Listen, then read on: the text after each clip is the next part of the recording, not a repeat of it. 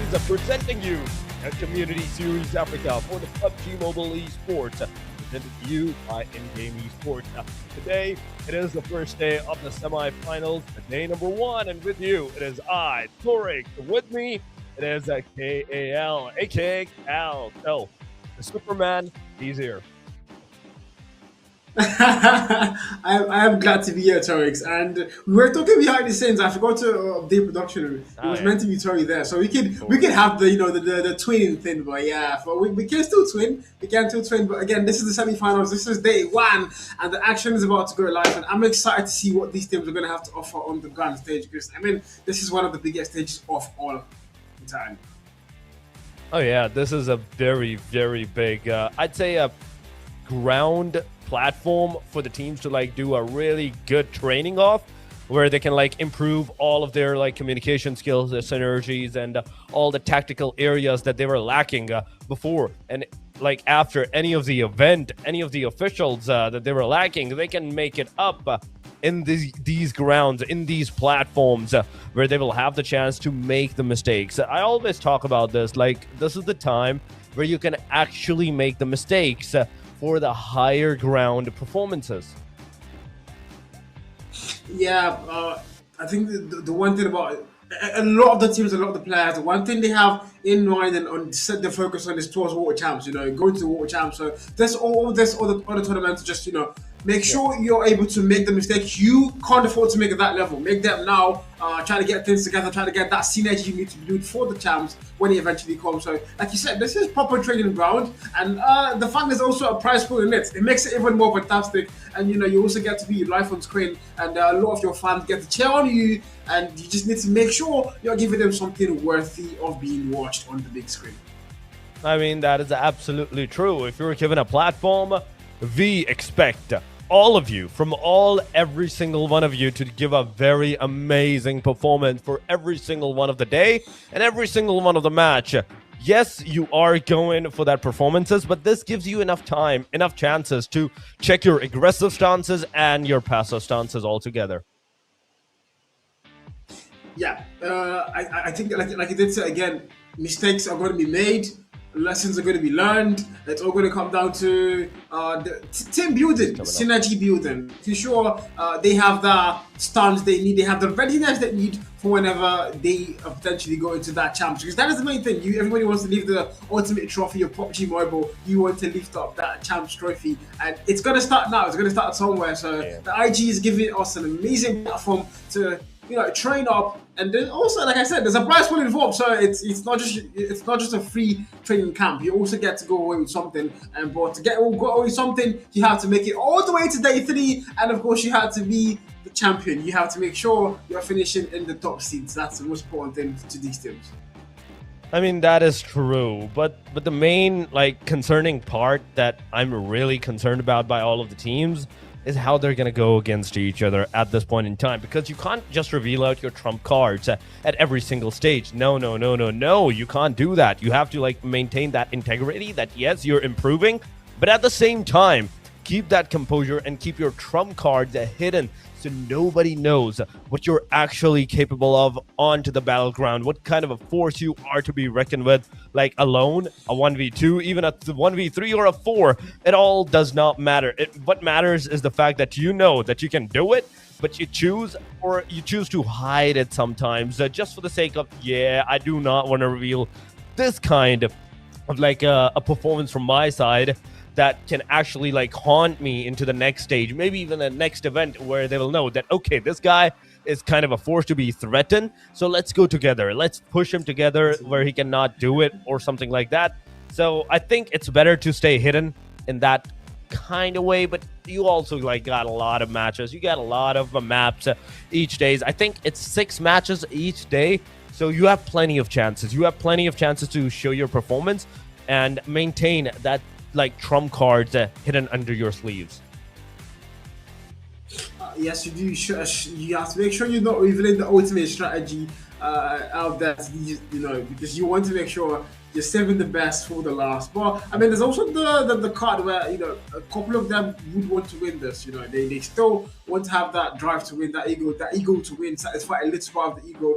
But ultimately, still, I would agree with you on that one. You want to make sure you're not playing all your cards out because that's going to affect you in the long run. If you play all your cards here, the opponents know this is your strongest player. If you put this guy down, they're probably not going to be able to do a lot in the actual grand stage. So, I mean, it's more of a mind game and a shooting game, but mind game up here. You have to play the mind game in the long run if you want to make sure you're milking the best out of this platform and also out of your road to champs.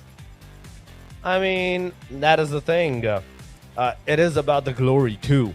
The Community Series Africa is also about the glory for the teams. That okay, this is one of the tournaments that we won against all of you, against all of those big names that had the potential to probably take you down or something like that. Yeah, you won against those players, those teams, and you came out at the top. It's all about the glory at the end of the day.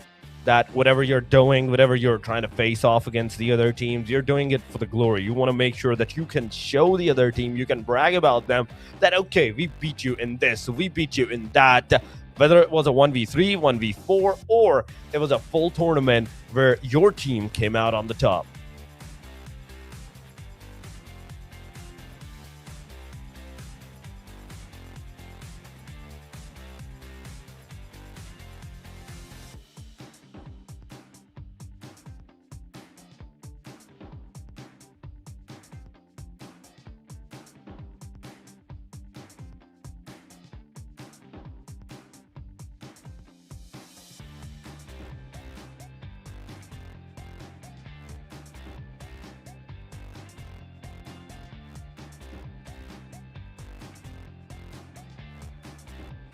I mean, yeah, if we're talking about all those elimination points, all those placement points that you need to go into the grand finals, that is one thing. It is right now the semifinal stage. That is one thing for sure. From here, you're going to step up one step on the ladder. You're going to go to the grand finals. And then that second step is where the trophy is located at. You need to climb up 2 steps at this point. First, it's going to be the second semifinal steps. And then at the end of the semifinals, there's the grand final where you're going to once again try to compete.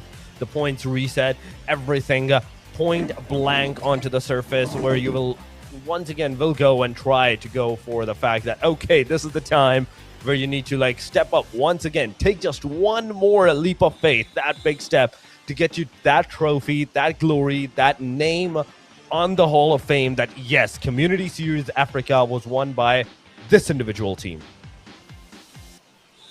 Yeah, that's it. And going straight into the action again. The action starts. This is the very first map, and I think that a lot of morals are going to get built up on this first map. The winner of this first map is going to get a major morale boost going into the rest of the maps we have to play out today. We have 6 maps. I mean, you don't want to miss out any of the action. This is just map 1.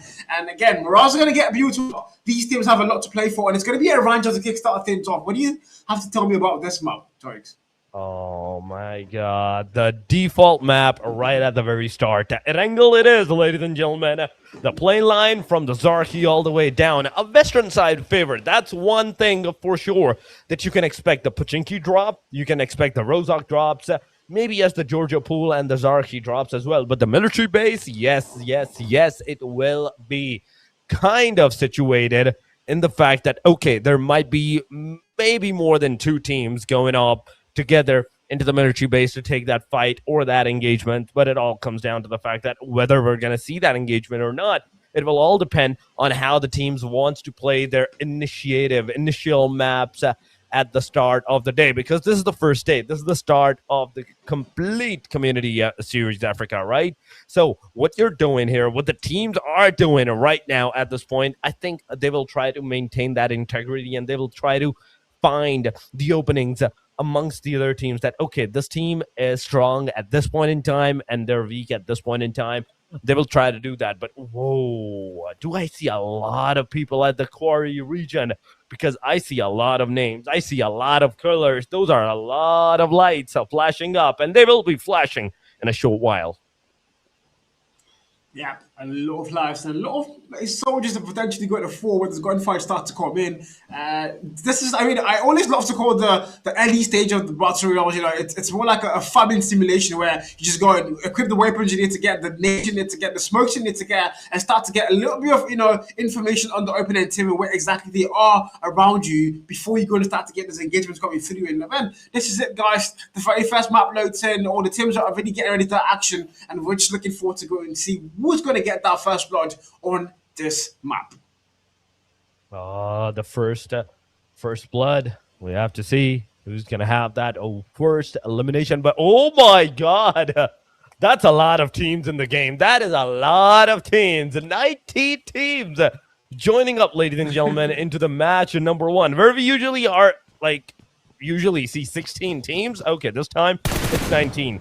Mirafi, he's here with that M416 ready to take that action, and he takes it up. That's a 1v3. That's a full team squad wipe out. Ladies and gentlemen, that is one complete team wiped out from the game at the initial stages. But yes, this is still the 3-4 minutes of the games, and they will have like more chances into the next map. But Team Dauntless on our screen so far, Cap 1, we have to see right in front of him is going to be Fatal. And if he's careful enough, if he can maintain this placement and let Fatal come in close to him, he can easily swoop him up, get that elimination number. And with that elimination number, that chances of going on to the even grand final is going to be high for him.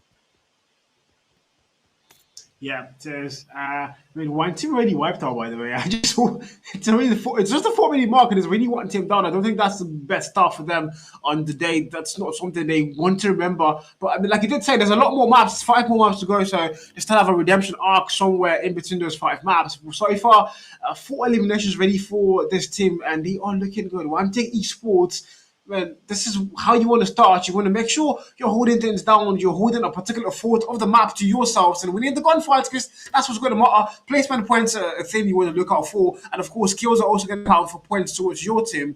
So far, 18 more teams are left. And things are really starting to get heated up, especially as the zone is going to start to close potentially. The zone will close up in 4 minutes. That's the thing. It is the first stage. And already one complete team has been annihilated. But after the 4 minutes marker, the first circle is going to close. And that first to second stage, that radius shift, it's a very big one. Majority of the time, the teams, they even right now, I totally believe that even if all of the teams go straight up into the circle, it will not have enough space to like maintain all of these 18 out of 18 teams inside that circle. There will be a lot of fights. There will be some kind of fights, maybe 1, 2, or even 3 players just vanishing out of the game at that point in time. But true all-stars, TUE, T21, in front of him is going to be Rush Guns 3-3. He has the view. He has that angle, but the shots, it's not connecting. The thing is, you have to connect those shots. You have to make sure that if you're firing at someone, you're connecting something. If it's not connecting, then it's going to be a very difficult situation for you. Why? Because from that point, your location and all of your players' possibly locations will be revealed that, okay, they're in this proximity, and we have to maintain that we're constantly on the watch of that particular area. But kill feed, the elimination feed is going high, and there's a lot of fights going around. You can see from Pain Africa, they're coming in, they're getting some connectivities, and they're making sure that some knockdowns are coming along the way. Another team just wiped out as Jiha gets 1 elimination. We have Abraham with the 1 and Borneo. Okay, that's a guy with the 2 elimination this time around.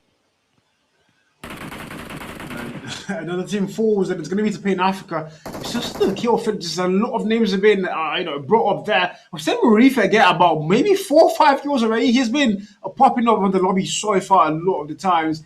And 17 more teams left. And I think, like you did say earlier on, if you're taking gunfights, you want to make sure you're actually connecting those shots. You don't want to just be, randomly spraying and praying, because that's going to be revealing your position on the mini map and letting the enemies know where to watch out for and where to expect you to come at them from. And I think right now, Rush know where 2 all-stars are. And if you're 2 all-stars, that's probably the best thing to do, because now you have to make sure you're playing safe. If you're going to leave those buildings, you're going to reach the mini map and Papi's getting a kill there, Black is going to fall, and gap. I think the engagements are going to start coming into now.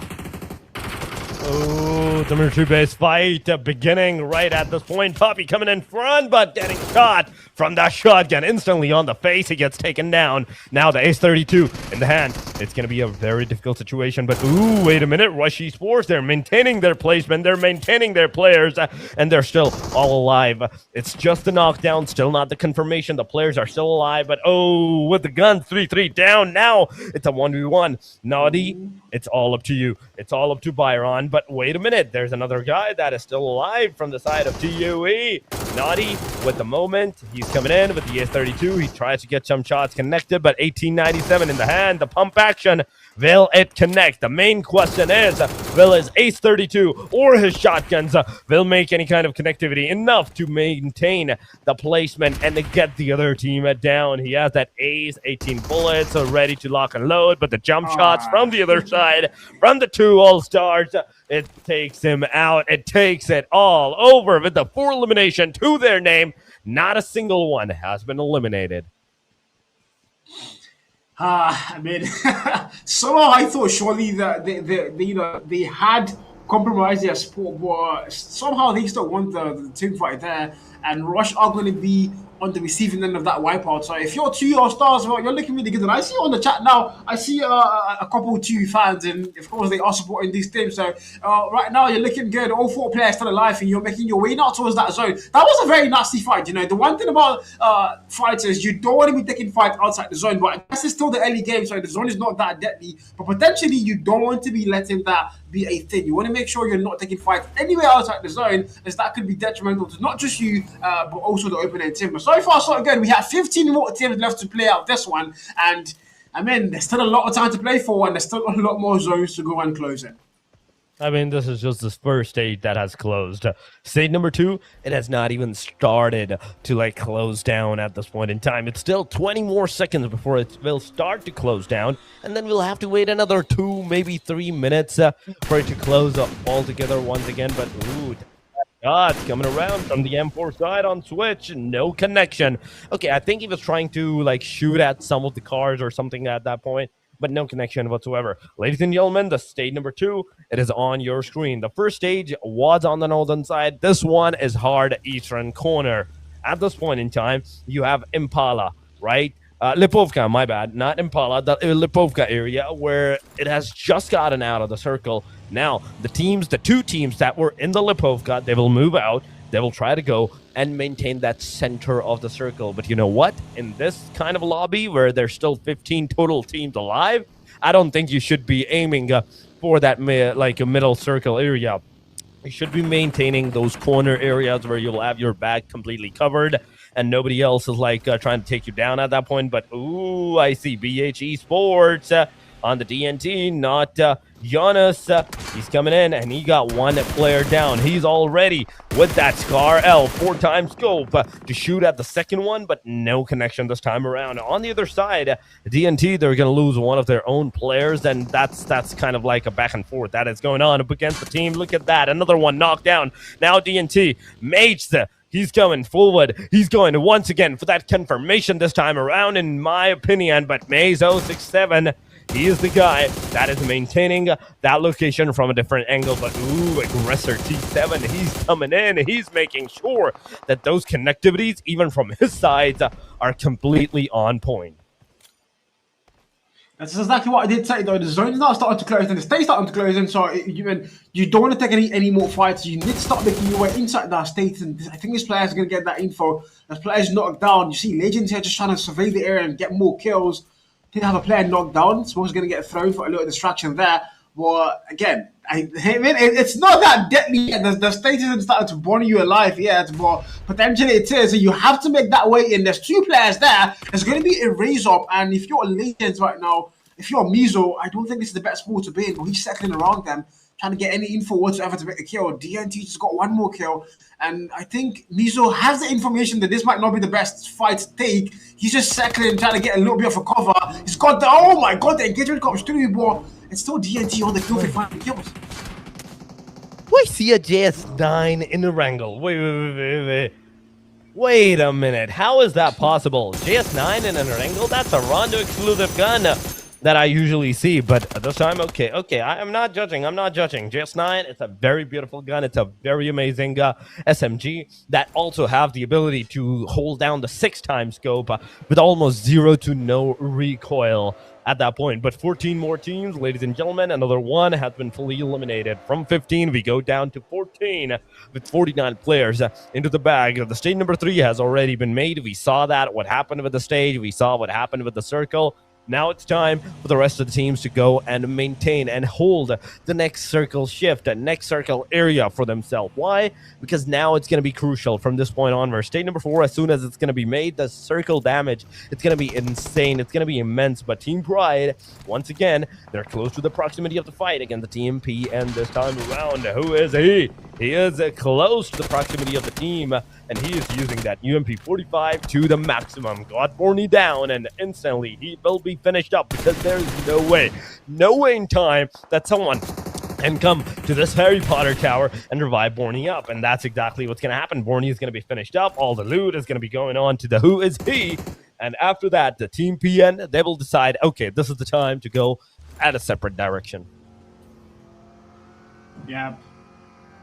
You know, I think it's like far they've sent them both a couple of times, and they've really been on my covered a lot of the times. 4 eliminations to their name though, and like you did say, we've got into that stage 4, we'll potentially soon under 1 minute mark, 1 and 3 minute counting very fastly down. So that's something you want to look out for. Like you did say, the next circle is going to have a lot of damage and a lot of burnout, so you don't want to be caught anywhere outside or on the outskirts. So you want to make sure you're making your way towards that middle ground, but at the same time, you don't want to be caught in the open. I think that's one thing. There's a lot of snipers out here. There's a lot of ARs as well. So you don't want to be caught out in the open. And you see a lot of the teams already having potential spots in the houses and waiting for the openers to come towards them. That's one thing I think there's going to be an echo on the comms. Make sure you're not caught out in the open and left out in the open when that zone starts to close in. But I mean, potentially though, we still have 14 teams and 47 players left, and still a lot of action to go here, Torix. I mean, it's only been 15 minutes. Half of the match is done. The second half phase, it's going to start. It is going to start. But 47 players into the game is definitely a decent number. In my opinion, on the stage number 4, it's a decent number. But comparison to the 19 teams that were alive at the start of the game, still 14 teams remaining. That's 5 teams getting out of the game. But ooh, from Unique, we're seeing ZENZ 21 taking that one engagement, second one almost out of the equator. But the core explosion is going to take down both the players as Zeke gets his hand on Shrek. Rick Bobby gets by the switch. So it's Team Unique. With the 3 elimination, the 3 players that were alive, they're no longer alive. They're gone back to the lobby. They're just waiting for the next room to be made at this point in time that they can start once again. But 15 minutes have passed, ladies and gentlemen. This is the time. From this point onward, we're halfway done into the match number 1. In 30 minutes, the match, before even 30 minutes, in my opinion, the match will be done. I give it maximum 28, 27 minutes. But yes, Team Pride, so far on our screen, the shots are going through as Tensky gets finished off, and Team Pride, the way they were engaging, the way they were executing all of these fights, they were executed. Yeah, and also don't forget, like you did say, the play zone actually killed out 2 players. We did talk about that. You don't want to get caught outside the play zone, especially now where we're already through stage 4 and going into stage 5. My God, the play zone is only going to get worse. So you don't want to get left out anywhere outside that play zone. And so far, so good. 11 more teams, and I mean, 2. They've been. Should I say phenomenal? 7 eliminations to their name so far, and they're looking for a lot more. And I can see the side of Thunders here yet to get their first kill on the board. But I mean, if you're surviving, that's what matters most. You might as well get a placement points, and I think that's exactly what they're playing for. Just play it safe in the houses, wait for the openers to come towards them. I mean, if it works, don't fix it, Dorix. If it works, don't fix it. I mean, that is the oldest thing in the book. If something works, do not touch that. Do not touch a single hair on that thing, because if it breaks, you have no idea how to put that back together. But yes, ladies and gentlemen, from 15 teams all the way down to 11 teams. In fact, 4 more teams have been annihilated out of the game. And ZENZ Esports, ladies and gentlemen, on our screen as Gluttony gets finished off. We also have Pain Africa, PN, with one of the players that was Borny eliminated at one point in time. But Make, he's ready with the 3 times AUG to get some more action done. But unfortunately for this guy, not a single connection was being made upon the players. Maybe his car, maybe his vehicle, but not the players. Not a single player got shot. But Poppy, no way. 2 Poppy. He is down. He is knocked out. Someone needs to give him a hand. Once again, he needs to get back on his feet as soon as possible. But Quickie is also down. Team DEJAVU, once again, they're completely out into the open area. TNT's right in front of them. Backside is also not kind of covered. You are completely open from both angles, the front and the back. That's never a good sport to be in. We did talk about that earlier on. The plays don't start to close. You need to make the move towards the middle of the zone. You need to also make sure you're not out of the open, because then you're just going to be, an absolutely feast for the woes out there. And you can see Dauntless right now. You've got Yonuns. It's in a very bad spot. There's like 3 players making that move towards him, looking for a perfect name time. Might be able to get a connection there. I think he might get it. I don't hope. He might have foul, but not the kill. He's going to chase through that smoke, but might not really be the best call to make. There's 2 players there. Actually, make that 3. He's going to go through the smoke anyway. He's lying down on the grass. Beautiful. He's only still closing in very soon, 42 seconds, and another player falls. And my God, this is getting very tense. Oh my God, Arcane, Fury, you got shot first with the GS9, and still you managed to get that S12 kick addicted upon the player. That is insane. After this, now another elimination number has been fed to the team. ZENZ, ZENZ, in fact, they're down to the last 2 players as well as Sparletta and Mad, and we are the only 2 players remaining into the game. The third one is Sad. He is that guy that is knocked out, and that is not good. The opposite of Sad is Das, and that's not good for this guy. That is not good for this guy. But Thunder's Tyron, he's jumping. He's trying to take that TPP angle upon the players, trying to find out where the opponents are so he can shoot them. Even with the smoke and even with the covers, that tall grass patches, he can still maintain that shot upon the player. But yes, so ladies and gentlemen, in 2 minutes, stage number 5 will be closed, and these 10 teams have no way of securing their spot inside of that circle. Why? Because any new team that is still outside of the circle, if they even try to get inside, they're either going to be in a complete open zone, or they're just going to be shot before they can even step inside of that circle. Yeah, I mean, looking at Team Thunders, they've had such a good position in 35, in my opinion, but it's going to start to bite them if they don't leave the house eventually soon. And DEJAVU here, they've got a really good sport to hold in there. Oh, here we go. The one fight's coming through. Oh, here's a falling left, right, and center. And Fiat Esports look like they are going to come on top of that one, as they are going to wipe out Team DEJAVU there. And okay, 10 more teams. And again, play zone stage 5 is about to end in 1:24 of that clock is. Oh my God, this is insane. This is insane. The amount of fights that we're gonna see is gonna be insane. But oh my God, a Genesis Gaming, a Misfit. He's actually on us at this point.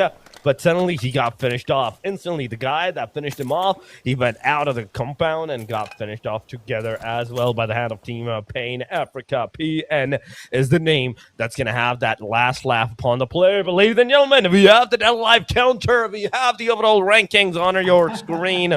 On your screen right now, we can now see for how many teams, how many players are 3-man, 2-man, or a full squad at this point in time. And I only see 3. I only see 3 full squad. 2 Esports, Fury Esports, and DHU. And aside from them, everybody else is either a 3-man joined with the 3 players, or they're down to a duo that is ZENZ. Yeah, but if you're ZENZ, I mean, you don't have numbers, but it can work in your favor, though. It can. You just need to find a way to make sure you're not, get in the middle of any team fights. Maybe a third party, but make sure you're not being the one third party doing so. Let's see what happens now as we start to close up the stage 5. We're about to head into stage 6, and like you did say, if you're anywhere outside the play zone, I think this is the perfect time to start making your way into the play zone to start to getting close. And now and again, 7 more teams. The eliminations are going to start flying around very soon. This last 7 teams, it's all for the glory, it's all for the honor, it's all for the claim of map 1. And who is going to claim it? We're about to find out here, Torix. Oh, we're definitely going to find out soon enough that who's going to have that first win of the chicken dinner for the side of this Erangel match. But ZENZ Esports sounds the very last guy. Sparletta, let's see if he got that Spartan Rage. Let's see, with that grenades, he's making a mini red zone upon the players, but still not enough for that casualty to happen. But wait a minute, it connected. One grenade connected. Will it connect again? Will there be another grenade that will connect and eliminate the player up or not? That is the big question. He's going to go straight up, finished up with that PP Bison in hand. He's going to take down the player. Going to go inside, do another damage. That's 2 down on the 13 more bullets. Ready with that shot. Ready with that gun. He's going to switch it up, but in the end, it's not going to matter as the player from Thunders are going to roar down with the lightning. Get him taken out of the game, but still, beautiful engagement that he did. He took down 2 of the players. It's just that he could not finish them off. Yeah, that was a 1v3 that I was lucky rooting for to get that with 3 kills, but I mean, two players now couldn't finish it off, and now here we go again, and that's going to be Dark. Team Dark finding a kill there. Sparrow's going to fall. DARKTEMPERS. Z got close by. Fear's also close by. 2 players going to get knocked down. Actually, make all 3 players get knocked down. I think that's going to be another wipeout, but it's going to be not careful. And 6 more teams about to become 5 more teams. We're still finding more kills. Devil finds one. Z got finds 1 more kill. And yep, here we go. 1 more team gets wiped out. And we only have 5 more teams on our board. 13 more players. The count is going very fast. And a lot of open grounds, open heavens. Pain Africa is still alive. And this is going to be Horny trying to raise up Abraham here, hopefully. Nobody's going to third party them, I think. Like, hey, I see one thing, and I see this fight, these lobbies take that engagement to a very, very fast pace, and I love that. But there we go, Youngblood with the hashtag number 5 placement, just a 3 elimination to their side. Thunders on either side, all 4 mans remaining. That is one beautiful thing that we're seeing from the Thunder side. Yes, they have 2 eliminations. They did not like go too much into the engagement side, but still having all the 4 players in this kind of a lobby where there's 19 teams joining up straight from the start, it's a feat on its own. Even if you did not had any kind of like engagements or any kind of fights at the early stages, it still justifies that yes, you will still have the chance to maintain that glory with the win of a chicken dinner for yourself. There's also the 2 esports. I have to give it to them as well. 4-man standing for those guys, and they were the one that initiated the fight at the military base island. They were slowly maintaining those placement from military base all the way down over here till the very end. Still, the stage is 7 now, and still 4 men remaining into the game is a very big feat. But 9 more seconds, and we will have the stage number 7 made. It's almost 25 minutes on the clock at this point, Tori. And let me tell you, it's not even going to be lasting more than 3 minutes from this point onward, just because of the circle shift and just because of the radius of the circle. I mean, you did say 28 minutes, so we're going to see if you're an actual prophet or you just playing with our mind here. We have 3 more minutes approximately to get that. It's not we go. A lot of nades, a lot of smokes are being thrown. A lot of gunfires flying, the plane is spraying, but no valleys being found. Again, 4 more teams, and like you did say, team 2 have all 4 players still standing, so that's quite something for them. Also, team number 8 is also having all 4 players standing, so there's 2 teams here who have all 4 players standing. So I mean, if you're team number 11 and team number 4, I mean, you don't have numbers to work in your favor right now, so you have to make sure it's a big brain play somehow coming into clutch for your side. Again, zone starts to close in, and it's all going to be all hell let loose. Smokes are still being thrown. If you're Thunders, you're Tenais, you're the only man around here. You've got backup though. There's 2 of you. Can you find any value whatsoever here, Torix? Hey, you know what the best part about these 2 players being 4-man alive is the fact that both of them are fighting each other, not the other way around. They're not fighting against the other teams. Wait a minute. Yes, sir, it is. I thought for a second that they were going for a different approach against the other team, but no, it's not the fact that Pain is still on the different side. Thunder's still fighting against the team. And 2 esports, they're still fighting against the side of Thunders. But, ooh, yeah, Pain Africa as a third party from a different angle from the top of the mountain, engaging with one of the players of the 2 esports. As one player is knocked out, he needs that rescue ASAP. If it's not happening, if it's not, like, possible, there's going to be a lot of difficulties with Pain Africa. You have the circle, you have the radius of the circle for yourself, and it's almost 27 minutes. I'm coming close to my timer end, and within the 1 minute marker, if the timer reaches 28, my predictions are gone. But we have another knockout. Ladies and gentlemen. First it was 2, now it's on the Thunder side. Yep. Again, players are still standing tall. Circle closing in 7. You can count down on me. 6 and 5 and 4. Make it 3, 2 and 1. I mean, right now it's all down to this one. You have to start making that move even further into that play zone, and a lot of these teams are going to be very uncomfortable because they have to move out of their comfort zones behind those obstacles they've had in front of them, defending them all through. And we're going to see engagement start to be forced. And here we go. Now Thunders go in. Tyrone the first kill. Up in Africa, and Holy gets a kill to trade him out, and it's okay. 1-1. 1 for 1. You kill my teammate and I pull your teammate down. What? I was looking at this engagement's coming through, and this is looking. I mean, we can see the win rate there for 34 and 55%.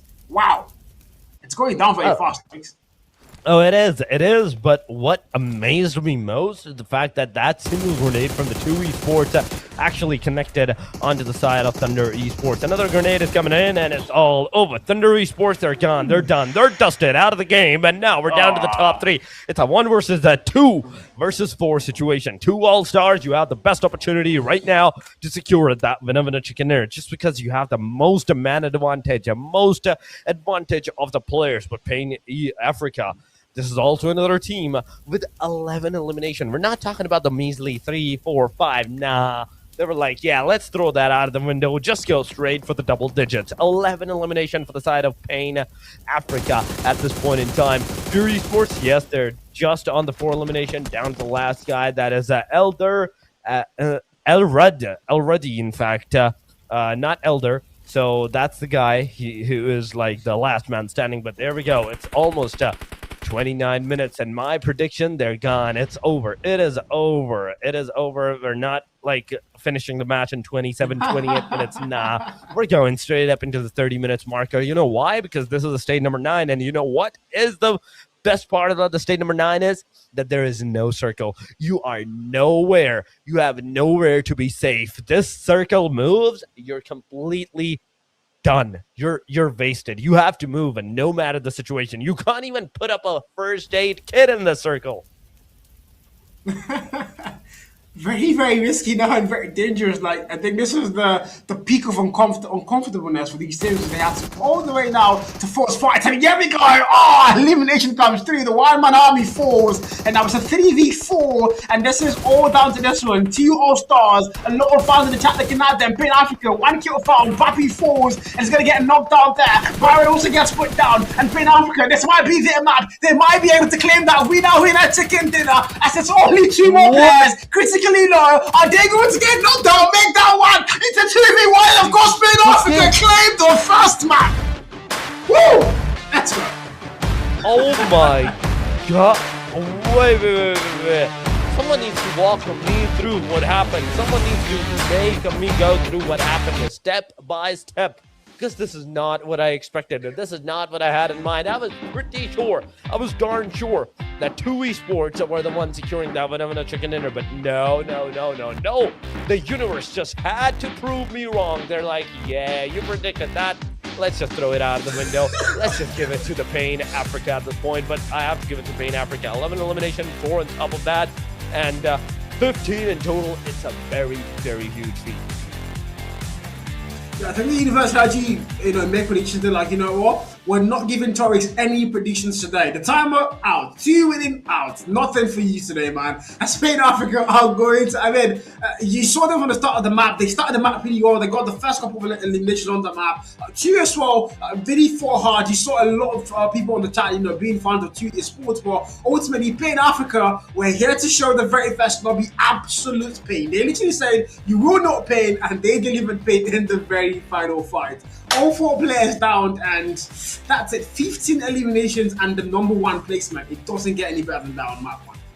Oh, that definitely does not get better than that one. But ladies and gentlemen, this was the match number 1. We still have 5 more matches to go. And before we head over to our second match of the day, we're going to go for a very short break. Do not go anywhere. Stay here. Stay with us. We'll be right back.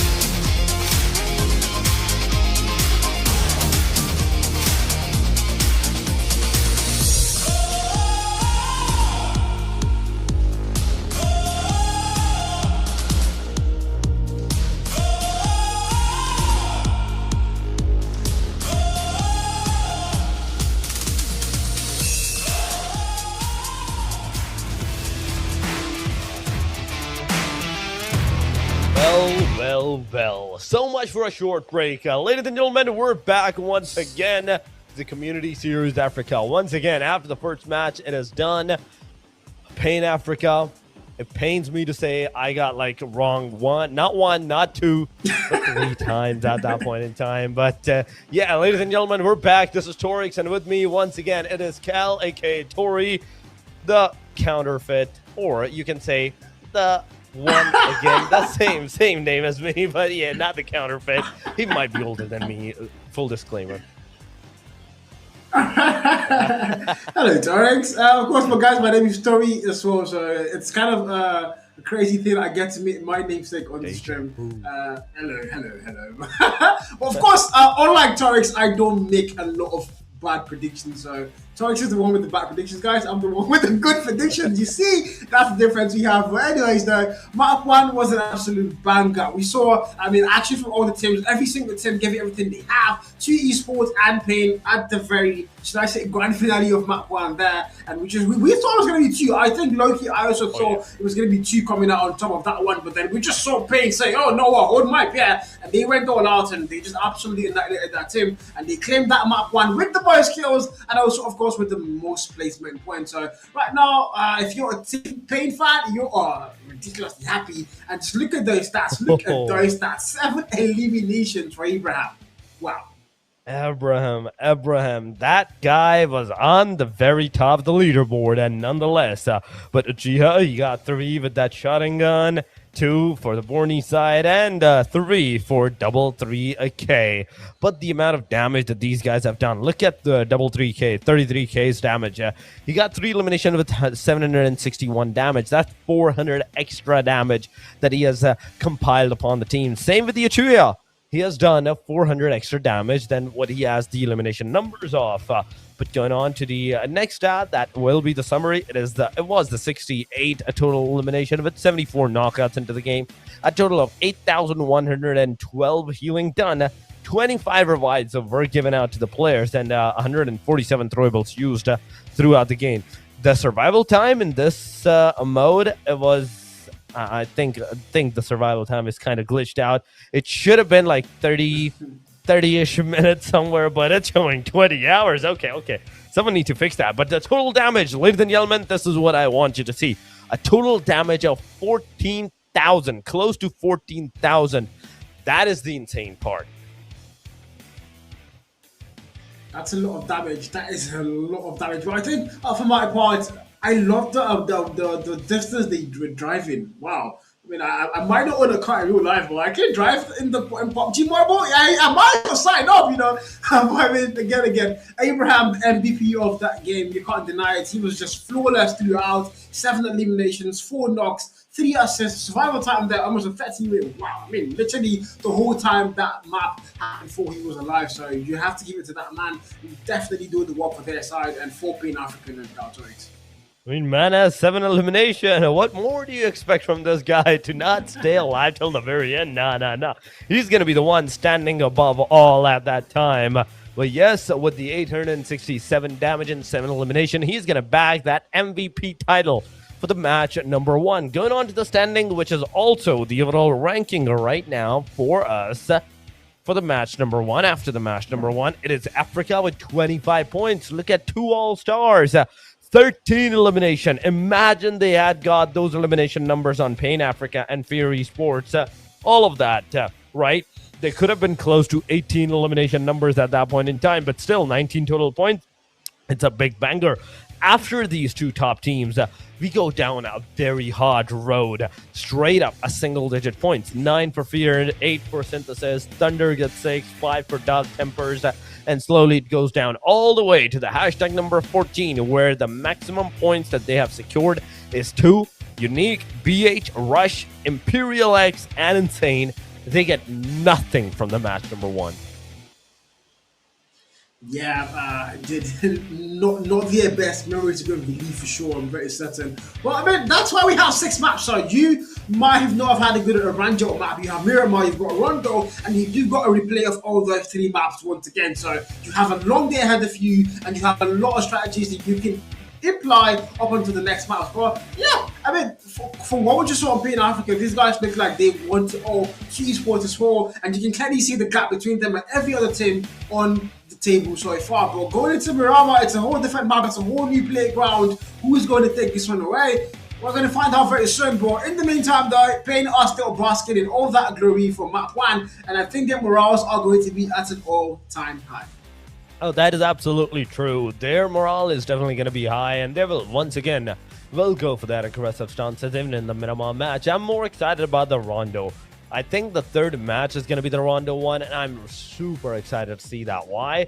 Because that is one map where you can be recalled once again into the game. That is the only map that you can have a second life for yourself, for your team members, if you get eliminated and your teammate is still alive to rescue you at that point in time. But yes, Miramar is one of the maps where we usually do talk about that. Okay, this is the time where you're not going to find the loot, or where you're not going to find the arsenal that you need.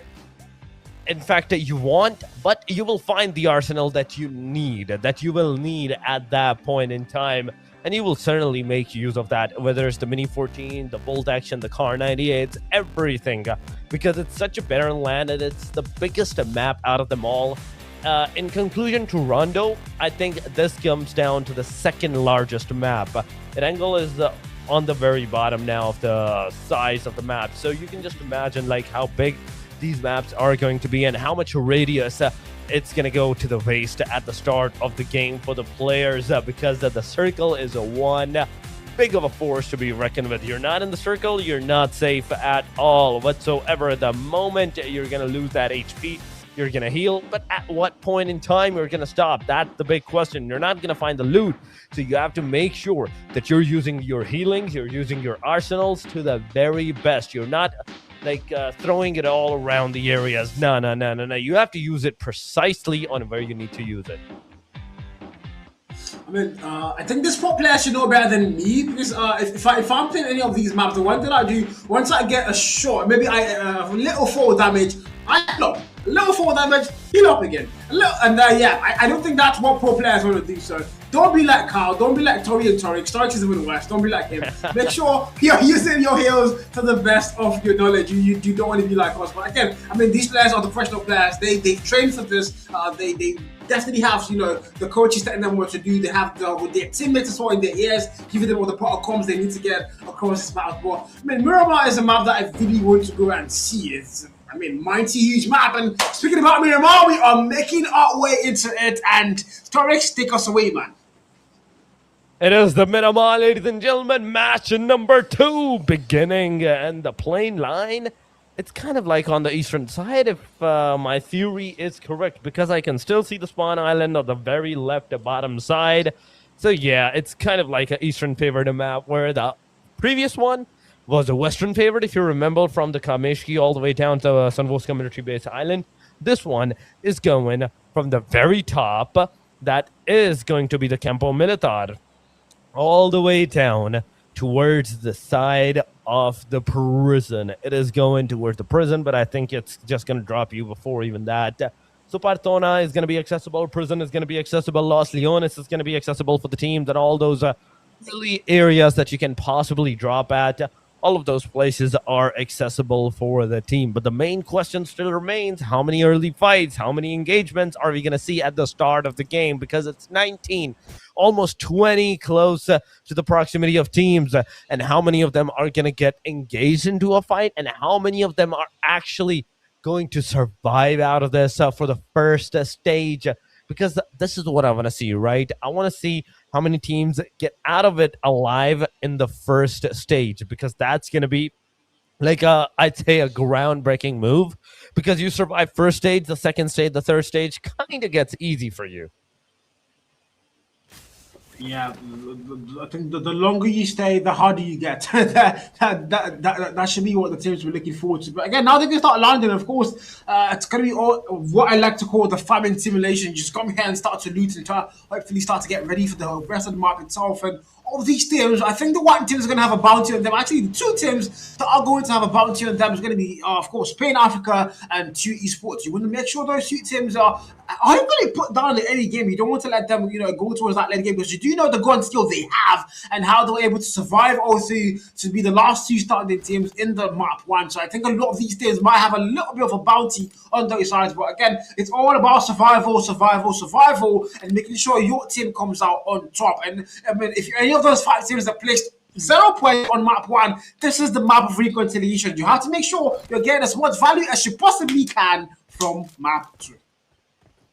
Oh my god, map 2, and already Rush Esports is rushing close to the 2 Esports. The team that almost had that Vanilla chicken dinner is right now close to the proximity of Rush Esports, where Guns 33 is going to be taken down. That's a 1 elimination. First frag completed. Akaban in the hand of Poppy. Once again, he is ready, but he needs to heal. He does not have anything to heal, whether it's like a booster, whether it's like a full first aid, or bandages. He got nothing. He doesn't even have a vest at this point in time, so he's kind of like stranded at that point in time, because if he moves, if he gets out, he's going to be bombarded with the shots. But ooh, bite on, calm down, man. With the Thompson, you're not shooting that far away. Nah, you're not connecting any shots. But Unknown from Horn Legends. Oh, French fries ahead. Now that's making me hungry. That's one thing for sure. But Rush Esports, they lost 1, and now they're here to get their revenge up. Yeah, they are. She's close by, so Russia already lost 1 member though, so that's going to be something. Numbers are not in their advantage and in their favour. The 2 players are going to start to close in eventually, slowly but surely, they're going to start to close in. And if you're a Rush, well, you don't want to get caught up in the very tight spaces. You've been here before. It's never a good sport to be in. You got wiped out by this same team last time. You don't want that to happen for a second map in a row. So you probably want to find a way now to win this particular team fight. But at the same time, you're kind of stuck up in that house, and you need to make a move out because you're being surrounded now. As Papi's going to go from behind, you've got a T21 as well on this other side. So I mean, if you're a Rush, I don't think this is a very good sport to be in, Joyce. I don't think so. Oh, it definitely isn't. That's the thing. But ooh, Thunder. They're coming in for the fight against the team DNT, and it's a back and forth at different angles, different areas. The fights are happening. You can see on the Dead Alive feed that as well. As soon as somebody shoots, you can see the bullets just spamming right on their name. But Rush Esports closing in, takes down T21. X is down. It is finished. Zamzam is there. Black 77K is in the close proximity as well. The shots will be connecting soon. Why? Because the player might be close to this proximity. But wait a minute, that was a knockdown player. Byron was knocked out already, and he just got finished up. But Rush Esports, where they lost 1 player, they instantly packed their punch with the 2 elimination numbers to their side. Horn Legends are close by on this here. Well, you can see Unknown, and I think they're doing a little bit of a surveillance work. Just waiting for Q and Rush to start the engagements, maybe possibly get a third party in. I think that could work. You could potentially get about 6 kills on that one, so that would be something that we're looking forward to seeing. But again, there's going to be Zamzam confirming 1 more kill, and 2 Esports are falling apart. There's 1 more player standing out of 4, and he's also critically low with no heals to work with here. So yeah, I don't think our second place team is making it to the final stage this time around in map 2. That is absolutely true. But 5 minutes, almost close to the 6 minutes marker, and the fights happen. We saw lots of lost and found players at that point in time, where they got eliminated, where they got finished up. But still, the team is still alive. The team is still residing into the game. It's still not like a full finish of the team. We still have like a full-fledged squad remaining into the game. So there's still going to be a little bit of time before we can assume that, okay, this is the first team that's going to be eliminated. Thunder Esports, Falacho, he's going to be the guy that's going to take down 1 of the player of Dawn Esports. DNT is going to lose 1 more player, leaving them down to the very last guy. That is not you at the very top of that mini-map. You can see him take the fight against the team Pride Yen. He shot at the player. The Pride Yen was still alive. He survived somehow, and I think he just gave out his location to the other members. Yeah, he just did. If you're Team Pride, well, again, I did talk about this driving thing. I need to go play the game later today. As soon as we're done with the car stories, I'm going to be driving my Lamborghini. You want to come with me? I don't know. You're welcome, but you're going to have to be in the backseat anyway, if there's a backseat. But so far, so good, though. We have 19 teams still standing. And a lot of these teams have, I mean, one player, two teams have a single player left. And one of those teams is two All-Stars. Just somehow they only have one more player standing, and that's not the way we saw them on the map one. They were so fashionably dominant, but not this time around here. It's DAUNTLESS is trying to get a lot of net throws, trying to hold this foot down, but they know exactly where you are. It's going to get put down. Use goes down, and that's going to be our first team eliminated. It's going to be Team DAUNTLESS. That is in the best call for them in this map season. Okay, I mean, still, with the 2 eliminations in the game, in this game, I still think they did a decent job. But yes, ladies and gentlemen, it is a total of 20 teams joining into the game. And so far, in 7 minutes, one did not even join. BBCX, they haven't even joined the game, neither the first one nor the second one. They're the only team that has not joined in the lobby so far. But yeah, the rest of the teams, they're doing decent. They're doing good. We saw the first, 4 or 5 teams with 0 eliminations into the previous match. Still, they're trying their level best. Team Unique lost 1 player. Team Esports, they're also another team that is kind of into the proximity where they need to step up into the game to get back into the top placement, because if you want to move towards the second phase, the grand final, you have to stay at least into the top 16. I think that will be the qualification. You have to stay into the top 16. But ladies and gentlemen, this is the circle shift, and let me tell you, this is one disastrous circle.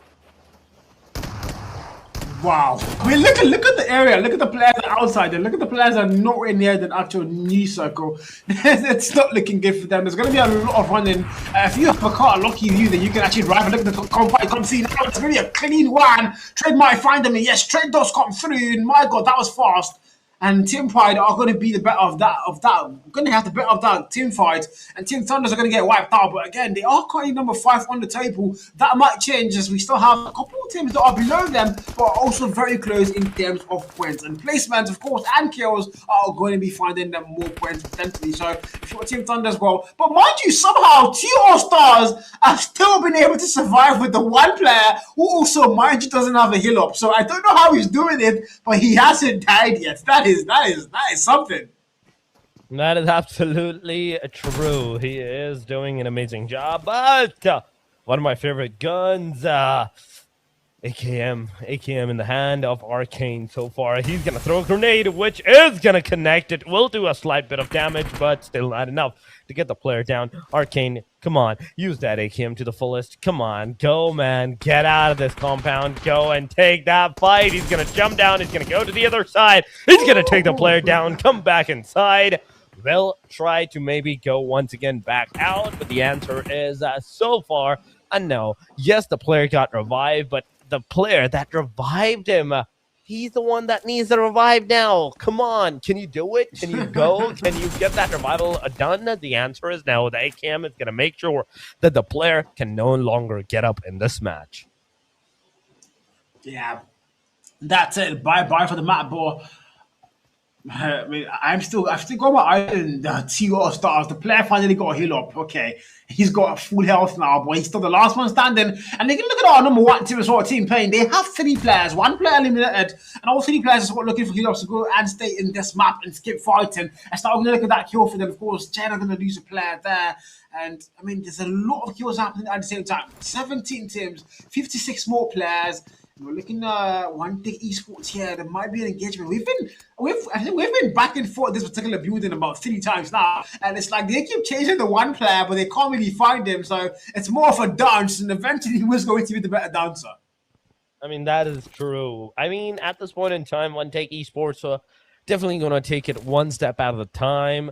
They do not want to make sure that they're the one doing the wrong step. They're the one taking the wrong step, because at this point in time, if you have the higher ground, you can instantly do a 1v2. That is an easy feat that you can do a 1v2. And DJV 8, the way he has the guns, the way his arsenal is going up, S12K, he gets a point-blank range shot, 1 shot, and the player is done. The player is gone. At the same time, Sko, He is going for that elimination number. He wants to make sure that the knock that he did, he gets that confirmation ASAP because a raw 97X, he's there, but oh my god, a precise grenade coming in from the same side, gets another finisher, gets another knockdown, and DJV now is down to the very last guy, that is Arcane. Not really fancy times for them, but again, 16 more teams left out of 20. Again, one didn't connect in, so I might sort of say 19, but 16 teams left here. And I'm up to the circle starting in very fast. Still a couple of teams trying to make their way into that circle. And man, take your time. We do it as you may, but eventually you need to make sure you're not getting caught outside that play zone. This is going to start to dish a lot of damage potentially to your team, and that's already a very good place to be in, bro. So far, so good. 16 more teams, 48 more players, and everybody, you know, they've got something to play for here. They've got placement points, they've got eliminations to get for their sides, and we're going to see one more kill come through there. And this is, you know, a bit of a risky sport to fight in because the play zone is closing very fast, and there's players inside the house. Well, they have to move. Oh my god, I love this. I love the way SN21 is going in with this fight, the way he's shooting. He got everything right, but oh, switch, you beauty. That precise grenade, that bounce back grenade was enough to eliminate the player down. Another grenade goes over on the face of the player, and it's all over. BH Esports, within the blink of an eye, they were 4. Now they are none. RR Jimmy just got finished off with the grenade, the precise grenade that actually exploded on his face at that time. But it's still not over because there's more teams. The Furies, the one team. And right now on our screen, on the elimination feed, that is being shown to get eliminated. That's 2 down, 2 more to go. Teo, Elreed. In fact, it's Elro. I think Elroy. That is the name. Correct me if I'm wrong. Please correct me if I'm wrong. But I think that's Elroy. But ooh, no, Pride. That is not the way to go because one player is already knocked out. You need to rescue the player, not get in the car and move out of there. No. You have to make sure that you revive the player, get him back up to the 4-man party that you guys are, and then move together as a split, as a single unit. You do not want to split yourself at this point in time. 10 elimination points. Wait a minute. Do I see Pride with 10 elimination number? Okay, I don't know where they got that from because I clearly haven't been watching them that much, but might got 10 kills already on the board for their side, and they're looking for a lot more here as they're so good for the one more kill comes through, and it's going to be Bonnie finding a kill, and no one gets put down, and they are back on to number 4 as well. That's going to be pretty Africa finding the valley still, but one more player left for the paint team. Also, one more player left for the 2 All-Stars team. 2 grand finalists, 4 Mark 1. They are down to the final players. We find 2 more teams are going to get eliminated, and we only have 12 teams standing now, 30 more players as we start to get into that dense action. The play zone is still finding kills. By the way, I think the play zone might have the most eliminations so far. I might be wrong. I should be wrong. Beautiful shot, but yes, you can be right. At the same time, you're wrong. The play zone did not get any kind of eliminations this time around. Yes, the player did with the use of the play zone. That is one thing for sure, because the way the play zone is moving right now, oh my god, let me tell you, it's one heck of a force to be reckoned with. You make one wrong move and you are completely at the mercy of the play zone and the players that is holding that play zone area. But once again, another circle shift. You can see where it is. Impala is inside of that circle. That compound is inside of that circle. But the rest of the areas, the western side, like complete area, the mountain tops, they're no longer inside. If you want to move, if you want to make sure that you're in the circle, you have to move and maintain your placement inside those compounds, those small compounds, or anything that you can find a cover for yourself. Very important. Cover is the keyword there. Cover. You know, get something in between you and the opponent players, an obstacle of some sort. Because being left out in the open, it's never a good call, and you might just get easily one-tapped and taken out with those long-range weapons for sure. But again, 11 more teams, and we are almost down to our final 10. And this is where things start to get a little bit too tense. And if you're surviving right now, you might as well try to survive up until the very, very final circle. And all the teams are going to come through together here. This might be confrontation. Papi's alone, and there's 3 players close to him, and he survived so freaking long. I don't think this is the time he wants to go die now. And see McKay and Blunt are very close to him. I don't think they saw the car moving. They probably headed though. And Papi's not making that move into the house, hopefully to get a little bit of a cover. But I think the players of Genesis Gaming had the car come in. I mean, it is the top 11 still. If you get eliminated, you're not going to be rewarded a single placement point for yourself. The only players that will be rewarded the placement points are in the top 8. You get in the top 8, you get 1 placement. And from that point onward, you go down, you get more and more and more up until 10 placement points for the winner chicken dinners. But 27 players remaining into the game with 11 total teams. 17 minutes have passed. I do not want to make any kind of a predictions this time around because I know I will be wrong if I make them. But yes, ZENZ Esports, they're getting shots. Matt and we got a lot of damage. He's almost halfway done, and the shots kept on coming. He needs to get out of the car as soon as possible because it's halfway done. It's halfway done. The more shots the car is going to receive, the more chances it is, the more likely it is that you will be stranded into the open area. Maybe the car will explode, but Sparletta together with Matt and we together, it's a 2-man squad. Now it's a 4-man squad, and in front of them, the Winovina Chicken Takers for the previous match from the side of Pain Africa. Borny, the last guy remaining. Last man standing. Can he do anything for their side? Hopefully the arms there, yes, because I mean they still have it locked in. But the one thing they have to be scared of now is Team Pride. Those guys are absolutely fire. With 3 players still standing, 12 eliminations on just this map alone. My God, they are looking very scary now. So everybody has to have eyes on them as we still going. They're looking for more kills, and they're gonna have Woody on the 4-kill mark for his side here. And just looking for any more kills to get toward them. I don't know. If you're Bonnie right now, you're in a very bad spot. There's 4 players making that way towards you. I think they know exactly where you are. The nets are going to get thrown, and now they might come in through those stairs. Can he find any value whatsoever? He's in a very bad spot. He's trying to get a little bit of a circle around them, but I think there's going to be a third party coming into these, so Bonnie might be able to distract them a little bit longer and stay alive. Or 1 more team gets put down, and now we have only 10 more teams. And make that 9. They are fully life flies. And oh my God, Pain gets eliminated. And who does it? Of course, it's you for their revenge.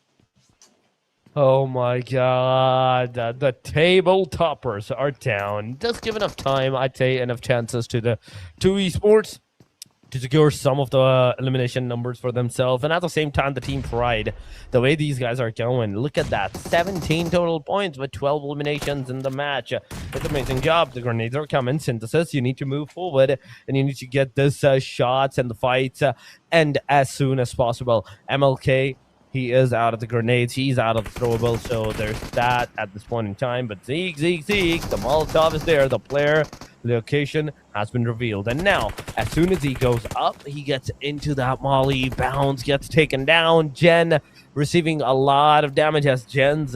There's 2 down to the last one remaining. That is Misfit.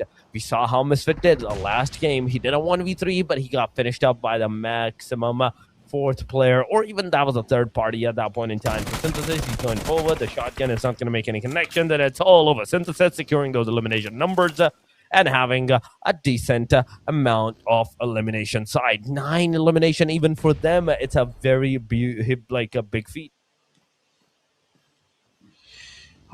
7 more teams, 19 more players.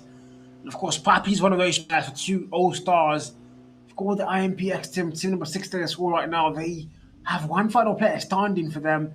If you're Team Pride, you have 3 players now. Team Pride, you have 12 eliminations. The Synthesis as well, they're very close. They've got 9, and they've also got 17 placement points. So right now, you're both equal at 1 point, 17 and 17 for those 2 teams. So I mean, it's all down to which of them is going to make it to that very final standing to be the last 2 teams. And Papi finds 1 more kill, so it's going to get put down. And now it's 3 more players for that side. And Papi's still looking for a lot of trouble and biting a lot harder than I thought he could bite at this point in time. He survived literally the whole game alone, and is he going to pull off something major? I don't know. What do you think? I mean, we have to see if he's going to be able to pull something major or not, as he is the only hope of the team. Papi is the only hope of the team at this point in time. The moment he's going to be eliminated, all hopes is going to be lost. Circle shift, it's happening, ladies and gentlemen, but this time the circle is going to be kind of into the favor of the teams. So it goes down to the middle section of the previous circle, and everybody that was at the corner sides, and now they're cursing the circle that, okay, once again, it was either going hard west, hard east, and now it just gone mid. But Pride, who is a he just gone in there in the middle of the battlefield to secure that airdrop for himself. Level 3 loot for this guy. Salute to him. But the main question still remains, does he have that gun? Yes, he does. Dark Temper on top. Have that gun, that airdrop exclusive P90 in his name. He is definitely going to be an amazing, he will be able to do an amazing feat with that gun. But so far, Poppy has been eliminated, ladies and gentlemen. We're down to the top 6.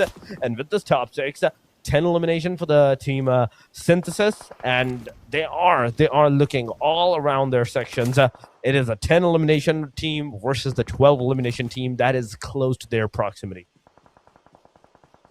Yeah, and things are starting to get, one of them has to fall eventually. Which is it going to be? We're going to find out very soon. 12 against 10, Synthesis against Pride. All the way around, but I mean, you can also not ignore the team Dark right now. Now they are playing for placement points, but also yet to get their first elimination of the matchup. ZENZ as well on place number 15 as well. Yet to get any eliminations on their side. But I mean, it doesn't matter. Like I did say, if it's not broken, don't fix it. Play survival. It's battle royale. It's one thing. Play for survival. Play for displacement points. But judging by what we've seen so far from a lot of the teams that have been getting these eliminations, you're also going to need to get eliminations if you want to place off in that top 10, potentially top 16 mark. But here we go. Snipers are looking for values. Synthesis there. Zeke trying to get any information whatsoever, but also at the same time, giving out information on where his team might potentially be. Oh my god. The shots, the fires. Everybody wants a piece of one another, but then ZX. Decent job, decent shots. Not still enough for those elimination numbers. You still have 0 elimination number. That is the thing. Dark, ZENZ, the only 2 teams in this match, in this lobby so far, with zero elimination numbers. They haven't even gotten any kind of fight so far. So they need to do something to get those elimination numbers up. But Dark Devil is going to be finished up. M24, I hear a M24. I hear a bolt action, ladies and gentlemen. Let's see what's going to happen. But at the same time, there's Tensky in the close proximity. 13 elimination for the Pride. It's not 12 anymore. It's 13. They secured another elimination and maybe even another one close. Now, Trader got a lot of shots, but he also did a decent amount of damage upon the player. Now your time is to go inside of that circle, and then from that point onward, try to maintain and slowly move towards the opponents, towards the enemies, where you can actually secure those elimination numbers. Yep, and 6 more teams though, and this is, again, second closing in very fast, eventually stage 7, and yeah, if you're either of these 6 teams, there's one thing you have to put in mind now. Survival is the key word, but at the same time, you don't want to be anywhere near the circle or the outskirts, because that's going to be a lot of damage being dealt, and the teams that are a little bit more inward, they can easily pick you out and pick you down, put you down rather. So you don't want that to happen, and that's how I'd say that. 1 more team gets put down, 5 more teams left standing. Team Pride is still here. Synthesis are also still here. 14 and 10 eliminations for both of those teams, and they are doing so well so far. I mean, one of them eventually is going to have to win the lobby, and it might not even be either of them, because you still have Dark, ZENZ, and of course Unique in the lobby still. Top 5. 25 minutes in, and the top 5 is here, ladies and gentlemen. 14 players remaining into the game. We have not a single team with a 4-man standing. That is a completely chaotic at this point. You know why? Because everybody's going to be on their toes. One wrong move, and your whole entire team can get eliminated at that point in time. The sprays are coming in. MLK finally connecting with the SAD, and that is not good. As SAD gets taken down, the second player, I think the rest of the team will try with the car to get that survival done upon the player, but I don't know. I don't know if that is the good choice or not, because the moment you're going to be out in the open, you might be spotted. If not you, your car might get spotted, and if that is the case, then you will have no way of Yeah. moving back and forth easily. Yeah. No way, Tensky finds another kill there. Make that 2. The nade connecting perfectly, by the way. And we see Blesser as well finding a kill. Look at the kill for good, absolute wild. 4 more teams left here. And there's a lot of action still left to be played for. Team Pride is still standing, by the way. And every other team has to have a kind of bounty on that team. They've played so well so far. Synthesis 21, 5 to kill us all. Spaletta gets put down. And still 4 more teams. And I mean, 3-3. 2-2, that's the current score. That's the current player count for all these 4 teams. So, and if you're looking at Team Pride, they have numbers, they have eliminations. The gunfight so far, the gun skills has been partly on their side. So, if you, I know these 3 teams, you want to make sure you're finding a way to not get indirect conflict with them. Maybe a third party to put them down would be very, very essential. But I think a couple nade throws connecting perfectly well might be what they need. Team Pride there, Traitor critically low. He's getting shot at. I don't know why he's still picking that one, but he's gonna have to make that save. And of course, who is he trying to kill? And Peace is gonna get put down. Oh my god. From 5 to 4, ladies and gentlemen, we're almost done with our second match of the day. ZENZ. In fact, there is the Team Unique, there is the Team Pride, and oh my god, 17 elimination for the Team Pride. That's 18. Oh my god, what is going on with this team? That's 18 elimination, 19 on their way because they just got another knockout. But unfortunately, this time around, the player did got a reversal on them. So Team Pride is also receiving some amount of damage. The grenades are going. It is doing some damage, but Synthesis, come on. Come on. I think this is the time that you have to like push up on the Team Pride, because this time, if you push on Pride, you get them eliminated. It will be all over. But ZENZ, the last guy, he's down as well. And now with the not 17, not 18, not even 19, we have 20 elimination for the side of Team Pride. It is a 3 versus 3, ladies and gentlemen. Trader comes in, takes one down. Zeke is in the front line alongside of Sin 21. That is behind the car. And the only person, I think, Pride has no idea where the player is.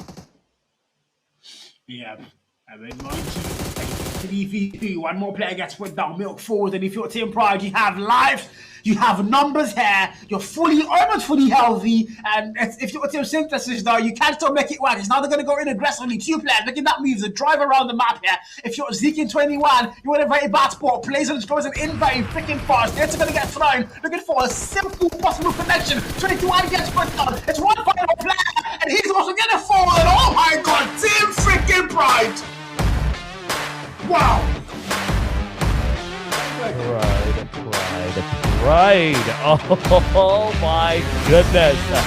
The way it is going, it is amazing. I think that's 23 elimination numbers that they have secured for themselves, and that already speaks for itself.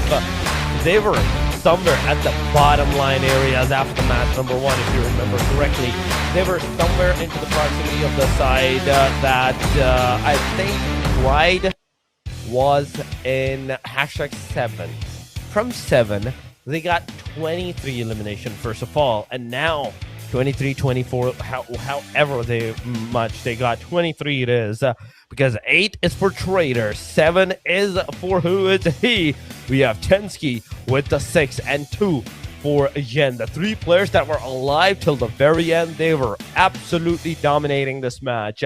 23 like total points in total, and 33 points in total that they're going to secure for themselves. Pride is the name, ladies and gentlemen. Almost like the guy that has the second highest elimination has 1,000 damage. That's amazing. That is a one big feat. But Matt, somebody going on to this, the damage wise, it's still close to the proximity of 14,000. It's still not we're not still seeing all that 15, 16, 17,000 of the damage number. No.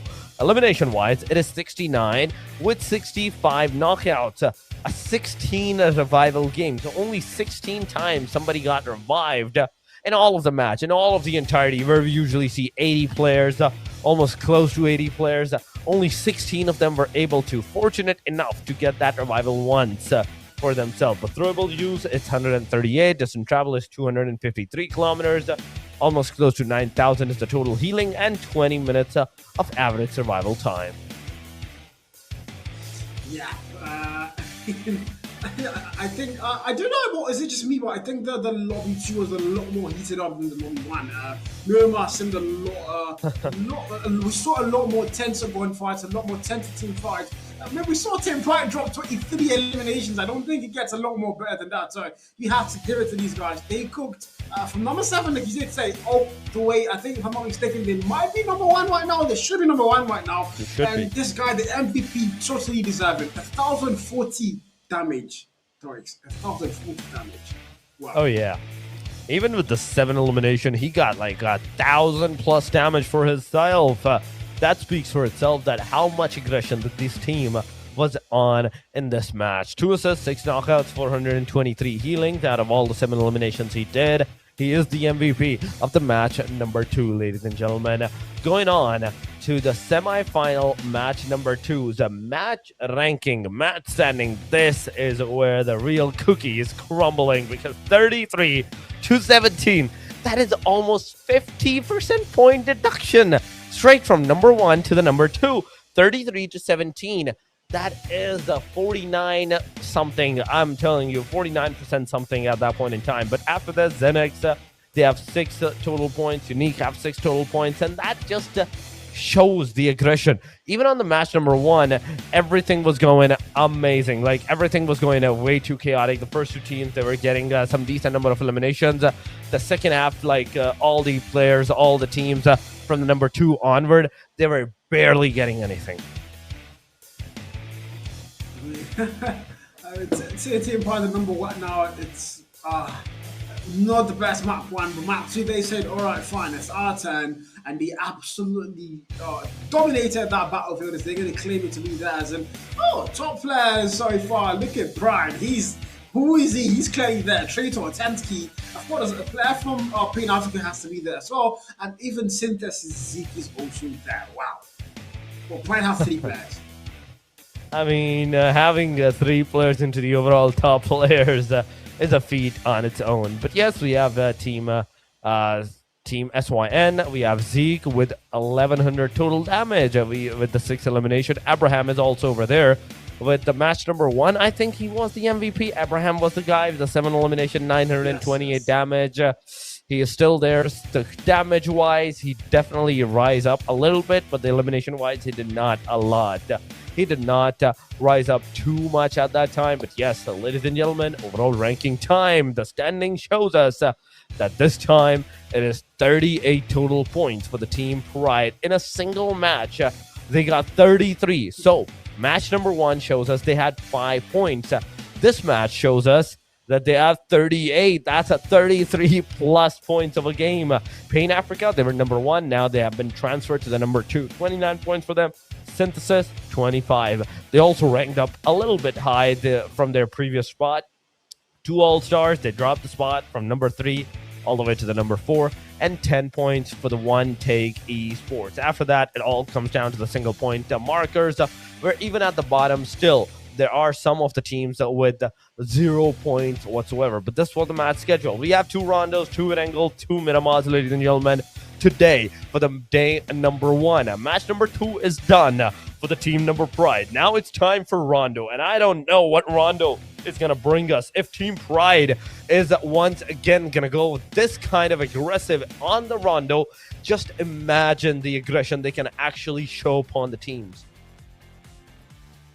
Yeah, I mean, I think I enjoyed map 1, and then I didn't think I was going to enjoy map 2 as much as I enjoyed Erangel, but then Miramar came and oh my god, he was even more eccentric. He was way more hyped up to me. And then now we're going to a third map. I think I have an all-time high expectation. I'm not going to predict anything. I'm not going to be Torix right now, so I'm just going to have my expectations but no predictions. So Rondo right now, this is where we start to look at how the table might shift a little bit more drastically. We saw, Team Pride come from number 7 all the way to number 1, and I think Team Pin, I don't think they're going to be happy with that, but I'm expecting somebody from that maybe below number 5 mark to make the drastic change to that table and possibly even go and claim that number 1. But it's going to be very hard, easier said than done.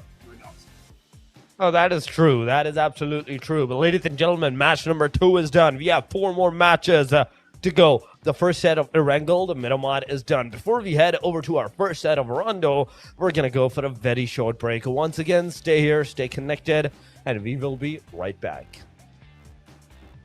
Somebody shoots. You can see the bullets spamming right on the get out of the compound, go and take that fight. He's gonna jump down, he's gonna go to the other side. He's gonna take 97X.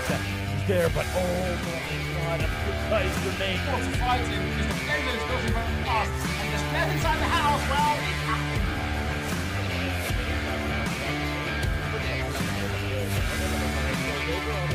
I haven't even written that battle board. We might go 10 kills already on the board for their side, and they're looking for a lot more here. As they're still going for the white. I think the players might have the most elimination so far. I might be. That was a third party at that point in time. He came forward, they're not getting something to make any connections, and it's all over. And your whole team, entire team, kind of gets eliminated at that point in time. The Sprayer come in. White, don't forget that one. He's going to have to bring that same as all now. He's going to bring that. Oh my god. Right, that's 8. Oh my god. Let's get that line. Somebody shoots the bullets down to the right corner. Get out of the compound, go and take that fight. He's going to jump down, he's going to go to the other side. He's going to take 97X. He's there, but oh my god, a precise grenade. What's fighting is the player that is closing very fast, and the player inside the house, well, they have to move. Right grenade, that sounds like grenade.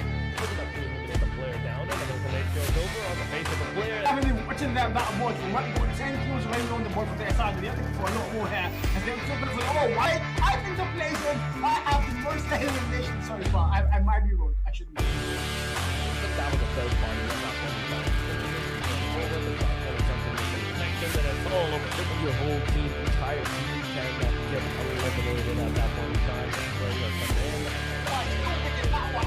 He's going to have to bring that same as all now. He's going to put that.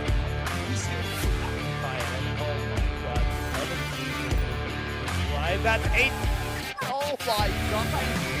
Let's get that flag. For a simply possible connection. Someone needs the bullets down to the right corner.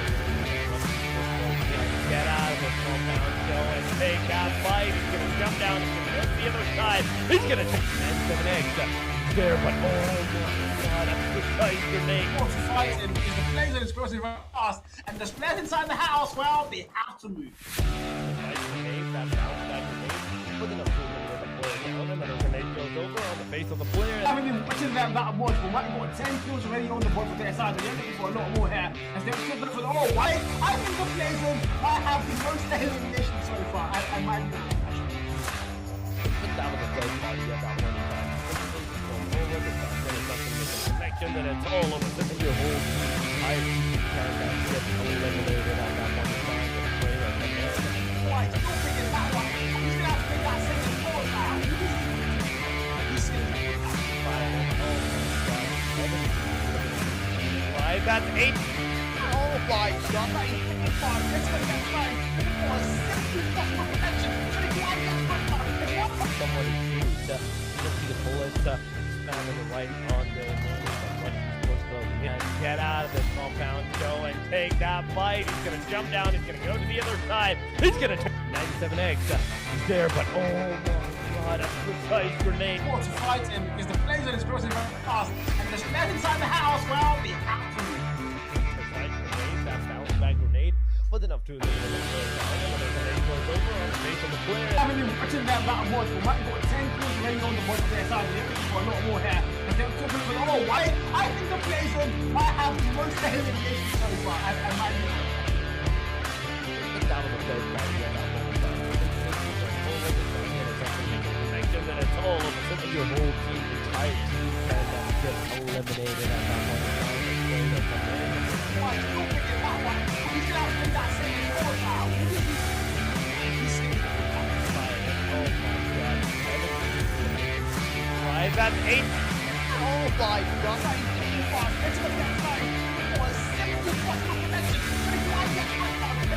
Somebody shoots the bullets on the right on their name, but Rushy's Esports closing in. And get out of this compound. Go and take that fight. He's going to jump down. He's going to go to the other side. He's going to take 97X. He's there, but oh my god, a precise grenade. Esports are fighting because the player is crossing very fast. And the players inside the house, well, the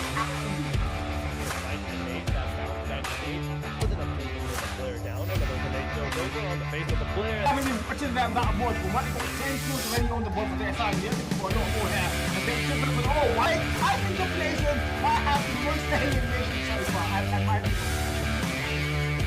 That was so funny about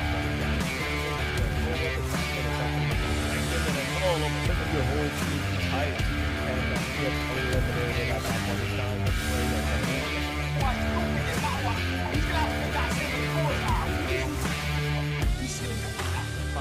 Oh my god, 17 right? That's 8. Oh my god, very freaking fast. They're going to get slime. Looking for a 70 possible connection. So if you want to get first time, it's one. Somebody shoots. You can see the bullets stand on the right on there.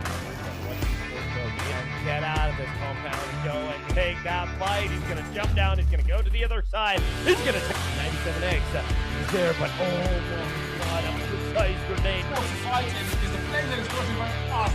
And the players inside the house, well, the action.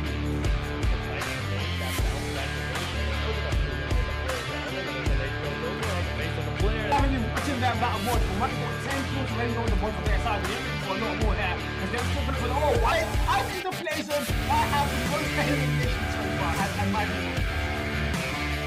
That was a great part of that one.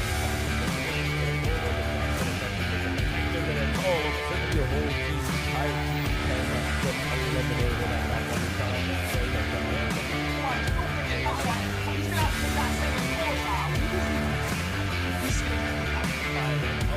god, 17 elimination for the team Pride. That's 8.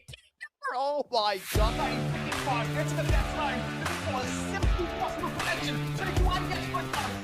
Somebody shoots. You can see the bullets stand on the right on there. And get out of this compound. Go and take that fight. He's going to jump down. He's going to go to the other side. He's going to take 97X. He's there, but oh my god, a precise grenade. Esports are fighting because the player is crossing very fast. And the players inside the house, well, the action.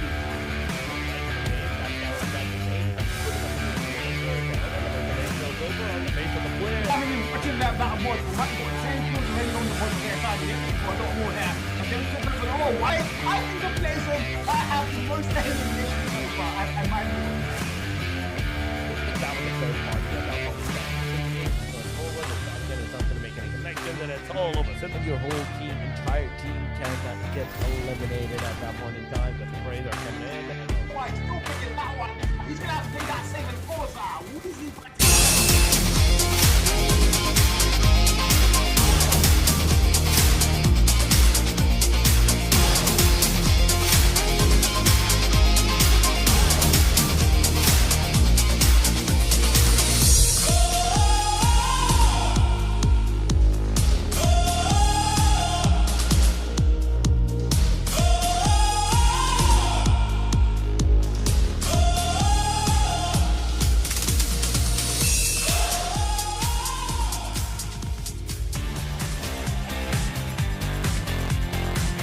Ladies and gentlemen, welcome back once again to the Side of Community Series Africa, presented to you by InGame Esports. This is one of the finest platforms that you can have the practice for your next game that you are going to play into the competitive zone. This is the practice zone that you have to go, because there's so many teams, there's so many plays that you can do. Once again, after the two matches are done, we're back on desk. It is I, Torix, and with me it is Tori, aka Cal. Cal, welcome back once again. Well, thank you, Torix. I mean, again, we've had 2 exciting maps. I'm sure not just me and you, but even the audience, a lot of people on the YouTube stream have been excited and stoked to see what we've had so far on this 2 amazing maps. And now we're making our way to a different venue. The venue this time is going to be Rondo, and the guests are going to be all 20 teams in this event so far. Again, of course, big shout out to our sponsors, InGame Esports, and this is the Community Series Africa. Africa, are you ready? The answer is yes. Africans right now we are already as the players, man, that are about to start that Rondo map. Do we have any expectations on what's going to happen on this map? So if I was saying major upsets from map 2 and map 1, we just saw a whole flip in that table. Pain is still not too far behind though. They are number 2, which we saw two esports as well fall down to that number 4 mark. Synthesis number 3. So there's a little bit of shift and make on that top table. But now we're going to a whole different map. What do you think is going to happen in this map? Are we still going to see the same, these top 4 teams competing, or are we going to maybe see a dark horse out of nowhere spring up and potentially go and claim a number 1 maybe? I mean, anything is possible in a Rondo match. That is one thing that I can assure you, because Rondo is such an unorthodox map. Everybody has the chance of securing that 20 points, 20 elimination of a chicken dinner for themselves. That is the kind of match Rondo is. You know why? Because unlike Erangel, Miramar's, any other map, Rondo offers you in competitive that you can recall your player once again into the game. If he gets eliminated, he gets finished. As long as there is one player alive from your team, you can recall your team members once in the game. So every single player in the game has a double alive, double the chances, double those elimination numbers. And it's always the bickering that, okay, are we going to see 100 plus elimination into the Rondo or not? This is what we need to find out. And ladies and gentlemen, we're about to find out, because the match number 3, it has begun. And ladies and gentlemen, I present to you the match number 3, Rondo, the plane line. It's not even a single plane line. It is double plane line Rondo. I'm excited, and I can see your voice also very excited. 75 players, 19 teams, and map number 3. We make our way once again to the grand stage of it all. And this is it, guys. All these teams, there's a lot to play for. There's eliminations online, there's placement points, and of course, there's the play zone that you have to stay inside at all times. But let's go. Match 3 of 6. First blood. I can't wait to see our hand to get on the action itself, as other players are going to start landing. And again, what I like to call the farming simulation, where we go and loot, and get ready for the action itself. Oh yeah. Loot, and then shoot upon your enemies. That is one motto that you should definitely go by. But ladies and gentlemen, we're still not seeing any kind of circle so far. I am seeing the players going towards the Jadena City side. Still no interactions and no player placements. But Pride, who is here. And he is making sure that his name is known into the lobby as Thirst gets taken down. It's knocked down. Not a confirmation yet, but aimbot in the close vicinity. Insane. We have to see if Insane is going to be able to get those elimination numbers up or not. Trader comes around, closes in, and he is also pushing up. He gets that shot, he gets that knock, and he makes sure that the player is down and finished up this time around. That's the first blood drawn. Team INS losing 1 player, and Pride securing that 1 elimination for theirself. But Thirst now getting up, getting those shots, and Pride, who is he? The one that knocked down Thirst is knocked out and finished up. Here we go. Mill falls as well, and Trey also finding the kill. That's going to get put down. Densky finds a kill, knocks the player down, rather confirms the kill too. And Synthesis, I mean, it's again, these are the teams we saw in the last map. They were, up and gunning, and they are again the exact same things, up and gunning. As you can see already, 3 eliminations for Team Pride, and Synthesis also already on the 3 elimination mark. So, my God, make that 4 as. I don't know what Synthesis are currently on, but they are not joking around here. They have come, and they are looking to conquer this map. No, they definitely are trying to conquer all the maps, all these maps. Pride, they have the fire in their eyes to make sure that even this match is in their favor. But the main question is, will it be, will it not be? That is a big question at this point in time. So we have to see on the other side. Synthesis is also taking those engagements, taking those fights against the players into the elimination feed. And you can see Team Synthesis, they're losing 2 of the players. They got those elimination numbers. They took down all of the teams, all of the players, almost, because 2 esports, they're down to the very last guy, and that only means one thing. The last guy was close to the proximity of that recall area, where now he's recalling his teammate, or he's actually going for that recall. But so far, I don't see any kind of recalls from the side of 2 Esports. On the other side, Pride Esports have secured the 3 elimination. They have also rescued their player back from that elimination side. They're backed up. And slowly and steadily, it's all comes down to the fact that, okay, how this match is going to go, because Pride Yen is right now knocked out as Team INS. They are definitely, after the 0 elimination that they had into the previous 1 or 2 matches, now they want to make sure that, okay, it's time to stand up. It's time to start engaging. Yep, it is. And yeah, we're going to start flying around very soon. As we're going to see Rush isn't a player there. It's not one thing they want to have right now. Tyron finding a kill. Gonsta, if he gets put down, the kill confirmed. And of course, ZENZ also gets knocked down. Rush in a very bad spot. They look like they might absolutely get wiped out. I don't think that's something they want to do this early in the game. They've been punished a lot of times. And now they only have one player standing. And whoever that player is, he's got to absolutely stay standing and not fall. And hopefully get those revives and rescues for his side. He's the last man. 2 players going to get recalled into the action for their side. So fair and square. But I mean, 2 stars, by the way, they've still had just 1 player and they've had no revives. That is the thing. If you don't have the rescue, if you don't have the revive, you're kind of stranded. You're kind of done. But Morning, no! That is not the way to go. Horn Legends just comes around, unknown, made sure that you're the one going down on your knees, finishes you up, and it's not looking good for the Pain Africa. The first match, it was amazing, but the second one, kind of tilted. Third one, 1 player already finished off. Yep. A lot of dancers and Saint Falls. Abraham finds him.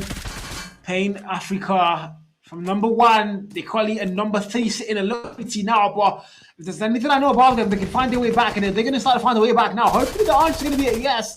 Now he throws, push comes through, and Spar able to get that kill, confirms it as well, and there's going to be 1 more player put down. Abraham falls, and if you're Team Pain, you still have 3 players standing there, and I'm still looking at 2 All-Stars. I think I have an obsession with them because there's still only 1 player left.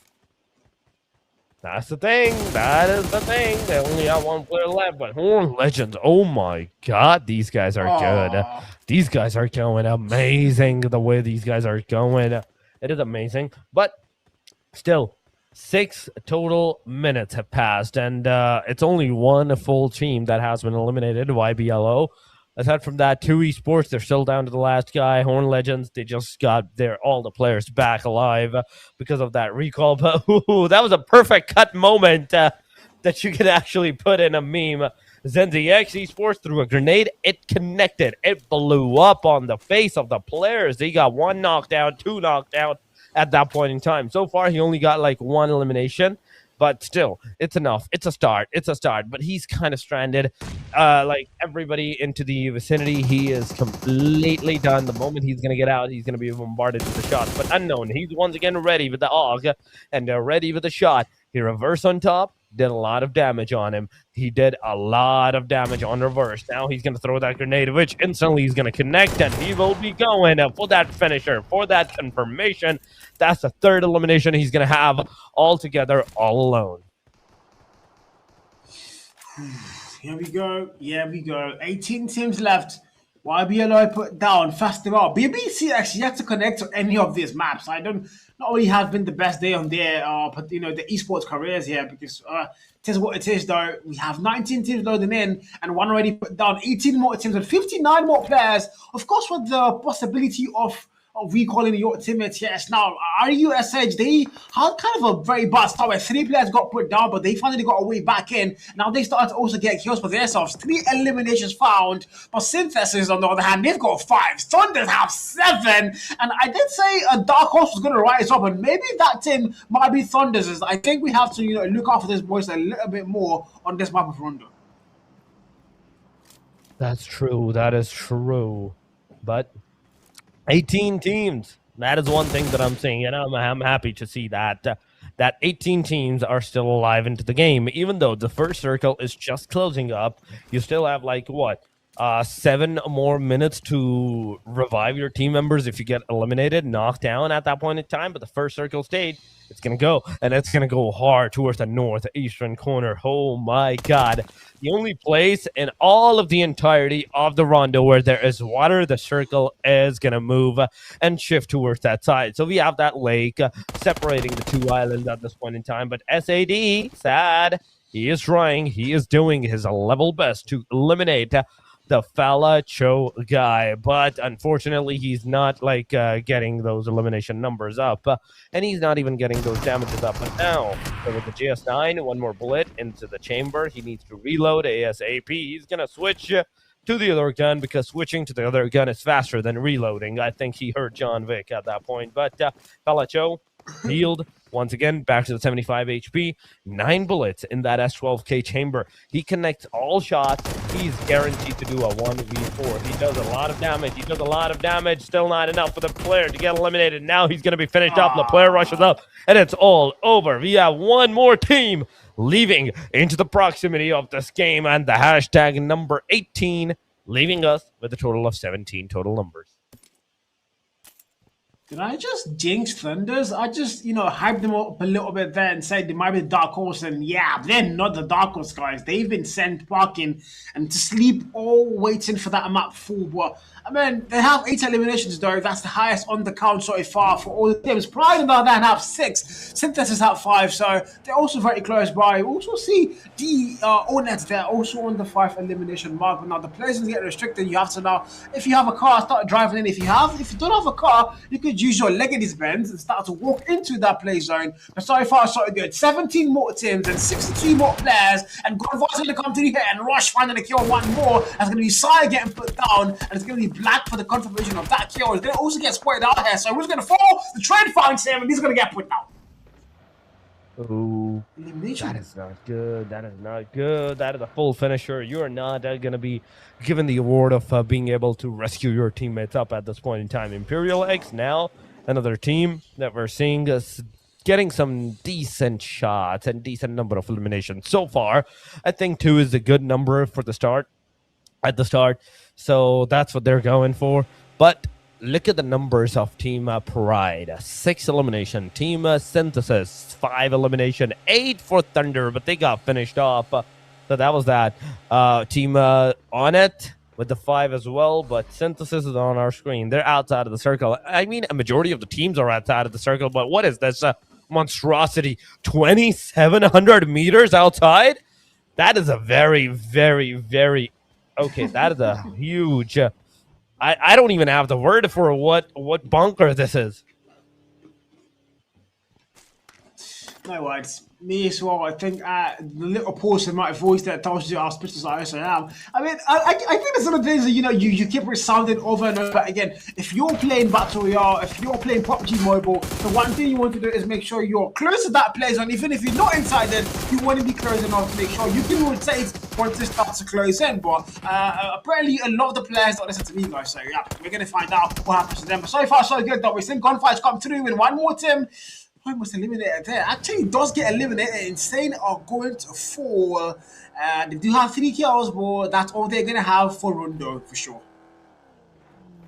Ooh, this is just the start of the Rondo. That's the thing. This is just the start of the Rondo, and already there's a lot of casualties going around. There's a lot of eliminations that we're seeing. Bounds is here, getting damaged and being knocked down by Sparletta. It's a decent one, but Genesis Esports Misfit comes around, gets a lot of shots on Sparletta, and he takes him down too. That's the thing. Sparletta, where Gens is down, Gen S, they're down to the last 2 guys, the last of maybe one guy at that point in time, and he needs to move ASAP towards the side of that recall. Why? Because if he wants to make sure that all of his players are back into the battlefield, back into the game, he needs to get there ASAP. Because at that point, as soon as the clock is going to hit a stage 15 minutes or the stage number 4 is going to be commenced, that recall is gone forever. You're not going to be able to revive your team members. You will be stranded with the number of team members that you have on you at that time. But oh my God, we are seeing a Fearless taking that fight Horn is also into the fight, as well as Pain Africa versus Team RR. Team BH, in fact, is on its path. Yep. It's going to be them getting kills. Rooney finds the kill there. Jimmy Falls. Trade might come through, but 33k finds one as well. Bonnie confirms the kill. Of course he does. And Bonnie confirms a double kill. And that's it. They are going to get one more wipeout. And if you're playing Africa, you just rise up to number 2 spot. As you now have 4 eliminations as well to count for on this map. But also, look at Team Pride. They already have 10 eliminations and counting, by the way. Don't forget that. They're still standing. They're still here. All 4 players left. And things are looking really good, but right now, so table's closing in very fast, and again, play zone is also closing in very fast. You need to make your way into that play zone if you want to stay alive, and if you're inside the play zone, you are looking to probably intercept anybody coming into it and try to get any of the skills. DARKTEMPERS, on the other hand, they're just having a little bit of a meet and greet in that house there, a little bit of talk about how to plan their future, because yeah, that's exactly what they're doing while they wait for opponents to make that push potentially towards them. And so far, so good. We still have 14 teams, and we're still about to go into stage 5. Day number 4 just commenced, ladies and gentlemen, and now you do not have that recall for yourself whatsoever. You're stranded. You're done. The players that you have for yourself, that's what the player number is you're going to go for from this point onward. But yes, 14 minutes, 15 minutes have passed. Another Team Horn Legends just got finished off. With the 6th elimination towards their side. Pride Esports, there you go, right back at it again. Look at those elimination numbers. 11 eliminations so far for the Team Pride, and they're still getting a lot more of the knockout numbers. Who is he? He's in the circle. Tensky, he's throwing those grenades, and he's trying to make sure that all the players that he can possibly get those elimination numbers off, he gets it. He tries with that M416 spray, but I see one player of the Team Pride knocked out. He needs to get that rescue ASAP if you want to stay alive, and that's exactly what's going to happen. Trader is being revived, ladies and gentlemen. Tensky is once again going to get into the car, and he's just going to move out of here. But ooh, I love that. I love that water splash that we saw, because that was decent. That was good, but at the same time, the car is no longer moving. The player is stranded, and he gets taken down from inside of the car all the way outside back to the lobby. All the way back to the lobby, man. That's a free ride, free ticket, handed over to him. But there we go. 12 more teams about to go to our last 10, potentially last 8 as well. Start to get a placement point. May's going to find a kill on that kill fed. One more kill found, and of course, Team Fair Esports, rather. We've got Tayo trying to get killed here. He's got the info given out. Reverses somewhere there. He's not going to find the value though. He's trying to, continuously shoot at that water, but it's not going to find the kill. So I have to back it down. But again, 12 more teams, 16 minutes on the clock. Yeah, I'm gonna ask. I'm gonna put Togs on the hot seat once again. What are you predicting the time for this game to be, man? Hey, I'm predicting that it'll go all the way to the state number 9. The way this lobby is actually going, I could somewhat say that yeah, it's gonna go towards the very end of the thing. But yes, so far it is 17 minutes, and you can see how the team DARKTEMPERS are losing their players. Pride is taking the fight against them. D-God licking in the water. He's going to find out one of the Pride players that try to shoot. The player in the back comes around. Oh my God, talk about the rescue. He makes sure that his player, who is he, that was in the water, he gets rescued. He does not get knocked out whatsoever. But Tensky, oh no. This is not the way to go. You need to get out. You need to go prone. You need to heal yourself ASAP. But who is he? He has no fear. And he was shooting at the opponents. DARKTEMPER gets finished off by the hand of Trader. And that's the 14th elimination that this team is going to have. 10 more teams, 30 more players. And it's all now to play for. No more recalls, no more respawns. All down to this one. Whatever life you have to play with. And Tayo in the water. Traitor puts him down. And Seko starts to close in 16 seconds on the clock now. Weezy finds the kill as well, that kill fed. And he's going to finish on that one, I think. Actually, knocked 2 players down. Finds 1 to confirm the 15 eliminations for their side. And Team Pride are just collecting numbers like Infinity Stones. They're not stopping, are they now? As they are looking to lock in that number 1 spot going into map 4. And I don't think anyone's getting that spot away from them anytime soon. That is absolutely true. Nobody's taken that top spot from them at any point in time. But so far, ooh, the circle. It's kind of a very destructive circle, if I have to say. Pain Africa versus Synthesis. They're close to the proximity. The next fight, I think it's definitely going to be between these two teams. IMPERIALX in the back lines. They can do a third party amongst this area, but Synthesis switch, comes around, shoots a grenade, goes back in. The grenade pops up. Nobody gets a connection. Nobody gets a damage. But Switch, he's the last guy remaining for the team. He's the last man standing. And whatever he's doing, it's all up to him. The moment he's going to be finished off, it's everything that's going to be finished off. But 17 elimination. Whoa, whoa, whoa, whoa, whoa, whoa, whoa. Pride, are you good? And you're securing those elimination numbers right from the face of Pain Africa. They are.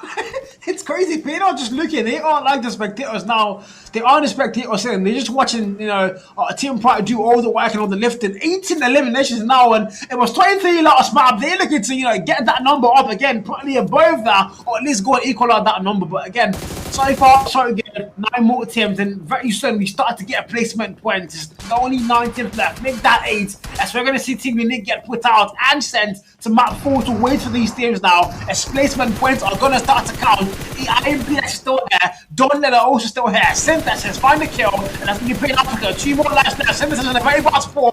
And Abraham, the prey and spray. The car's about to explode. The kill is not going to get far on ball. 33k confirms the final kill, and Synthesis are going to get wiped out. And here we go. 7 more teams. Oh my god. 20 minutes in, and we're down to the top 7 now.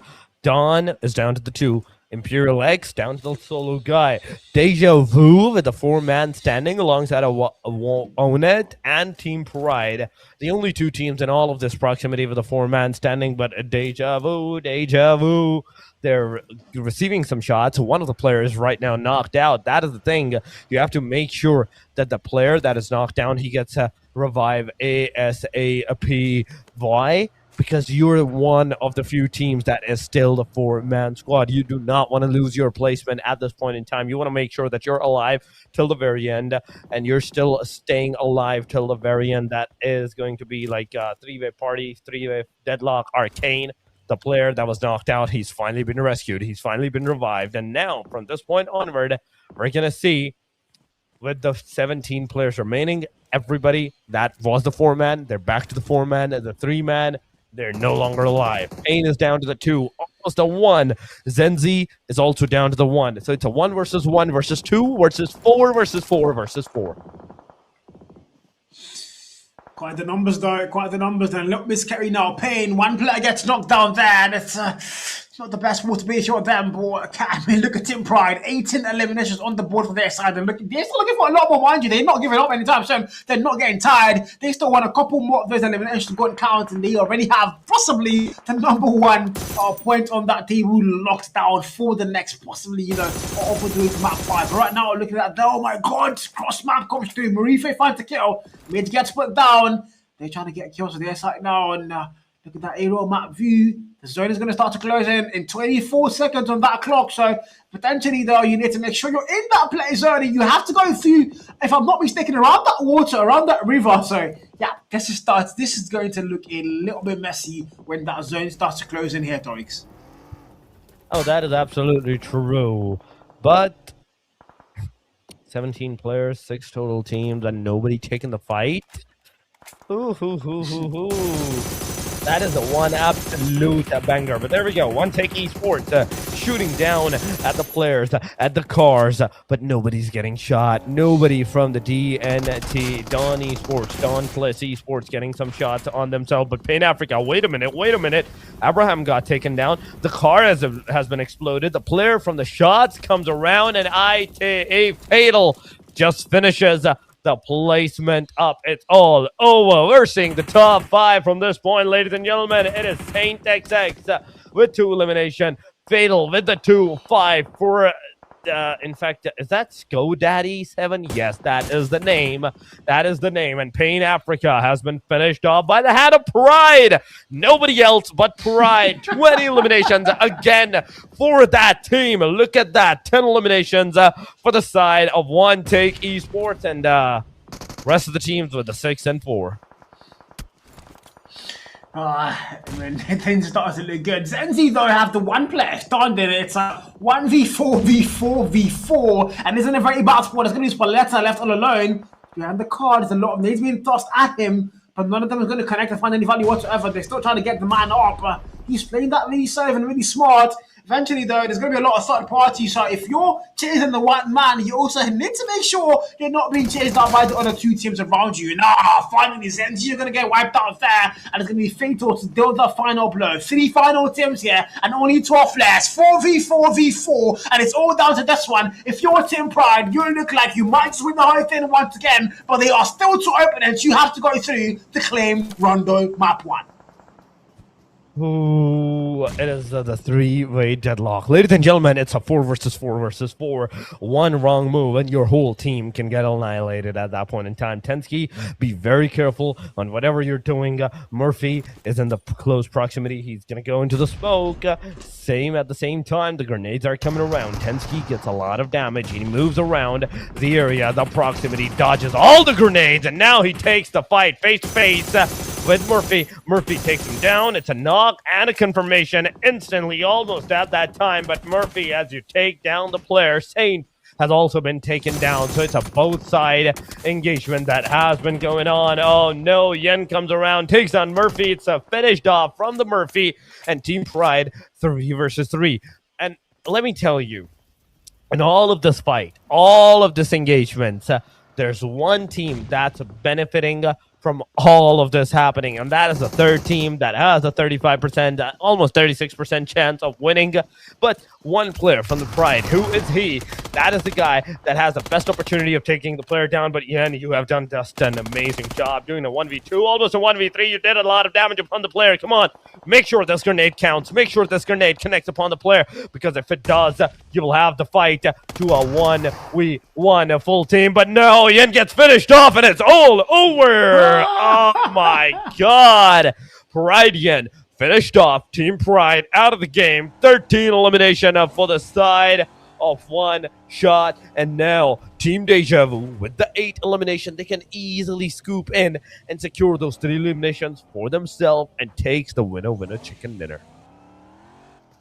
Yeah, I think it might be an easy call, but it might also not be that easy, because look at the maps for here. If you're Daddy and Fatal, you can still make something work, but it's against 4 players and it's not looking like a very likely situation. DEJAVU here, looking for any information they can find whatsoever. Again, the 4 kill mark, quickly on 3, 8 on 1, and of course Raw not able to get any eliminations on the board just so far. But man, it doesn't matter. Ultimately, they are now on the top 2 placement for sure. But can they finish up top 1? Looking for, I don't think they have any info on exactly where the opponents are. So they're just, having a little bit of a map scan, drive around, give us info as they keep looking for info. But Daddy and Fatal, I think they know exactly where the boys are, and they're just waiting for them to make that move towards them. But the play zone is going to be a factor very soon.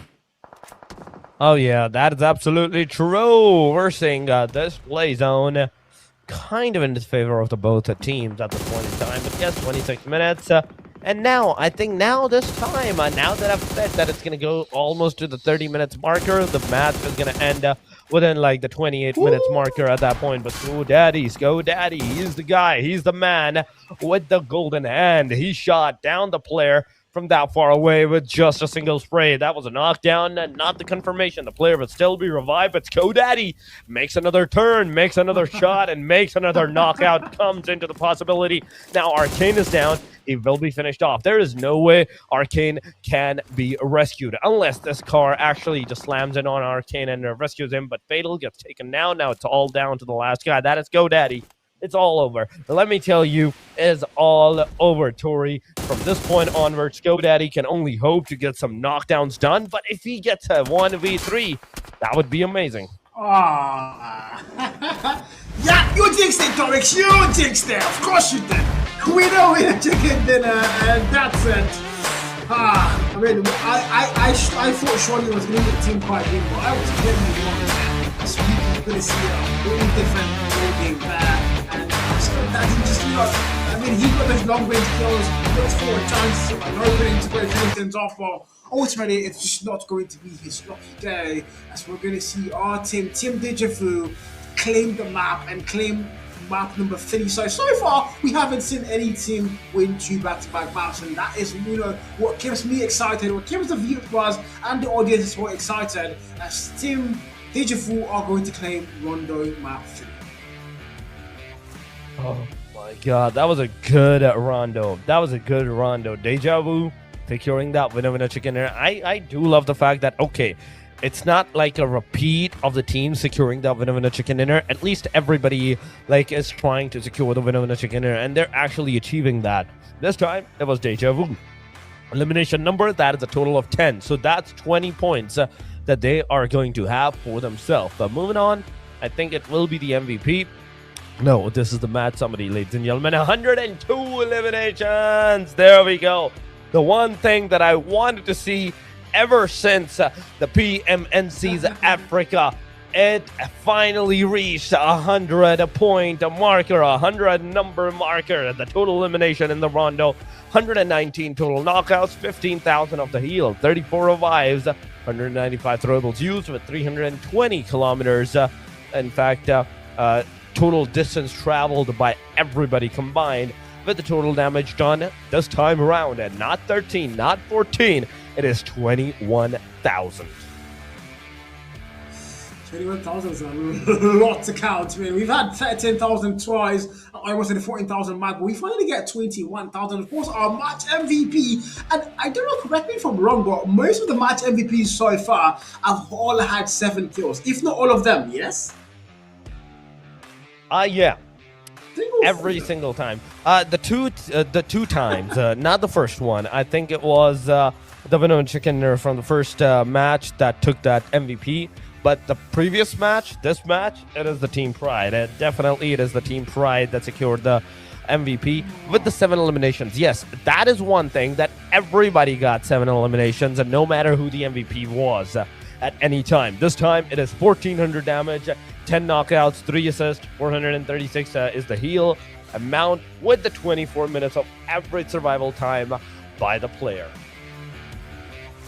Yeah, I mean, might not have won the map, but he was able to claim that MVP. And of course, our table for this particular map, Team Pride is still going to top that one with 22 eliminations, just one off from their map 2 and Miramar account. 23 last time out and 22 this time, and of course placement points who are getting 5 placement points, so they still somehow are going to be the number 1 team from lobby 3 Rondo. And I mean, this Team Pride right now, they are looking very dangerous right now. So I mean, everybody has to get a bounty on them whatsoever, some way on the last 3 maps. So we're not going for a rinse and repeat, so we're going to be repeating Erangel, Miramar, and of course Rondo one more time. I mean, anybody can take the winner chicken dinner, but the top placement will always go to the Team Pride. Even in this match, they got like 5 placement points, with the elimination number, that was the 22, a total of 27 points secured up by them.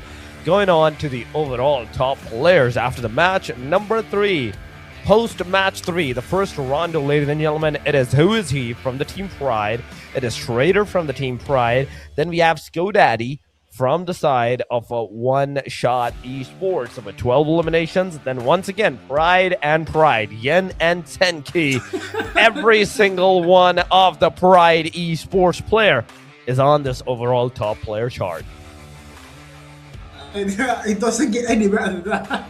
It's actually funny in a way. It's a work of art. Those players of Pride, they just hijack everything.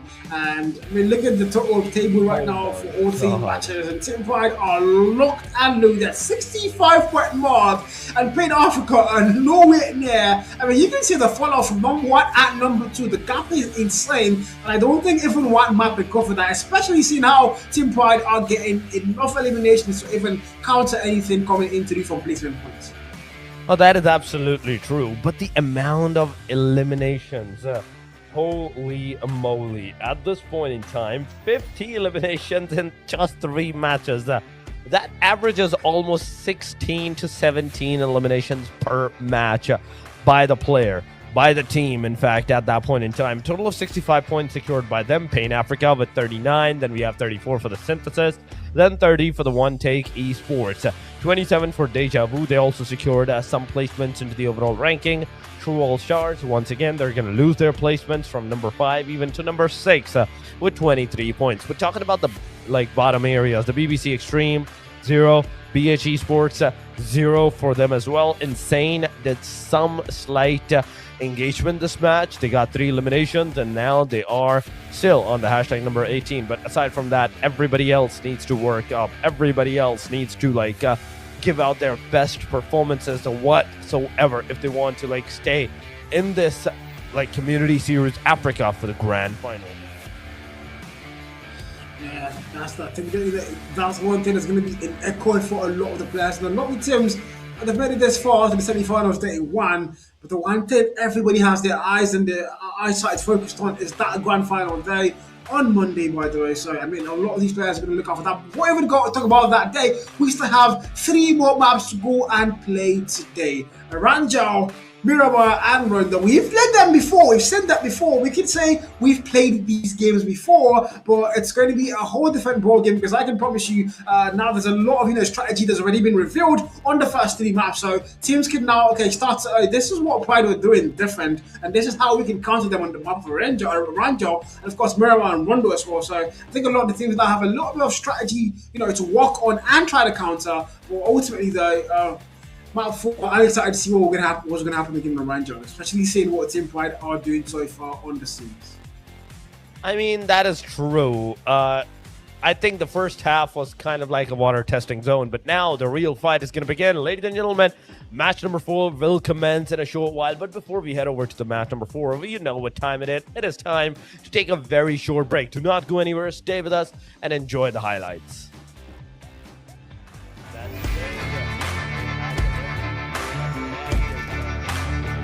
But Morty, no!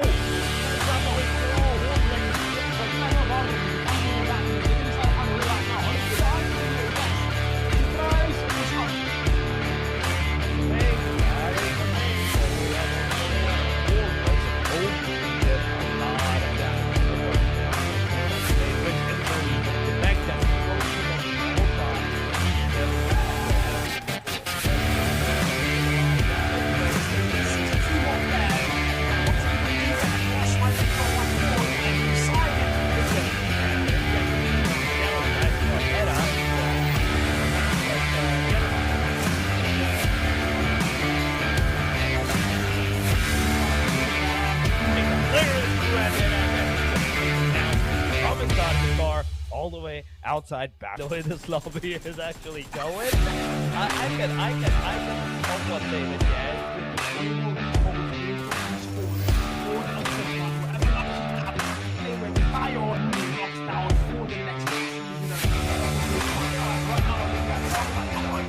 he takes the fight face to face with Murphy. Murphy takes it down. It's a loss and a confirmation of winning with 1 clip from the right. Who is that is the guy that has the best opportunity to take next on the clip. So it's to have the fight to a 1-2-1 the full team, but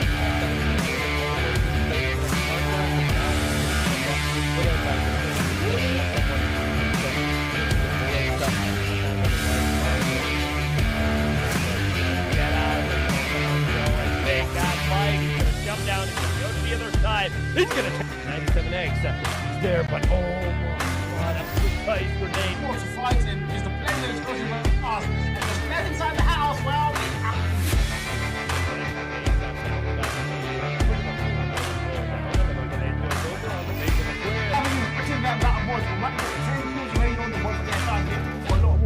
as they took it, oh, why? I think the players on, I have no players so far. I'm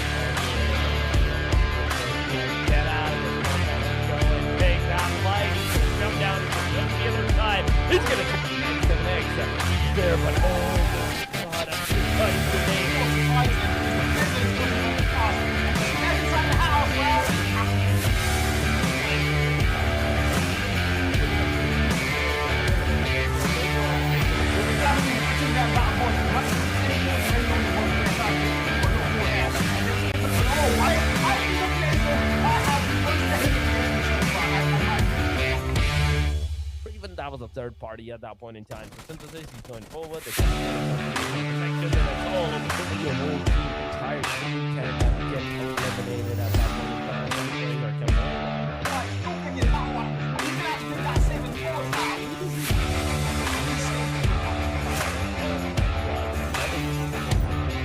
Right, that's 8.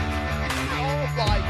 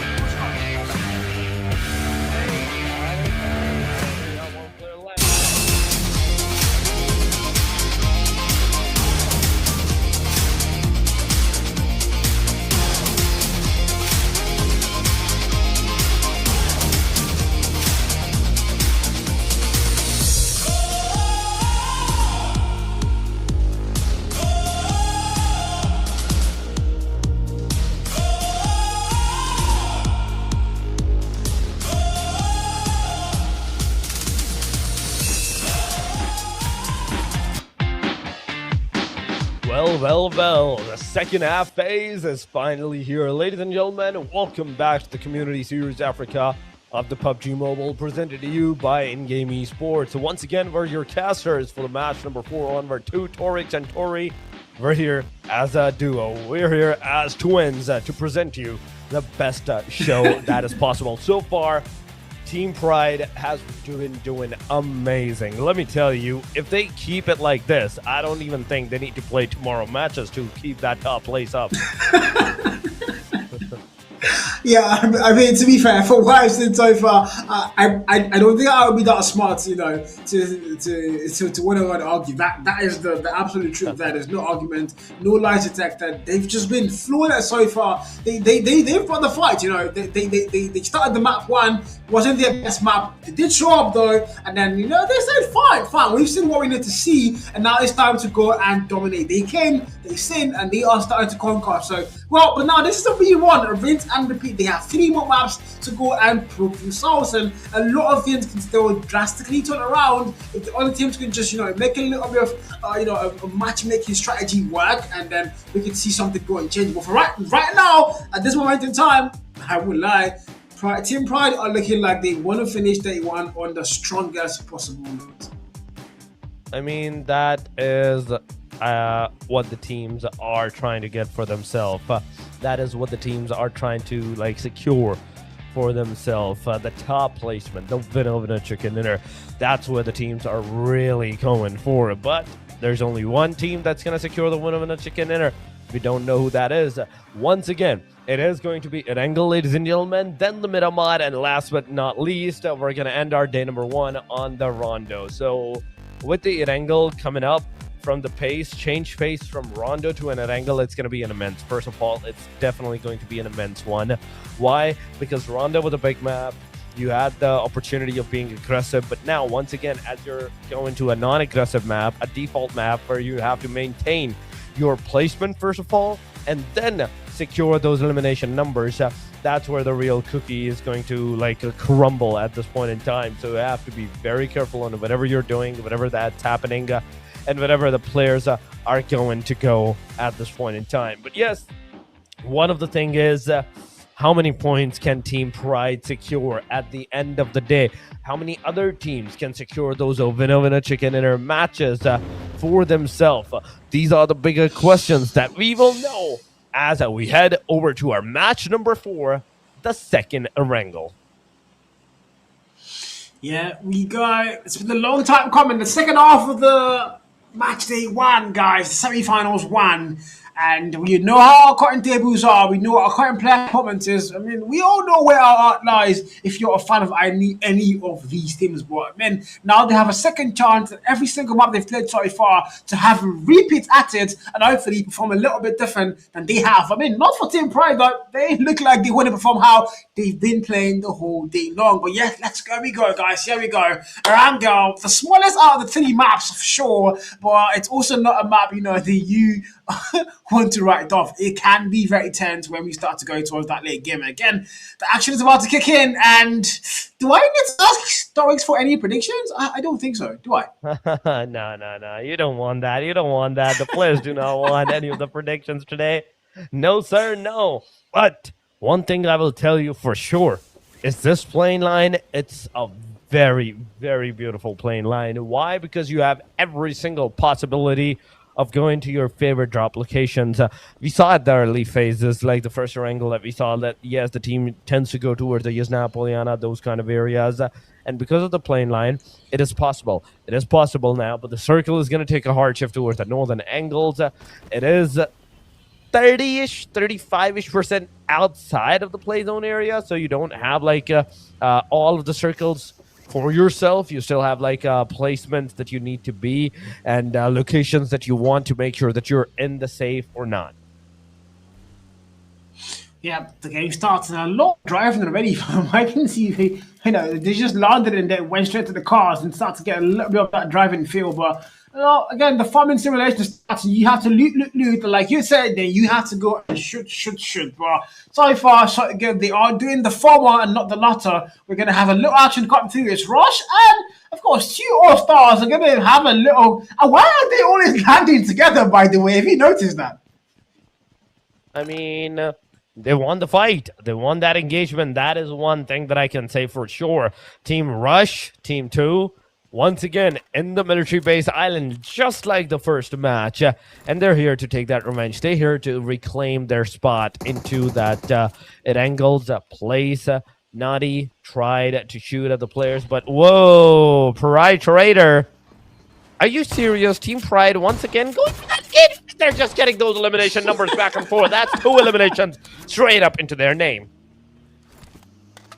Yeah, we saw them start strong with the last map. I'm not really surprised that I see them start again strong this time, as they already have 2 eliminations. The highest in the whole lobby as usual, and the only other team that has 1 is going to be team number 19 there, BAGS. So I mean, Team Pride are starting off well. 2 and Rush. On the other hand, they're still having a lot of loot in here, looking for who's going to get that first confrontation in for their side. But look at that kill for the game. Jimmy's finding kills. Tanai's getting put down. Ryan getting put down as well. And it's like, wow, those boys are not here to play. BAGS already have 3 kills, 3 eliminations, and they're looking for a lot more. And I think this might be the dark horse. Okay, I'm not going to jinx them like I did Thunder, guys. I am not going to jinx them, Torix.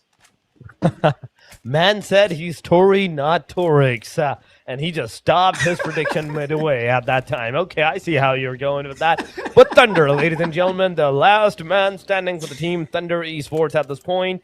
He's just going to skedaddle out of here. He needs to make sure that he is alive till the very end for that placement points. But Fazzy, M249 in the hand, the machine gun, no shots. Okay, he's not shooting whatsoever. But Tubo moving forward, finally, slowly approaching the situation. Nobody knows where Bo is located at. Everybody, Zamzam, Naughty, Guns, they're all at the bottom floor. But Bo does not know that. Neither do they know that the Bo is coming at the top of this compartment, like at the rooftop.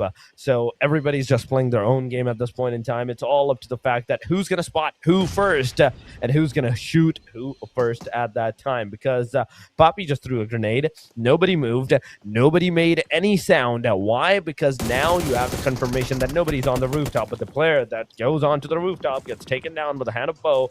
Tubo instantly takes one down. He's going to confirm him up. And there we have it. That's one elimination to the team. 2 all-stars. I mean, things are starting to look good for them. They've had, you know, not the best start for a while now, but they're starting to get a little bit of life, and there's going to be Guns 33 there as well. A very bad score. Zamzam might get put down, but Blind able to put one player down first, and that's going to be Bo being knocked down.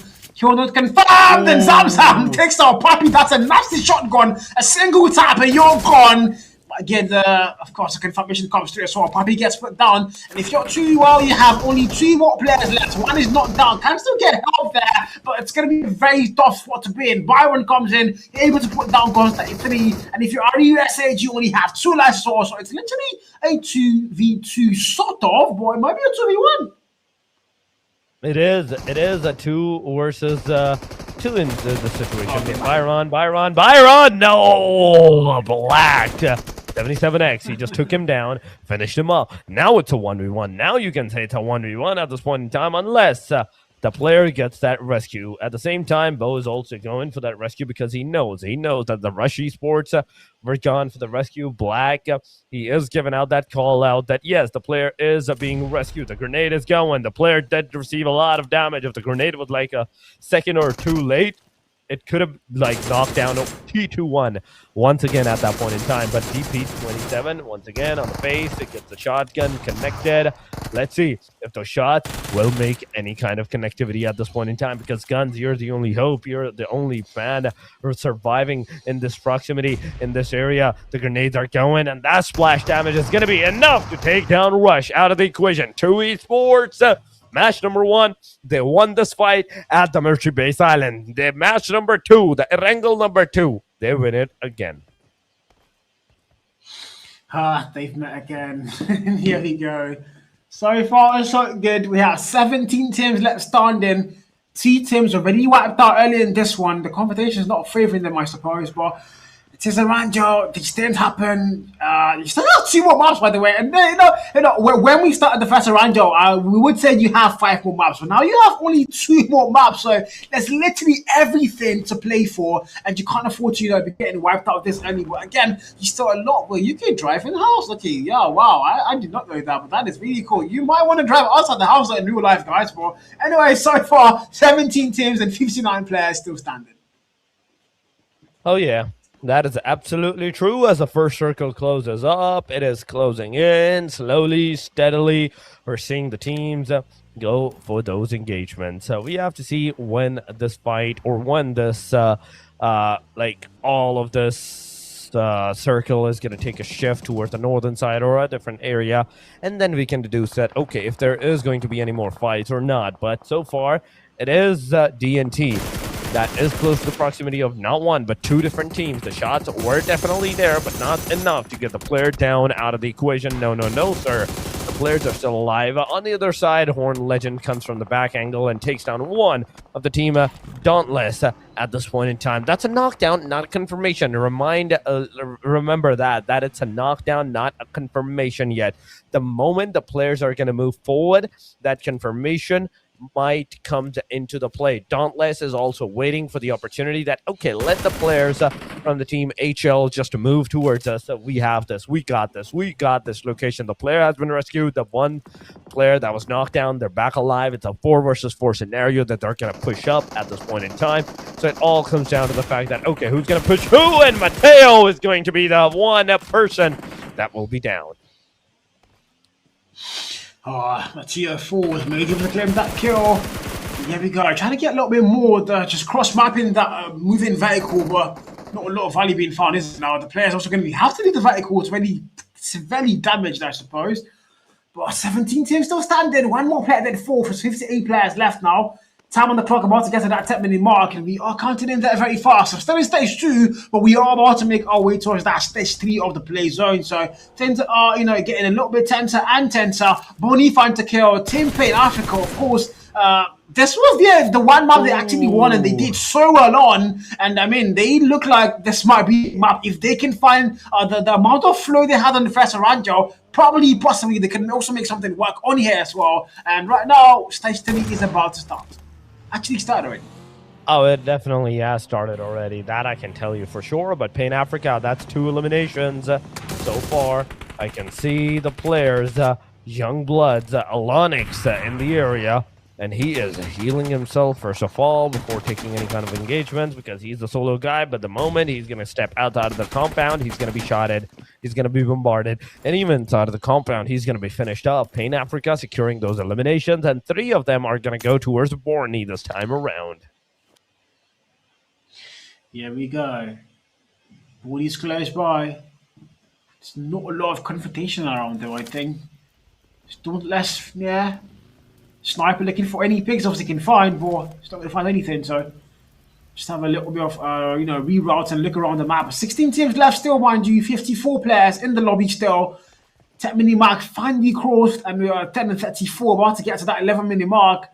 And we're almost at the halfway point, and we still have 16 teams left. So Erangel, a bit more of a slow-paced game than what we saw in the last 2 maps of Miramar and Rondo. I think this is the one thing we kind of get used to with Erangel coming in. A lot of driving around as well in the cars. This car looks really fancy, by the way. I think we should buy that for you, Torix. What do you think? As much as I love it, come on. I don't think I'm gonna go in that car. No. But Mozart, Kingston, the 2 guys together, just exchanging the ammos, making sure that every other person has an exact amount of ammo that he can freely shoot amongst the teams of Horned Legends. They're close to the proximity of DNT. Once again, that's 1 knockdown.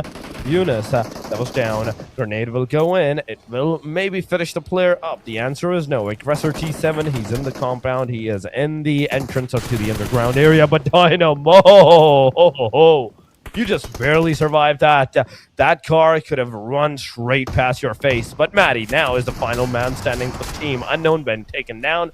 It's a knock, but not a confirmation as Horned Legends comes around, save their player, and Dauntless just rides out of the equation. But Pride is here. Wait a minute.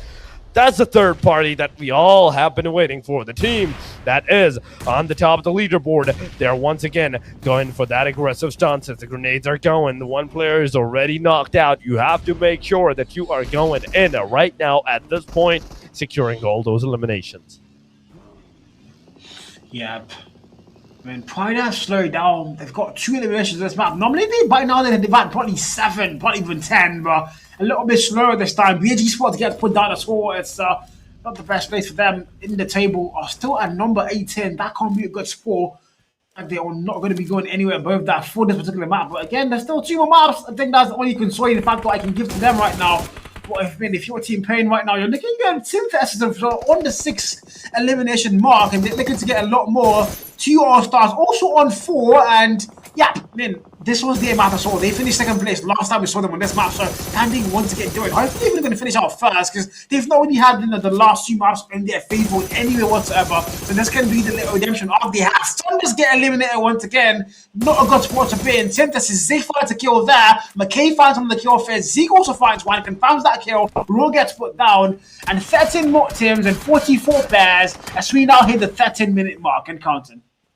Oh, that is absolutely amazing at this point in time. Pride with the 13 minutes marker. 4-man standing, 2 eliminations. Once again, they're taking the fight against the team Synthesis at this point in time, and you can see that aggression. They're in no fear of anything. They're like, yeah, let's just see what happens. We can do whatever we want to do at this point in time. And that's exactly what they did. They just got a knockdown upon the team's Synthesis's player. There's a Cat 1 that has been finished up. Pride takes down the player. It's a full finisher. That's a 3rd elimination. Team Pain Africa, they're also in pain at this point in time. Why? Because they're receiving some damage. They're also giving some damage. So it's a back and forth that's going on. Pride has no way at this point to like lose their top spot. At least not in this match. Maybe the next one or the one after that. Maybe. But the amount of aggression that they're showing, I don't think so anybody's going to be able to take them down. Once again, the shots are coming through. Oh, look at that damage upon the side. Traitor, it's your turn. It's your turn, man. Shoot at that car. Get those players down. But Traitor gets taken down by the hand of Fear.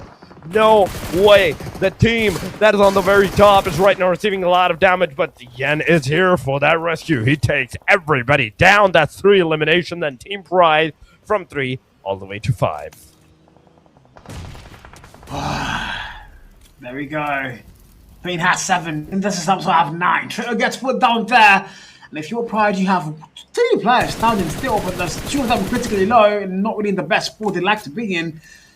If you're looking at Team Pain as well, Pain Africa, they have 3 players, also almost in the same situation there. I mean, this is starting to look like a little bit of, if you can get those easy tap ins, you might be able to get confirmation of kills here. But so far, so good. Match 4 of 6, 11 more teams, and 31 more players. The play zone is going to elapse soon, so that's going to be something they also have an echo. You don't want to be caught outside that play zone. As we are now above that 50-minute mark.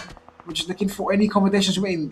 Shots are going to come through there, but they're not going back for that one. You're going to have to just keep driving. You don't want to hop out of the car and take a fight the way exactly where you're not sure where exactly you're being shot at from in a very broad open space like that. The one thing, of course, I did say, play zone is important. You need to make sure you're inside that play zone and also not in open space. But Team Pride so far, I mean, they've not been as active as usual, but they're still holding that top spot very, very well. DARKTEMPERS get eliminated, and now we have 10 more teams.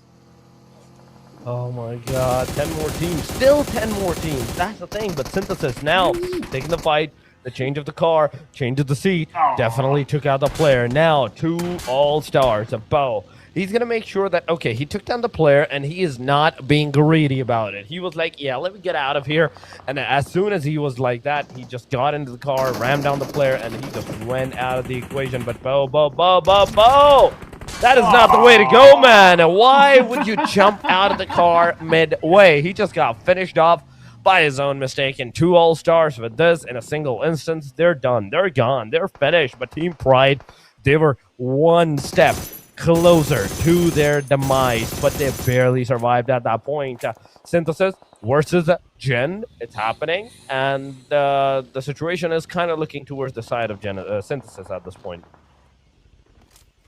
Yeah, they are looking good.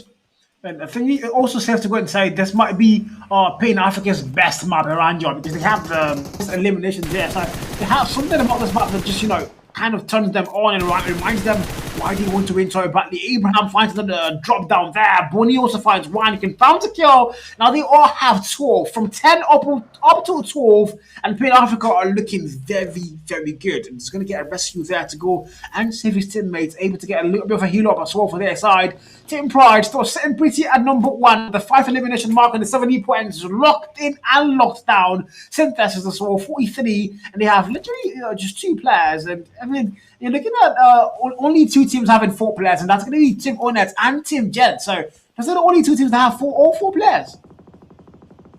Okay, I jinxed it. I have no idea, but ZENZ Esports, they're down with the 2 players to no players whatsoever. But HL, one take Esports.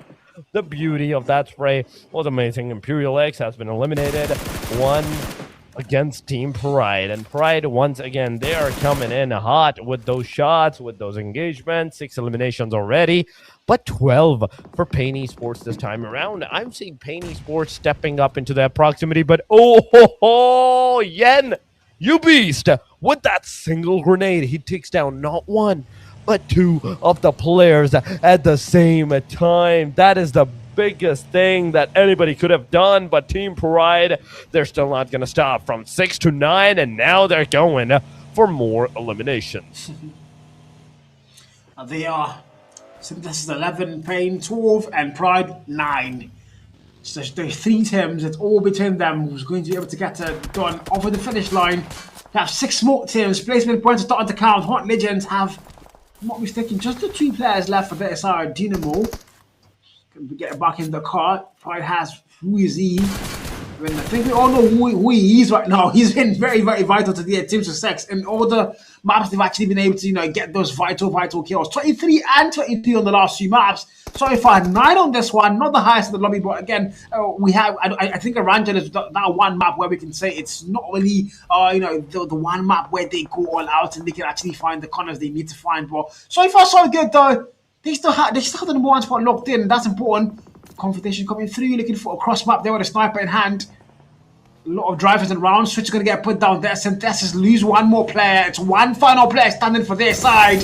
And they do have 11 eliminations, but they might be getting eliminated soon. And that's going to be 1 more team put down. Genesis Gaming are going to get sent out. And actually, it's going to be only 4 teams left very fast. There's 2 teams, 4. Team DEJAVU gets put down. And we have just 4 teams. And this is starting to get very dense here, Dorix. Oh, I love the pace of the game. I love the pace where this game is going. Pain Africa versus Team Pride. It's happening, ladies and gentlemen. The top 2 teams right in front of each other. Tensky gets taken down by the hand of a different team, but Pain Africa, Uchiha, he's trying alongside of his player, that is Barney, to get some engagements done. Unfortunately for the players, they're not able to find the players, but I have to say, like Horn Legends, the position that they have, like, look at the minimap. They are, like, Dynamo is at the northern corner, Aggressor at the eastern. He's trying to figure out where the players are so Dynamo can actually shoot at them. So, overall, these 2 players together, they can definitely be a bigger punch to the pack at this point in time. But it's not happening. The fight is a 1 versus 2 versus 2 versus 3. Pain Africa has the best opportunity, best chance to secure that winner chicken dinner. But the question still remains, are they going to be able to secure that winner chicken dinner? Or Pride, as they are still in the game, they will do an absolute amazing feat of those engagement numbers like they did before and the one before that, and just keep that top placement up for themselves. Yeah, but now Bonnie Fantic till Aggressor is going to get put down, so numbers not looking good for them here, hasn't it? Circle closing now, and we are going towards that next stage. Stage 6 locked in.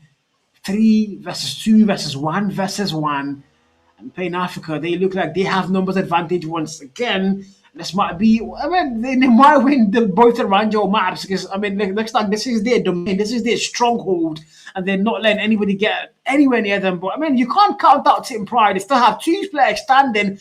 If we know anything about them, 2 of their players as good as 3 players of any team here. So you still want to put up a very high, bounty on them and make sure you're not getting a little bit too comfortable around them. That's exactly what we're going to expect very soon. Now, Team Pride, who is he trying to get a kill there?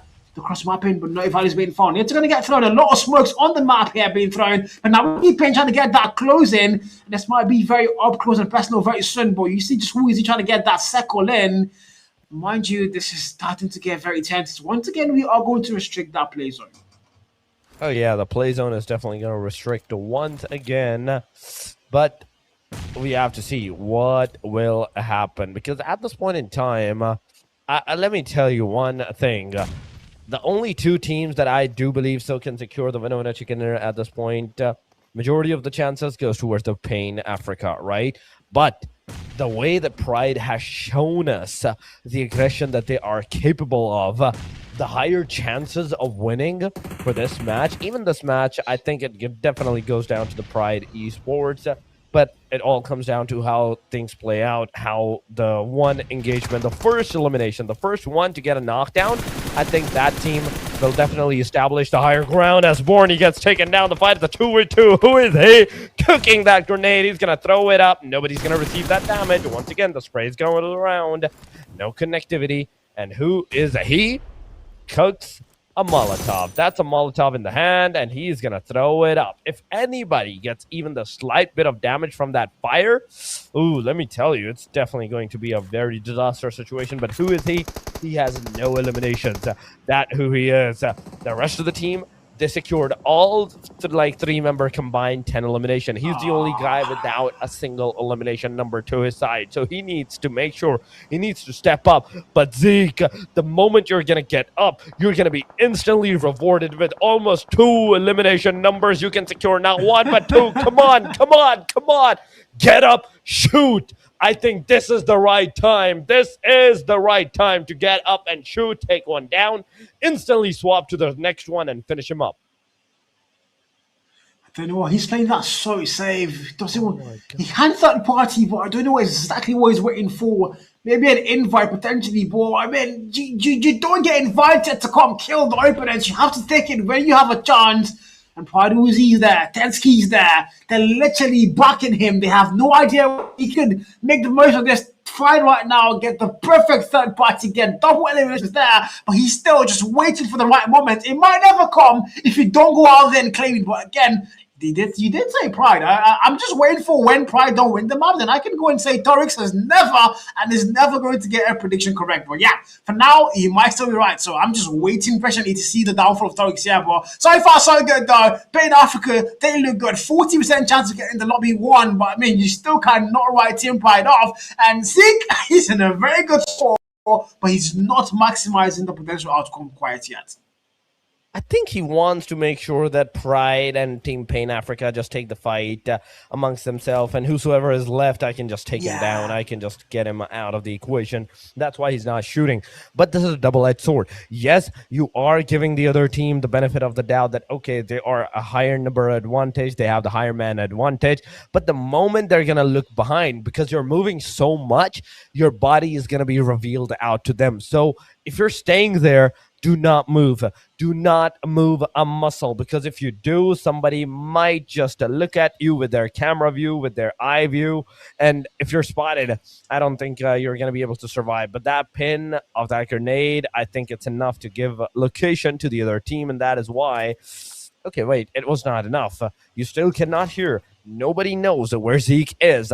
And Zeke himself knows that he is not going to shoot at anybody at whatever the cost is. He's finally going to shoot. He's going to take one. He's going to take the second one. Almost not enough. He should have taken the left one first. Should have taken the right one after.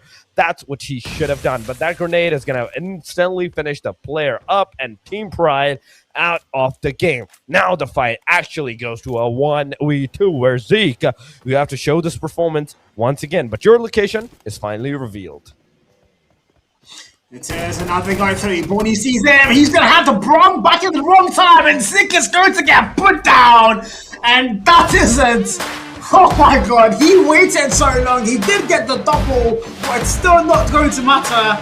And I just want to ask, Torix, did your prediction go through, or are you too much predict forever? Let me tell you, I did not predict, first of all. Second, at 19, hear me out. At 19 minutes, I was like, yeah, this match is going to end really soon because we're in the top 5. Guess what? We're in the 26 minutes marker, ladies and gentlemen, in the almost 27 minutes, and that's when the match ends. Team stats, it is 11 elimination for Borny all alone. This guy was an absolute beast. You know who else was an absolute beast? Uchiha. And given his name, he definitely is. He was looking everywhere. He was shooting everywhere. Even with the 3 eliminations, look at that damage he has conquered for himself. That's 1,036 damage. His 7 eliminations were gone somewhere. I don't know where. But poof, in the air, it's gone. 2 eliminations for Abraham with 349 damage. And last but not the least, it is 33k with the 0 eliminations. Yeah, I mean, he was there for moral support. Yes, boys, get the win, get the win. But ultimately, of course, they are going to go and get that win. And mind you, that makes them the winners of both Erangel maps. They won the first Erangel, they won the second Erangel as well. Nothing changed, they are still supreme. And of course, look at those stats. Those were eliminations a little bit far from what we saw on Rondo, the 100-point mark being met for 66 this time around. And we are back to that 13,000 damage. Are you glad to be back here, though? I mean, yeah, I think I am glad to be back here. But yes, the amount of eliminations is definitely conquering with the amount of total knockouts. 66, 64, less than 10,000 of the total heal definitely shows that, okay, this party, this team, this lobby was kind of aggressive. They were not going for the rescues, they were not going for the survivability, but rather with the aggression. Going on to the match MVP, it is Africa's Borny with 11 elimination, 1125 damage that he had done, 7 knockouts, 1 assist, 636 is the damage that he's going to conquer, and 26 minutes of survival time. Yeah, of course, they've won it, and I mean, placement point for them 10 alongside the kills they did have. They are going to claim this map a total of 26 points, and I think that might shift the table up a little bit, but they're still not going to get that number 1 spot for sure, because we know a Team Pride is still going to lock that one down, but I think they've gotten very, very close. So if you're Team Pride, you can't be comfortable, you just need to not lock in for the last 2 maps. You definitely got to lock in for the last 2 maps. Pain Africa with 26, then we have Synthesis with 20. Team Pride, still double-digit points, 15 total points for themselves is a decent number. But the bottom line, ZENZ, DARKTEMPERS, Thunders, Youngblood, all these names needs to start getting those elimination numbers higher and higher, and survivability to the maximum if they want to like have any kind of chances into the overall ranking. But yes, this was the match standing, ladies and gentlemen. Going on to the overall top players, it is 3 of Pride, 1 of Team PN, that is Pain Africa, Borny, the guy, the man, with 11 eliminations this time. He secured a total of 19 eliminations. Yen secured 16, 17 for Trader. Zico is there with the 14. And who is he? Still there with 15 total elimination. I mean, the Pride players are just, they're not leaving this top 5 for any reason whatsoever. It's theirs, they want to claim it, they want to lock it down. And they have 2 more maps to make sure that maybe potentially all 4 players and all 4 names are going to be there. But now we make our way to the overall standings. I'm very sure the table we've all been waiting for to see how much things got shaken up at that top. And apparently it did not get shaken up at all. As Team Pride still have the lockdown with over, if I'm not mistaken, 50 points count difference, and they still lock it down. Pain Africa, however, now on 65, 54 versus 1 thing Esports, and now 3 to number 4, and we were 2 All-Stars started the day really well, but they are still going to stay at that number 6 spots.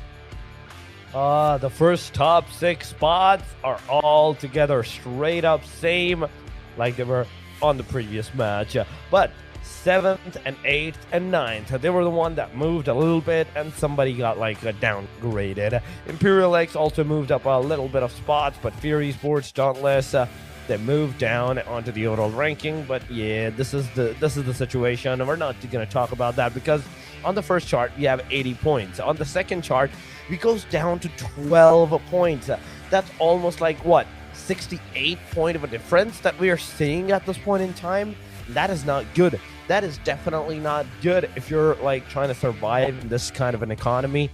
In these matches, 4 matches are done and you still have barely like less than 15 points. That clearly shows that you need a lot of work to be done, but only 2 more matches remain. Next one is going to be the Miramar, the match number 5, and last but not the least, we will end after the Rondo match.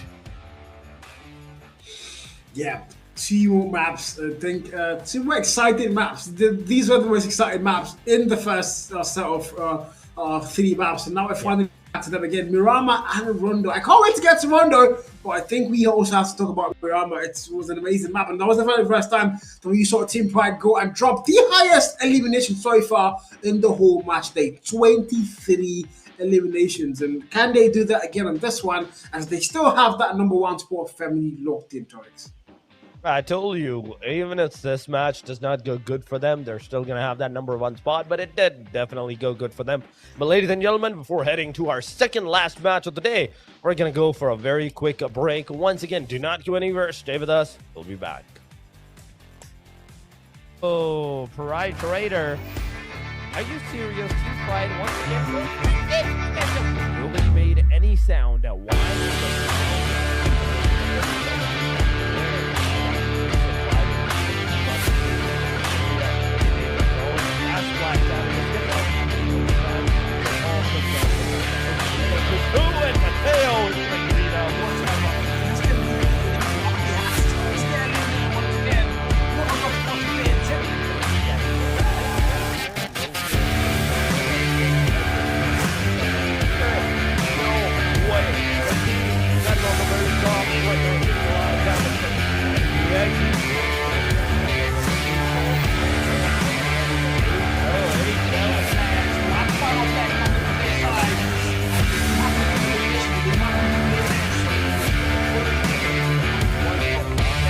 I think that team will definitely establish the high at anybody at whatever the top is. He's going to take good of the right one after. That's what he should have done. That grenade is going to instantly finish the play. He's going to have the wrong fucking wrong time and sink his...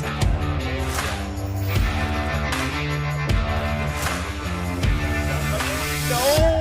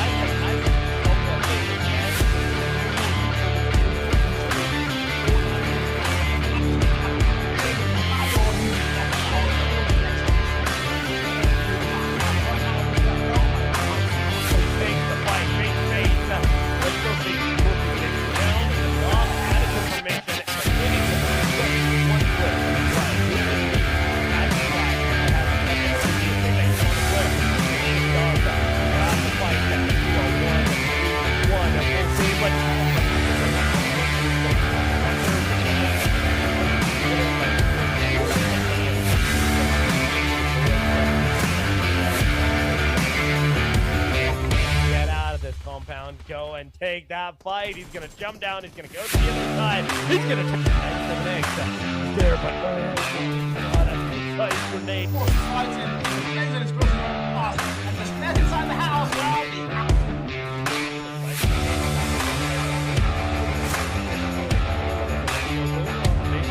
Having been freaking that back and forth, the right foot, 10 points, and then on the point, there's not maybe one, not more that. Oh, why?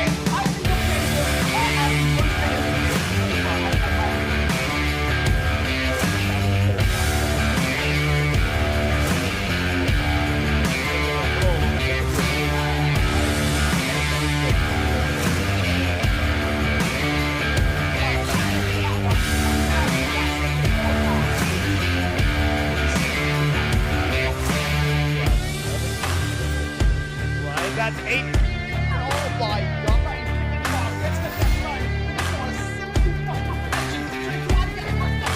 oh, Pride Trader. Are you serious? Pride once again? There's just nobody made any sound. We're surviving in this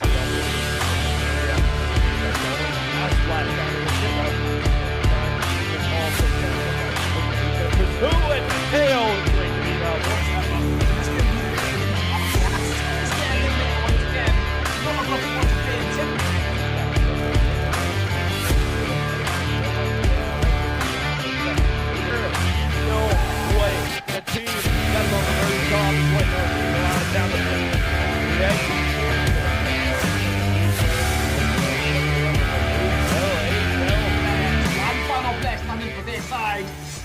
You have a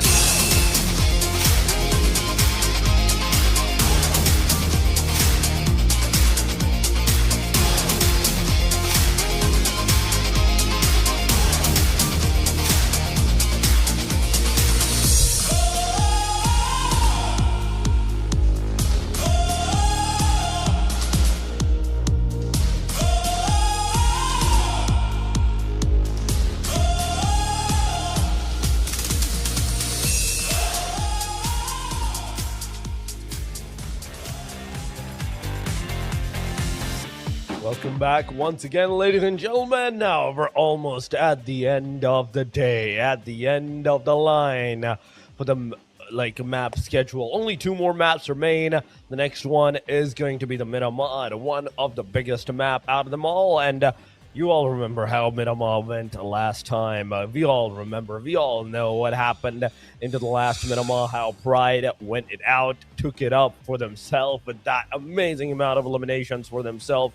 But yes, we see if that's going to be the case once again, or there's going to be a new party, a new team that will rise up this time around. Together with you guys to concur all that action, it is I, Torix, and once again, Tori is with me.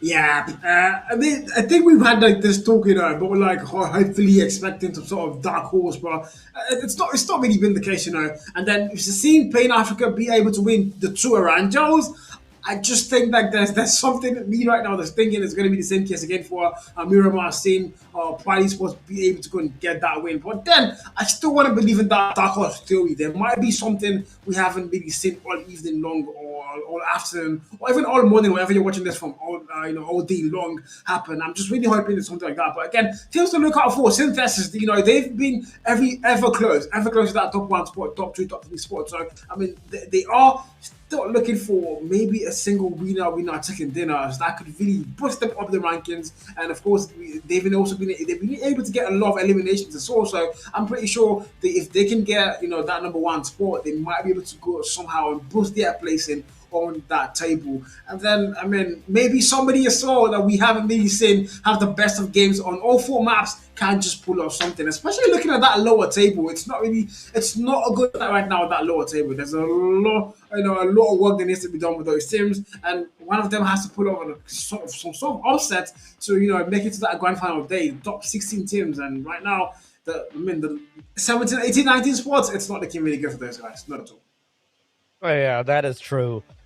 If you have almost close to 25, 30-ish point, you're still in the game. If not, you're kind of not at that point. You need to step up, not a little, but a lot. Where everybody is kind of stepping this much, you have to step up this much at that point in time. So you have to make sure that every single match counts for you and you're gaining the points rather than losing them.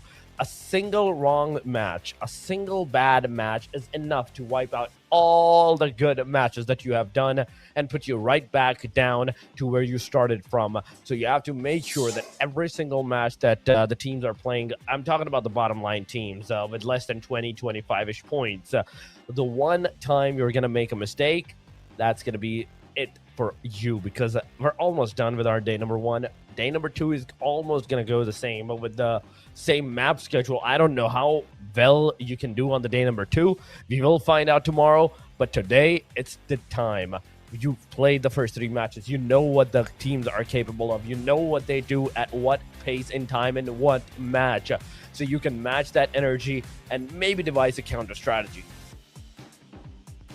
Yeah, that's the thing. That the one thing we talked about even before the match started was strategy. That's one thing that's going to be an echo a lot, about these players and these teams. You said how Pride play. You said how Pain play. How do you not counter them? How can we make sure they don't get to that level where they're just clearly and potentially unstoppable and untouchable? That's one thing that a lot of these teams now are going to have to put different strategies in place. But talking about strategies, we are heading right into the map itself, Miramar.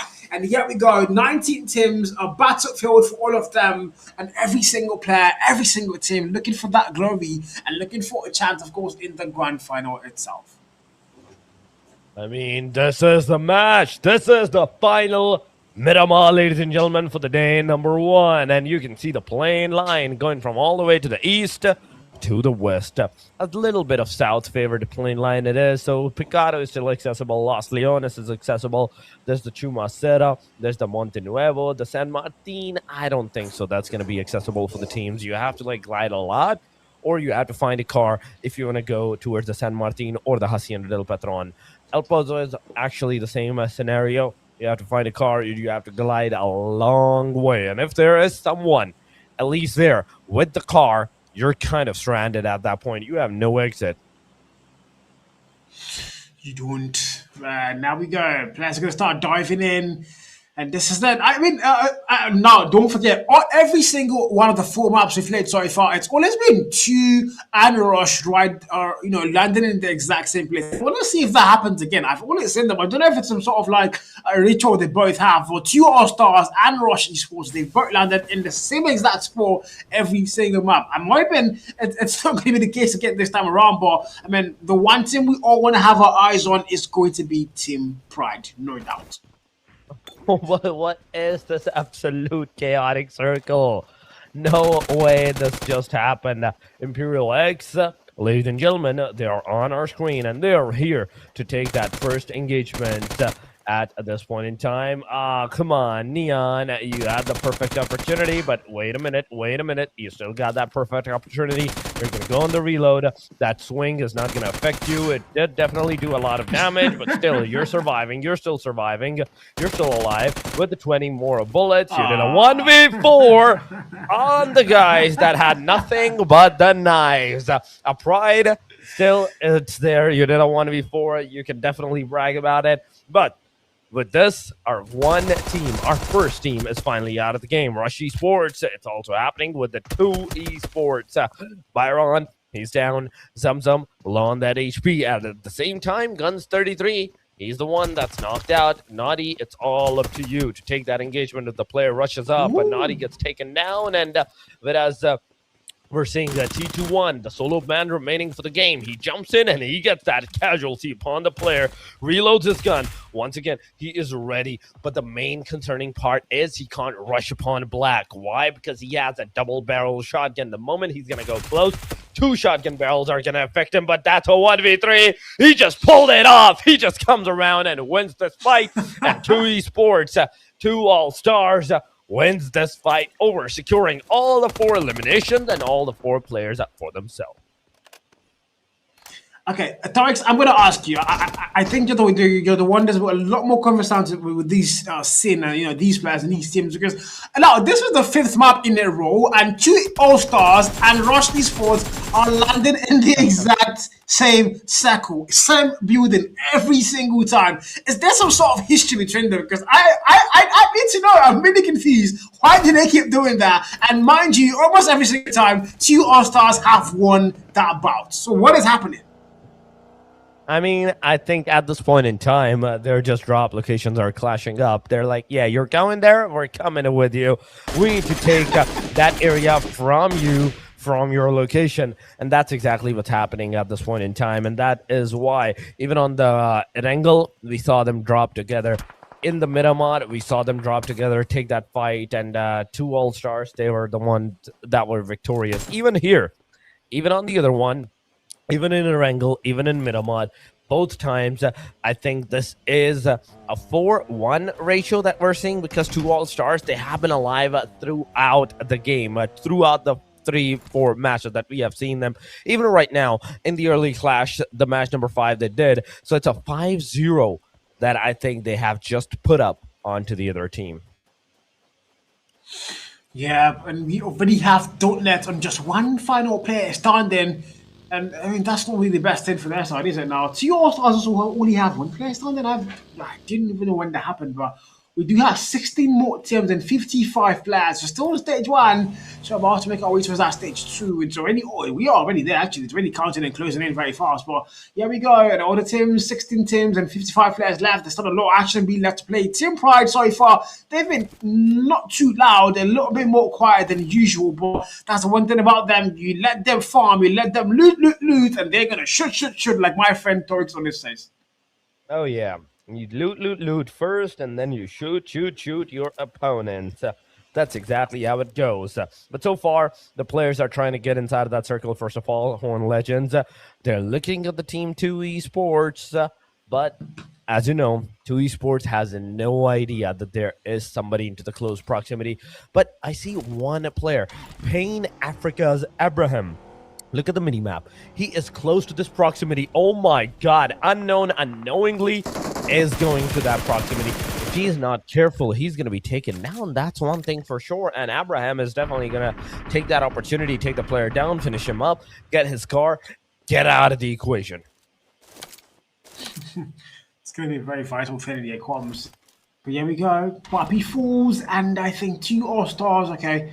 They'll have about 3 players left standing there. Still not the 2 players being low. That's not the best numbers. Team Pride and Team Pain yet to get their first eliminations, and we're already about to get to the 7-minute mark. And this is the very first time that I can say I've seen Team Pride go 7 minutes without finding a single elimination. I've got no idea why, especially on a map that they got 23 before. I think they started a little bit slow this time, but it might probably be for the best. They don't want to overextend and over-engage, because that our Team Pain Africa are ridiculously close, to that. It's just 15 points between those 2 teams, so you don't want to let them, you don't want to get wiped out. I mean, you're really good at the gunfight, you have excellent gun skill, you've been able to win most of the team fights so far, but you don't want to get cocky, you have to play smart. I think that's exactly what those 2 teams are doing at the top right now. Synthesis is on the elimination mark, 2 All-Stars and 4, and they are trying to find value for their sides. But again, 16 teams still left there, and 54 players in the lobby as the zone starts to close in. Oh yeah, the first circle's closing in. 1 more minute, and we will have the first stage closed up. But Thunder Esports, they're also moving inside of that circle. I do love the fact that, okay, even if the teams are not fighting, everybody knows that, okay, this is where the other team might have gone. This is where they might be rotating from at that point in time. And that's exactly what's happening at this placement, in my opinion, right? So with this, Synthesis is also moving inside of that circle. The first stage still has 40 more seconds. Just look at that cluster. You can almost make a semicircle out of this, like by the players, how they're rotating through the blue zone area. All the corner of the blue zone, as soon as there's a corner, there's a team. As soon as there's a corner, there's a team or a player in that particular location, just rotating from that area. But Pain Africa, I'm seeing them take a double split. One team, like one duo, is close to the Crusdale Valley. The other one, on the other hand, is in El Azhar. They will take the fight against the team Horn Legends and the 2 2 All-Star Esports at that point in time. The moment they're going to be given out the chance, but Oasis? Really? The one place that is not even like completely hidden area, but complete open and has water. That's where the circle is going to go. There must be something you don't, I think. Different plan with the playbook. Playzone is doing us damage though. That's one thing you also need to account for. When no one gets put down that kill for 2 All-Stars, 1 more kill found, and here we go again. A little daunting might be. There's a player knocked down. If you're Legends, if you're Matteo, you're somewhere, you maybe get a revive, but the push is going to come through. He might get the kill, and yes, he does. Byron claims it. The double. They're going to fall down to him, and 2 All-Stars are looking really good now. They might be able to win the whole thing here. There's 1 more player left standing in the open end, and he's somewhere close. They're looking for him, I'm very sure, but they have no idea where he is. Brown knocked down. Brown, the nade finds him, puts him down there, and that's a very good nade throw. But you can see T21 looking for a way to make this work. Still aggro somewhere close by, and he sees him first, and aggressor shots him down, and that was a clean fight. He might go more aggressive, confirm this kill, but he's not going to come in. I've got no idea why. He's just trying to wait this one out. But he has knocked 2 players down. And this might be a full wipeout if he plays his cards correctly here, Torix. Oh yeah, he definitely can win this fight out if he plays his cards correctly. That's one thing he needs to do at this point in time. He needs to make sure that he's playing his cards right. But one thing that I want to see, if he can find any kind of better healing, any kind of first aid kits for himself. That's one thing that I want to see first of all. But T21X, one player, the solo player from the Team 2 Esports All-Stars. The situation's not good. Like, look at that. TUEA All-Stars, they had 6 eliminations, and now they're down to the last player. Team Pride, they're not in any kind of engagements, in any kind of fight, and they're just chilling around the equators. They're just moving inside of that circle, first of all. Maybe they will fight later in the stage, but there we go. Finally, a first aid kit towards the side of Horn Legends T7. But now, as T7 finds the first aid kit, T21 does not have any more. It's not a good look for him. He's the last man standing. He's got to find a way to make sure he doesn't die outside the zone, but maybe a vertical can save him. The answer might be no, but he's got to find a vertical soon. Players that is closing up very fast. You can see a lot of vehicles making their way inside the actual playable zone. And so far, 16 teams are still left and 48 players in those 16 teams. So you're looking at that blue sector close and look at those players. How far are they from the actual playable zone? My God, look at the distance. They have to go and cover. It's just not looking good. If you don't have a vertical, you might be put down by that player zone, I think, potentially. But again, we're going to find out soon. 2 All-Stars, when the one player you want to look out for is T21. I don't know exactly if he's able to make it out. Team Pride now trying to get a confrontation come through. The gunfights are going to come through. Densky finds a kill. It's going to be Aquaman getting knocked down. The confirm the score, and they're finally get their first elimination. But I mean, it's really slow start for them. 23 minus 1 is 32, if I'm not mistaken. I think I still know it marks, Dorix. That's the first elimination. At least the book finally has been opened of that engagement, of those elimination, and now I think that book is gonna soar high into the rankings of all the fights. But whoa, wait a minute, Death, I did not see the player. How did you find the player? And you just shot at him straight up on the face. He took him down before we could even realize that. Fear Death, he just took down Daddy, and Daddy is gone. Pain Esports is also receiving that damage. Pain Africa gonna lose 1. Borny is gonna be finished off, and Pain Africa, that's 1 complete team player being eliminated. IMPERIALX is the name, is the reason that they are going up. But 5 eliminations. Wait a minute. 1 player from IMPERIALX has 5 eliminations, and he has it solo. That's the all of the players' elimination number. But Uchiha, careful. You don't want to overstep your boundaries. You don't want to overstep your locations. And that's exactly what's going to happen. Imperial Leon overstepped his boundary, got shot on the head with the Mosin. And that is a bolt action right there for you. No level 2 helmet can reduce that impact. You're straight up going down. Here we go. Switch fight to kill. Chia gets put down. If Finiki gets put down as well, then Pain Africa in a very bad there sport. It's 1 final player standing for them. Can he stay alive? The answer we're going to find out really soon. Gunfight happening still. Synthesis. Switch is going to find a kill there. Chia gets confirmed. The kill puts him down. They've not lost 2 players. It's literally 1 more player standing. 1 more has to get rescued up. Hopefully he can be rescued up. It's not looking very likely. There's a lot of pressure around them. Zeke as well, the 1-man, top 5 players in this whole event so far. It's been absolutely fantastic to watch out for, and he might be able to confirm that kill. If he gets put down, and it's all down to 1 final player, and Zeke doing the Lord's work for his side. 5 eliminations for them, 2 All-Stars on the 7th elimination mark, and I mean, if you're Pride, you have all 4 players standing, all full health, and you have only 1 elimination. But I mean, I wouldn't really call it only because they still have all 4 players, and they look like they have a better plan than what we imagined on this map. Hey, one thing that I can see for sure, in all of the top 6, top 7, let's take it to the top 7. All of the top 7s, they're the only team with the 4-man standing. Nobody else is a 4-man standing. It's whether like a duo or a solo, or it's gone like this. IMPERIALX just got eliminated on the hashtag number 10. Then we had Team Dauntless that just got eliminated with the 2 eliminations too. DEJAVU, they're the one receiving those 2 eliminations for themselves. But 8, you're not going to survive. That's a finisher on the DEJAVU. So Ducky, the 1-man standing remaining for the DEJAVU, everything is on him, right? But the rest of the teams, so look at that, where they're situated at, where they're going. Pride, They have almost the center of the circle. If they stay there, they can easily manipulate their way all around the equator and just secure those elimination numbers that they were lacking behind. Trader close to the proximity of the teams, so we have to see what the fight is going to bring him up. We're going to have to see Den's Q on the kill feed finding value, I suppose. If you're Team Pride, you have all 4 players and you're looking really good. 13 more teams, 32 more players. T21 gets put down and 2 All-Stars are going to get eliminated there by the play zone, finishing off that kill.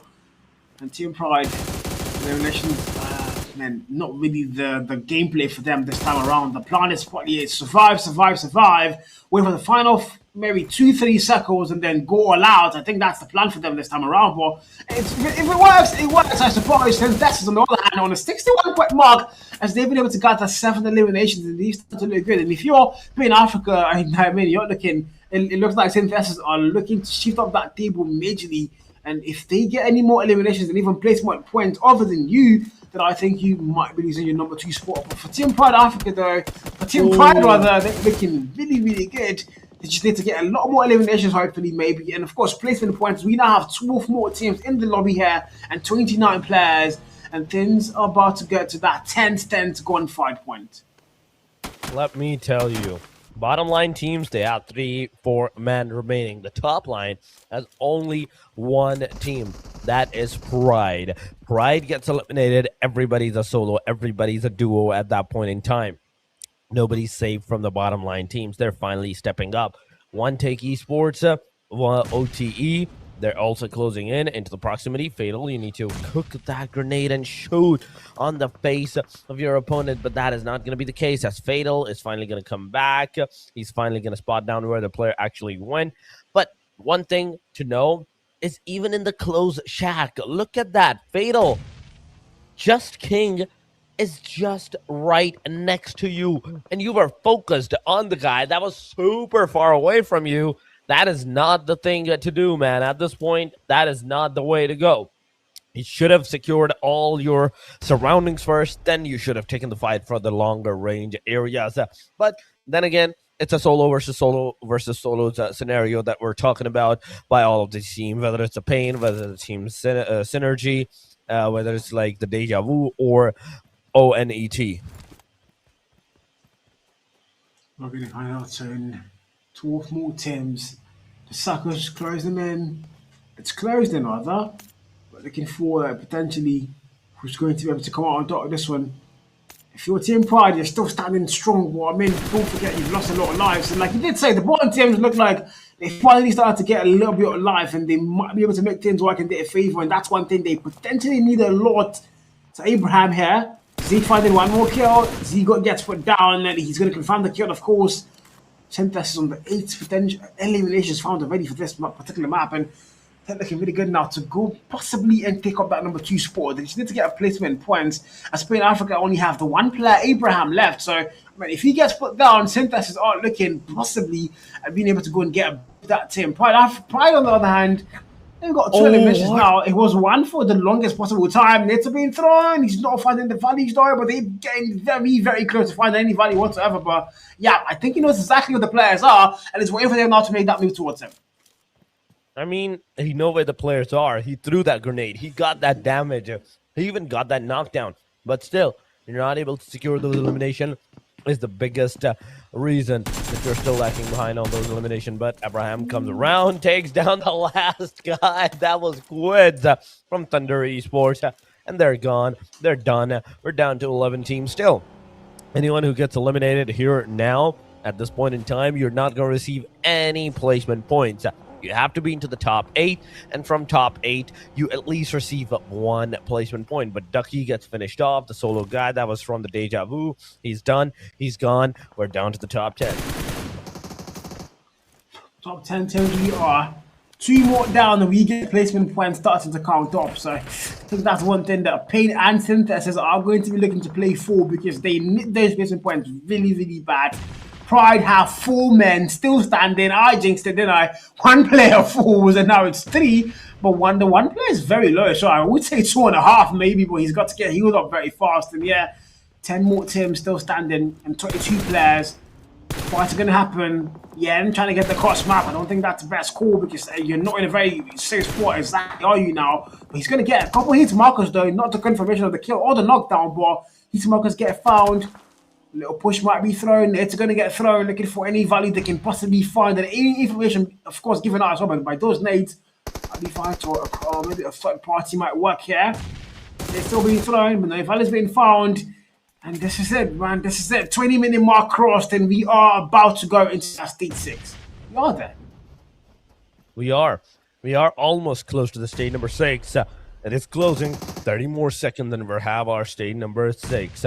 But who is he? Tensky. Together, they're taking the fight against the Genesis Gaming at this point in time. But Genesis Esports, they realize that, okay, taking this fight, it's a double-edged sword.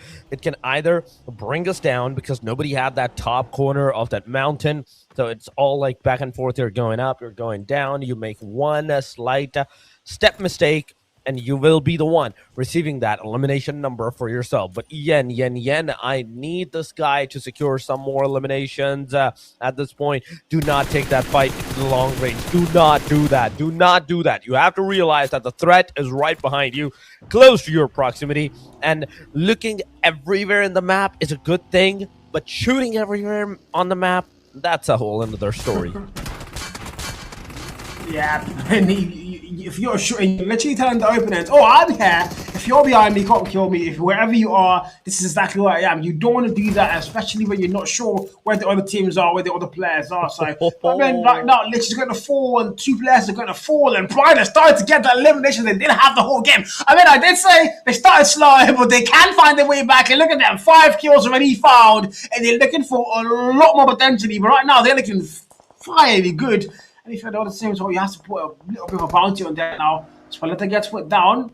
This might be potentially a wipe out for something they don't get for one tick. Esports are the one final player standing insane on number 18 on the table. They need a placement point, and they at least are going to have 1 here, but they could have potentially a lot more if they can just find a way to survive above the top 8 here. They're now in top 8, so they're granted that 1 point, but hopefully they can get a lot more. But in Africa, Abraham still standing, and he's alone. Can he get any form of value whatsoever? That's going to be 1 more team eliminated, and of course that's going to be, oh my god, ZENZ are going to get put down. Synthesis are going to be on the delivering end as they claim 1 more elimination for their side. And here we go, 7 more teams and 16 more players, Stoics. We're down to the 16 players and 7 teams, ladies and gentlemen. 7 more teams, and it will all be over for the match at number 5. So far, the way this match is going, I see Pride with the 2, Pain with the 1, and then Team Synergy with the 1 as well. If they're not able to rescue the player that is in that area that is knocked out. But fortunately, they did. They definitely got them back.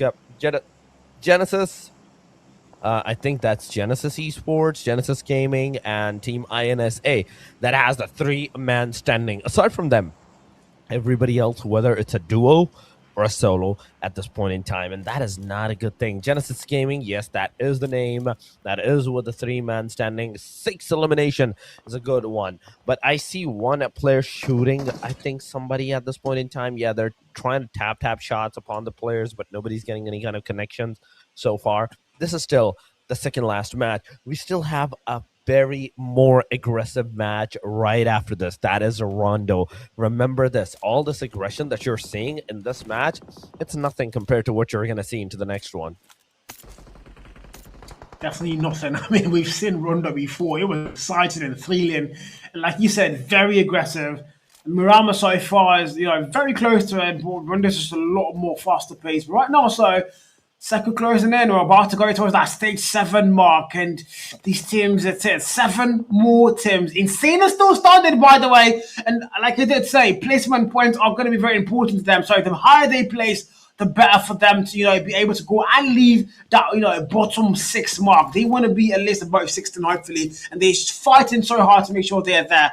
They're doing everything they can. And for Team Pride, 2 players standing. Of course, we have Tensky and Yen, looking for any value whatsoever. They're looking to win this one, and if they win this map, then I'm pretty sure they're going into match day 2 with definite lock on that number 1 spot. As Team Pain still have one player, Abraham. He's been there. He's waiting for anybody to be found. Insane, mind you, have 3 players alongside Genesis Gaming. They're the only 2 teams here that have 3 players left. So they have numbers advantage, but can they make it work? Can they put that to good use? I mean, putting them to good use can only be determined at the end of the stages. Like stage number 8, if you have the circle, stage number 9, if somebody has to come close to you. But synthesis, the close proximity that you have to get inside of that circle is 15 meters. You have to get in that car. You have to move your car in that circle ASAP. The moment you're going to do that, Bricks is going to take 1 down. That's Zeke down. The other car is gone too, and that Akaban is definitely going to strike true as Synthesis gets eliminated by the hand of Insane. Insane Bricks, that was a 1v2, but now Pain Africa, Abraham, the solo guy remaining for the team. 4 eliminations so far, and he's taking the fight with a 1 versus 3. The shots are coming. The damage is definitely a lot, and there we have it. The Uzi is finally going to make its way, and Abraham gets out of the equation. Yep, and if you're Pride, you're looking happy now. All your competition has been eliminated, so you're locking in that number 1 spot. Synthesis down, Painter also down. It's all up to you now to make sure you get even higher placement here and confirm that nobody's sticking your number 1, especially not in semi-final match day 1. We have 5 more teams, 11 more players, and it's all down to this one. Don't forget, there's still teams that have 3 players standing, Insane being one of them. So placement points is what they're looking for. Potentially even more eliminations as well, as they do have numbers locked in. And now we're starting to get a little bit tense. We're going towards that stage 8 of potentially now. Zone is going to start closing in very fast and very soon. So if you're any of these teams, you want to make sure you have a favorable spot in the circle, and hopefully you can make things work out for your side. Right now, though, you've got McKay somewhere here, starting to make that move in, and Sport comes through, Fatal right there. The gunfight's happening, and somehow he's going to lose that gunfight. How?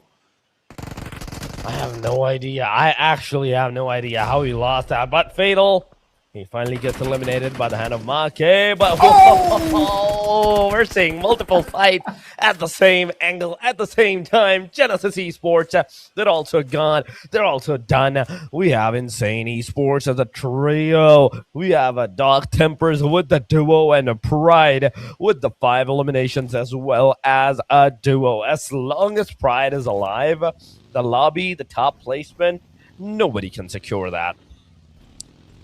No, nobody. There's no doubt there. I don't think there's any doubt in anybody's mind at all. But if you're Insane, though, I mean, you're number 18 at the point right now on the table. So this is pretty good. This might take you, a lot more from what you currently are. Probably, that top 16, top 15, top 14 mark. So hopefully they can if they can get the winner chicken dinner, then I'm pretty sure they're going to get a lot more than that. So that's something they are going to have to walk away now to be on. But don't forget, like you said, Pride are still here. They are one team that are problematic, and it's very hard to go through. So the one, take on the comms would be, how can we shut down Yen and Tensky? If I'm not mistaken, Yen and Tensky are the last 2 players standing. How can we put those 2 players down? 3v2v2 and circle closing in as we make our way to stage 9 here. Oh my god, the stage number 9, it's happening, ladies and gentlemen. We are finally going to see the end of the circle this time around in this Miramar match. Pride is there. There's DARKTEMPERS. And last but not the least, it is Insane, the 3-man party. The only team in this area with the possibility of securing the Vinavina Chicken at a higher chance because there are 3 men. But Tensky, finally, he's going to spot one of the DARKTEMPERS player. Breaks, I think, is also going to spot down one of the Team Pride's player. So it all comes down to the fact that who's going to shoot who first and who's going to give out their locations to the other opponent first. Tensky already know where the opponents are. S-Power is finally going to get up. He's going to shoot. No connection. And now he's in the open. That's where the shots are coming. Thirst gets S-Power down. Tensky is also down on his knees and finished up straight up. But there we have it. There we have it, ladies and gentlemen. It is a 1v3 that is happening. Jen as a solo man, as a solo guy for all of his team. He is trying his level best to secure that elimination numbers as high as he can. He's cooking that grenade. He only got one. He only got one shot. 1 second, 0 second. That's going to connect and breaks. It's going to fall down. That is one knockdown. Fight goes to a 2v1, and the sprays are continuing. The sprays are connecting, and the shots, the way these players are going up against each other, it's absolutely insane. That was a flashbang. That was a flash, a Molotov. The players once again down. He did a 1v2, but he could not secure the third one. No way. It is all over, and it's gone. It's a winner, winner, chicken dinner. Insane with that beautiful securement of that chicken dinner. But I have to give it to Pride. They almost gave them a run for their money. I'm gonna be honest with you there. I thought surely he was about to clutch that 1v3. He was so close. He was this close to getting that 1v3 clutch, bro. Insane. Oh my god, they needed this win so bad, and they finally got it. Placement points are going to matter. Also, the 7 eliminations as well are also going to count for their side, note down. But my freaking god, that was a tense map 5. We are almost due for the day. We are going to Rondo next. But before we even go there, let's go look at all our beautiful stats here, man. That absolutely is true. That was a beautiful game from the side of Insane. Going on to the match summary, it has 61 eliminations with a total of 66 knockouts, 11,370 healing, 20 revives in this game. Only 100 throwables used. Wait a minute, that's something wrong. I feel like that's something wrong. 324 kilometers is going to be the drive distance. Yeah, exactly. That's my point. Exactly. We saw a lot of grenades, but at the end, it only counts up to 103. That is not right. Total headshot goes up to 13. 12,815 is the total damage that the player did. And now, with the survival time of 17 minutes and 53 seconds as the average. Yeah, I mean, crazy stuff here. Well, crazy game. And of course, the match MVP. Oh, synthesis. I mean, you know what? If we rewind back, okay. I think I would be lying because I was about to say it's only on Miramar that we see the winning team not get the MVP. But I think the last time was on Rondo, and that was where we saw Team DEJAVU win the map, but we saw a Team Pride member who unclaimed the MVP. But it's going to happen again this time as we see a player from Synthesis Switch able to go and claim the MVP. And of course, it's 7 eliminations. Why? It's only 7. Is 7 the lucky number here? I think it is because every single one of the player that we have witnessed so far in this stat page has 7 elimination for some reason. 924 is the damage, and this time even the knockout numbers were 7 for the guy. Going on to the match standing, ladies and gentlemen, Insane with the 17 total points. Pride still in this match, 12 points total. Genesis with the 12 as well. Synthesis is there with the MVP title and the 10 total elimination numbers. DARKTEMPERS with the total of 7, 2 all-stars. They did an amazing job. I have to give it to them. With just the 7 elimination numbers, they're still onto the top 6 in the match standing. Pain Africa, they tried good. They did good. But the overstepping of your boundaries, I think that's what's taken them down. Yeah, I get a little bit too confident, and then, not really having the ability to back it down at that particular point in time. I mean, there's a lot of gunfights that you don't really have to go and take, and I think they've been taking too much of those, and that's why. But I mean, look at the top 5 players. We've got 2 players from Synthesis, and we still have 3 players from Pride. These guys, man, they are living true to their name. The Pride is being kept. Oh, actually, 2 players. I take that back. 2 players from Pride, and we have a player from Pain Africa, Bonnie, this time around. Okay. Pride are starting to lose numbers here, Jorix. Oh yeah, they definitely are. They're losing their numbers onto the overall top players. Slowly, I'm seeing a switch comes in onto the top placement. Yen is still there, but with 17 elimination on the number 2 placement. Borny is there with the 19 eliminations, Zeke with 15, and Senki with the 15 eliminations too. So it's 15, 15, 19, 17. And then, last but not the least, 20 eliminations with the survival time going averagely higher to the ending side of the Team Pride Senki's angle, we still have to see the overall, like what the overall has in store for us, what the overall is going to show us in all of its glory, and that's exactly what we're going to see. The top four, they're not budging an inch. Point-wise, yes, they're moving back and forth. The points are going up and up and up until the top three. We're seeing a 50+ points, but the moment we change on the number 4, it goes down to 38, not even 40 points in total. One Take Esports, you're doing good, but you need to do better. 2 All-Stars, 7 eliminations in the last match, and now they're on the 35. A decent job. Team DEJAVU, they need to do better. Second page side, oh my god, look at that. Everybody, except for the DARKTEMPERS, went down. Yeah, I mean, you also have to get credit. Insane just popped up from number 18, if I'm not mistaken, all the way to number 9. I think that tells you how much a winner chicken dinner can actually do for you. That was vital. That was very pivotal to their success. And finally, they are now, looking at, a grand final sport match they won. And they're looking really good. They're looking very excited towards that grand final sport, but they have a lot of work to do. They can't just get complacent now, but at least they have, found that footing they so badly needed. But I mean, looking at the bottom of the table again, you have BH Esports, not really the best day in the market for them. BBC XTREME, by the way, haven't been able to get into any of our 5 maps, and I'm going to highly doubt that they're also going to be able to get into map 6. So, I mean, for them, it's quite sure. I think their fate is already decided, and there's no luck whatsoever that can be on the side. But I mean, for every other team there, Unique, Youngblood, BH Esports, and even Rush Esports, they still have a potential,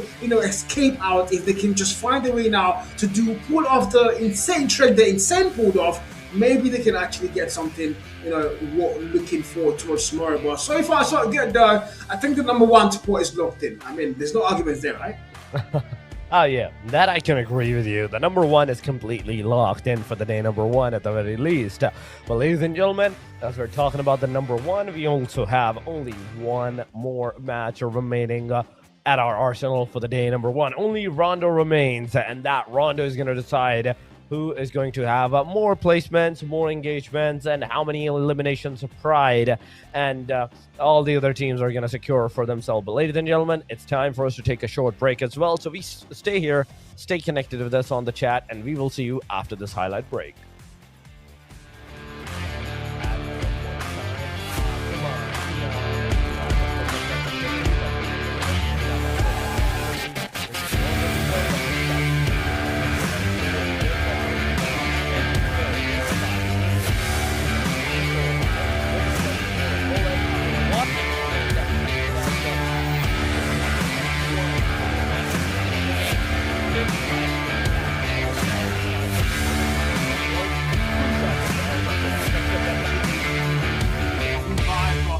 She's gonna go. So no, he might get the kill, and yes, he does. Brian already claims it, though. I'm pretty sure. Brown not down. Brown, exactly. He's gonna pick it out. Team Pride now trying to get confirmation opportunity.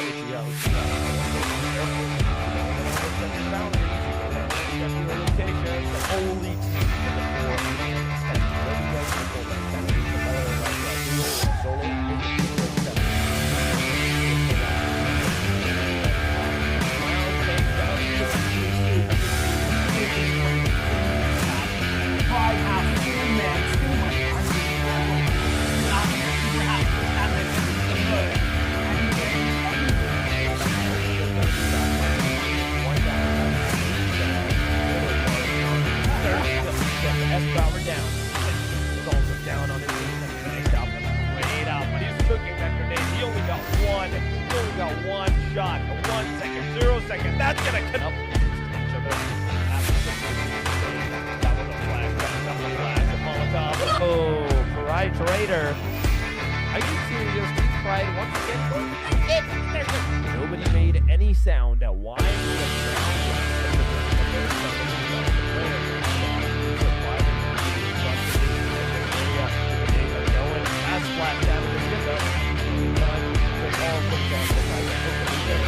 And Mateo is going to be the one.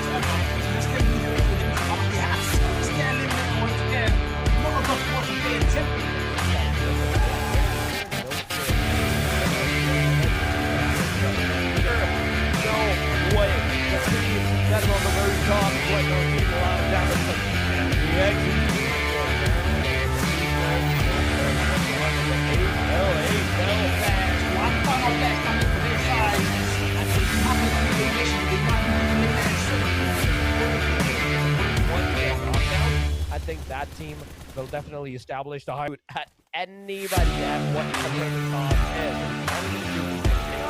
He's going to take good of the right one after. That's what he should have done. That grenade is going to instantly finish the flare.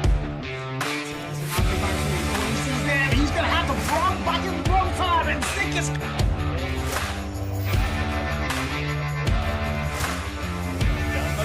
No!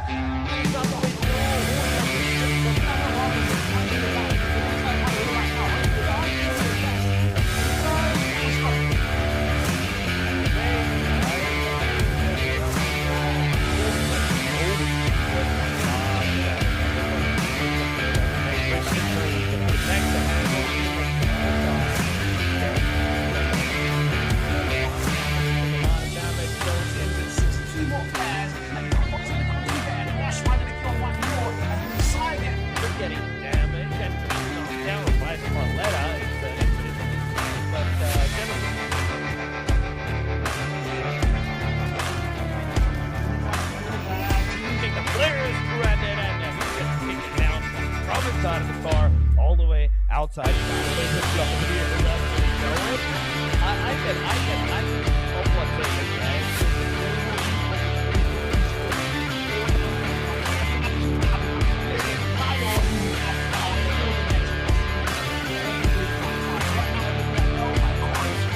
Take the fight, main phase. Let's go take down. They cannot add a confirmation. Winning the one slip.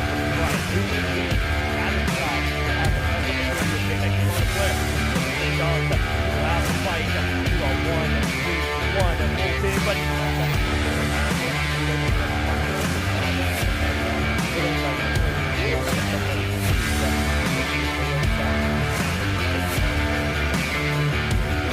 get out of this compound, go and take that fight. He's gonna jump down, he's gonna go to the other side, he's gonna take the next. He's there, but oh my god, that's a precise grenade. Is crossing on the past.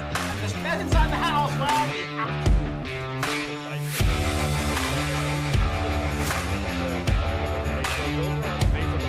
mean, watching that battle more, the 1.10 kills already on the board there, side of him, or a lot more there.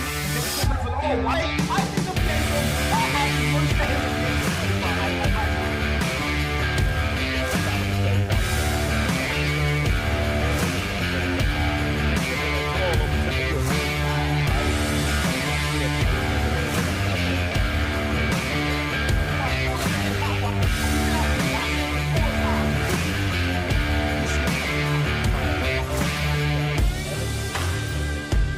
That's 8. Oh my god.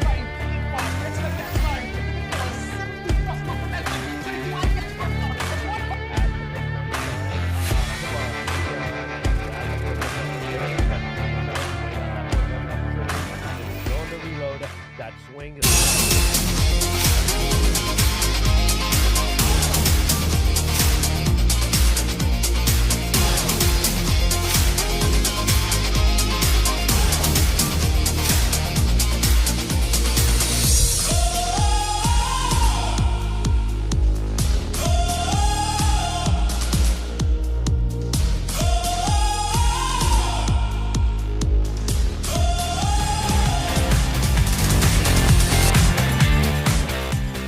Back, ladies and gentlemen, final match remains, and we are here to witness that all together with you guys. It is I, Torix, and Tori is with me once again, even for the final match, because he cannot miss this Rondo. You all know, we all know how exciting and how aggressive this one is going to go.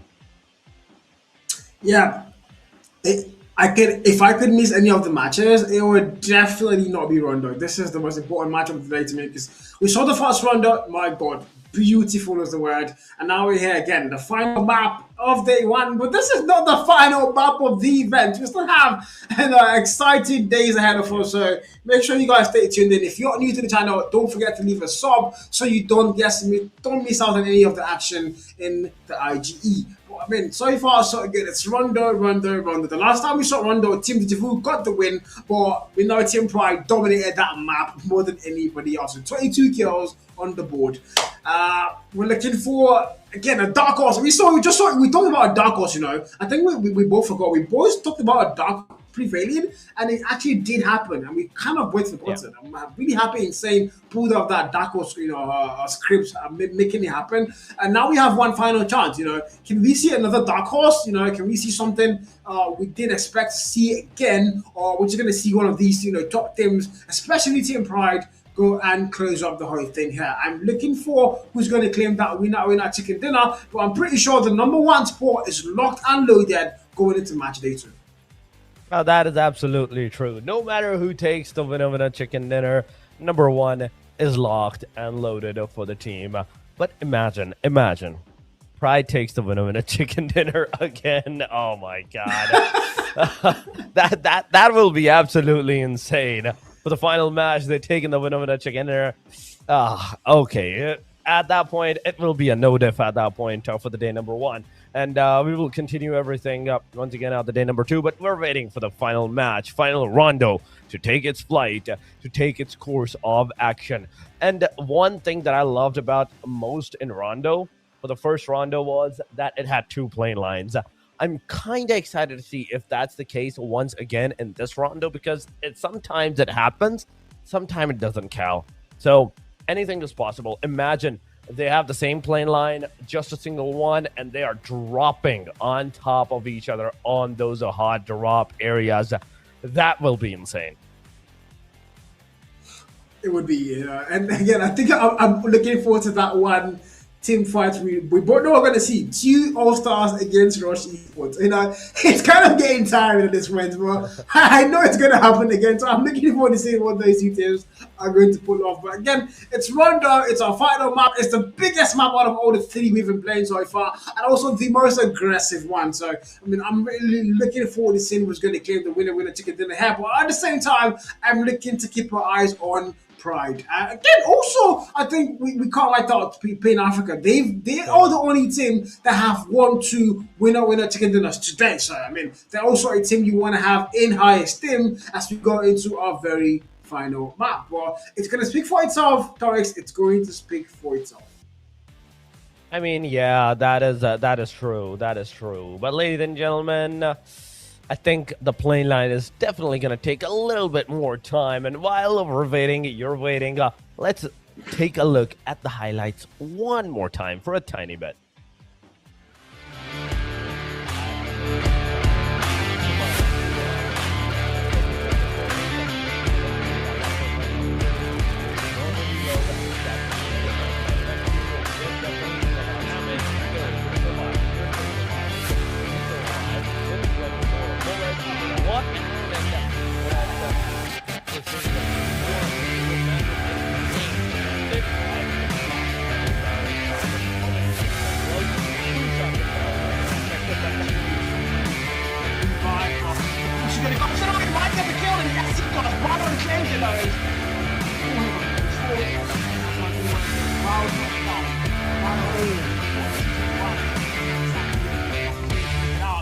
Now trying to get a confrontation coming through. Uchiha. Careful. You don't want to overstep your boundaries. You don't want to overstep your location. And only with the 4 non-attack. Nobody else can hold that sound. It's a better like duo or solo.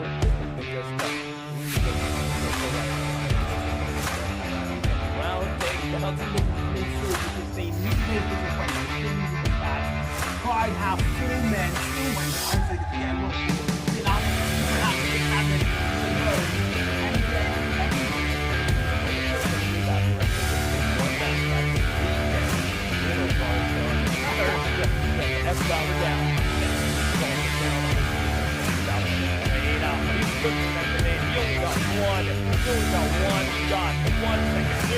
That's gonna cut up. That was a flashback. That was a flash. The ball is off. Oh, Pride Trader. Are you serious? You Pride once again? Look, nobody made any sound. Now why? Because now you have the abilities on this player and surviving indestructibility in this area. The grenades are going, and that splash damage is getting up at this point in time. It all comes down to the fact that okay, he's gonna put through, and Mateo is going to be the one step up. He's going to be the he has to stand in there once again. Not a good spot to be in.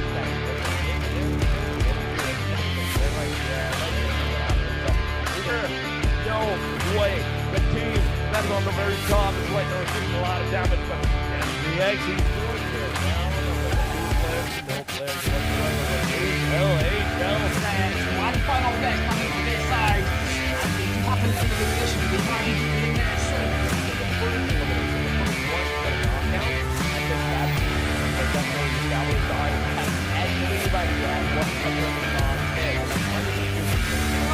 We can take it if we get the right one after. That's what he's going to done. That grenade is going to instantly finish the player.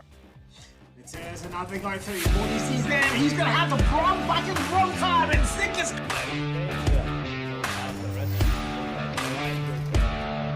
Done, but Horny, no! That is not the way to go.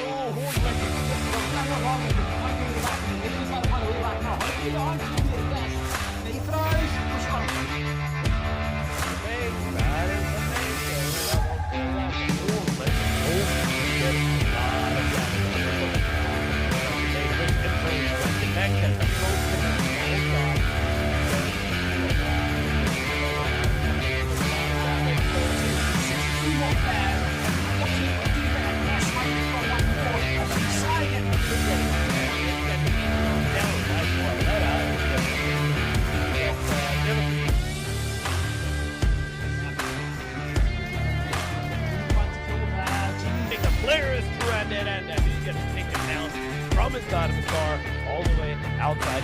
The way this lobby is actually going. I can somewhat say that yeah.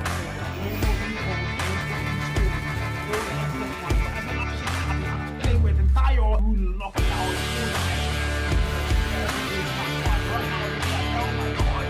Maintains the fight, face with Murphy. Murphy takes it down. It's a knock and a confirmation of winning. But one clear from the prize. Who is he? That is the guy that has the best opportunity of getting next on the player. Because you will have to fight. You are 1-3-1, a full team, but that is going to go forward.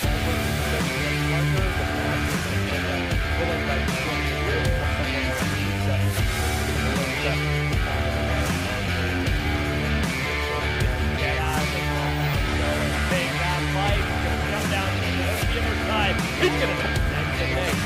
There, but and the Smith inside the house, well, they have to move. Precise grenade, that I mean, we're talking about a mod. We might want 10 kills already on the board for their side, but they're looking for a lot more there. As they were thinking, oh, I think the players I have no player elimination so far. I might know. That was the third party, yeah, that was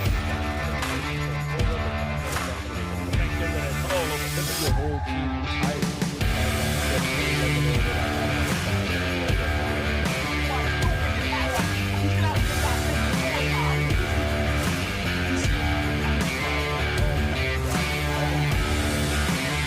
That's 8. Oh my god.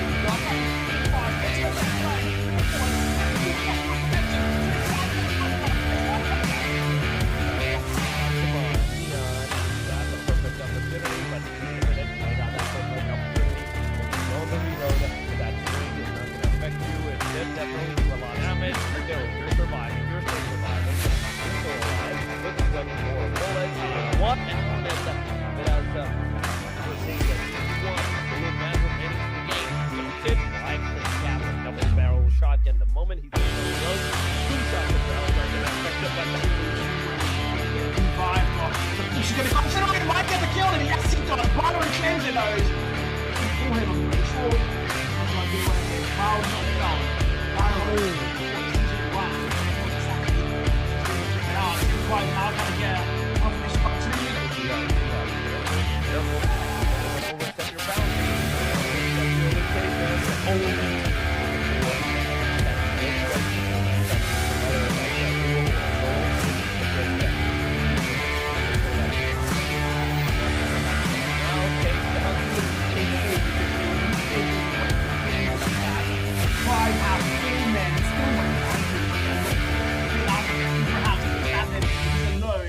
Can he get any ASAP. The moment you're gonna do that, take one down. That's deep down.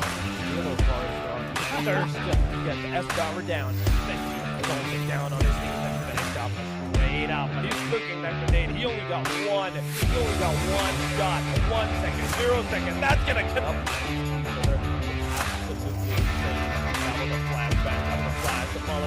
Oh, Price Raider. Are you serious? Right, once again, it's just any sound.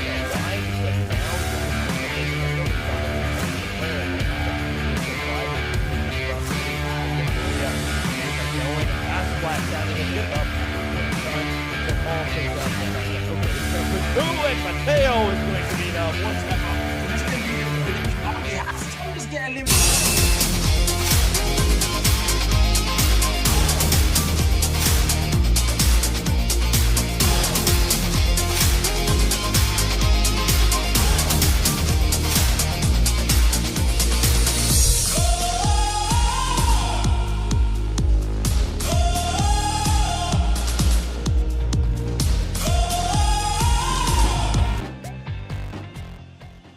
Welcome back once again, ladies and gentlemen. I know I said a little break, but that was a big one. That was definitely a big one. And once again, the names are correct now. It is Torix and Tori, ladies and gentlemen. We are together. We are the twins. That's going to entertain you for the final match once again. But, Tori, this match, it has actually taken the flight. Okay, I thought it was going to take a minute or two, but no. We're going to go straight into the game. Ladies and gentlemen, I present to you the final Rondo of the day. The final Rondo, the final map. Every step we've taken so far has led to this very moment. It's all down to this one. As we know, Team Pride, they've got it locked in the number one, but everybody else scrabbling and fighting for whatever points they can get. Pain Africa as well, don't forget, they're the only team that have won 2 maps out of 5 today. Can they make it 3? Can they, put everybody down the gutter and tell them, well, we might not be able to get that number one locked in, but we can definitely dominate the whole match day itself. And then another Dark Horse story. I'm also potentially hoping for another Dark Horse story. And let's get the action started. A TUE and RUSAG? I don't think so. Oh, they jinxed it, man. They jinxed it. Come on. And I'm telling you, I told you, everybody's going to drop at almost the same location. Oh my god, the lag that the teams might be facing at this point in time. It's going to be insane. But there we go, double 3K, he's down. Eunice is also down from the side. Pain Africa, they're engaging the shot, they're engaging the action, and that's the 2 elimination that they are trying to secure for themselves. A good start, a good initiative, but how well is this initiative going to go? That is the big question. There is Abraham taking the fight against the Imperial Sia. Sia was down, finished up instantly. 3rd elimination comes around the way. Here we go. So far, so aggressive. And this is why we all love Rondo, isn't it now? Everybody's fighting. Nobody's got time for looting. It's all straight to the shooting, guys. Nobody wants to loot it out as they all go out to the action. And I mean, if you're up in Africa, you already have 3 eliminations on the board. Same thing for insane. It's saying Horn Legends also have 3 eliminations on the board. Those 2 teams doing everything they can to make sure they are getting as many as possible and racking up those points for their side. And here we go again. Nate's going to get thrown, Smoke's going to get thrown, Gunfight, Bullets are going to get thrown as well. Neon finds to kill, Abraham gets put down. He's also going to get confirmed, eliminated for this one. And if you're looking at Team Fear, they just go wiped out. And my God, that was fast. That's another team.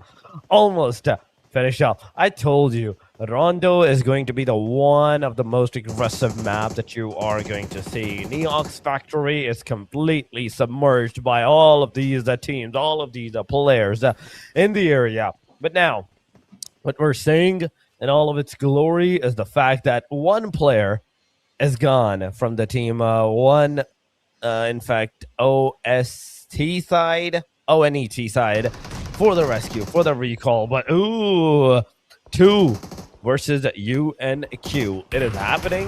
Kingston threw the mall grenade. Wait a minute. Is it inside? Did it went ahead or not? That's it was inside. It was inside, definitely. Kingston, now that made you cost your whole team. Unique just got finished up right there. 2 all-stars. Beautiful execution. So far, 3 eliminations. I don't know what that was. That was so funny. He threw the nade and he's like, oh shit, not good, not good. Leave the room, leave the room. And then, of course, like you said, he did cost the whole team, and they've been wiped out. And there we go, 16 more teams, and we just started the game. It hasn't even been 5 minutes, and we already have 3 teams eliminated. That was way too fast to call. And right now, Rondo, leaving out to that name of, aggression, and Rush are finding kills. Paletta gets put down there. ZENZ Esports also very much close. This is a 4-player shooting a 1-player, and he's in a very bad spot. He's completely surrounded. What can he do? Ooh. What is going on? What is going on? Rush Esports now with the 1 elimination. They are trying to find out where the rest of the players are, but 4 times on an AKM. Okay, calm down, sir. Calm down. No need to rush. No need to be aggressive. Calm down. You don't need to put that on. Put the gun down. Thank you. Unknown, close to a Subu boy. And at the same time, look at that. ITE, Fatal Saint, together. It's a 3-way deadlock that can potentially turn into a 4-way deadlock if the team Rush decides to come from the backside angles. There's also the team ZENZ that can possibly engage in all of this situation from a different scenario, but Fatal, he is super engaged on just a single player. Throw that grenade. It definitely did connect, but a little bit, and not enough for the player to get eliminated. And now with this, we're seeing a lot of more casualties coming around. Here we go. It's looking very fast paced indeed. It is.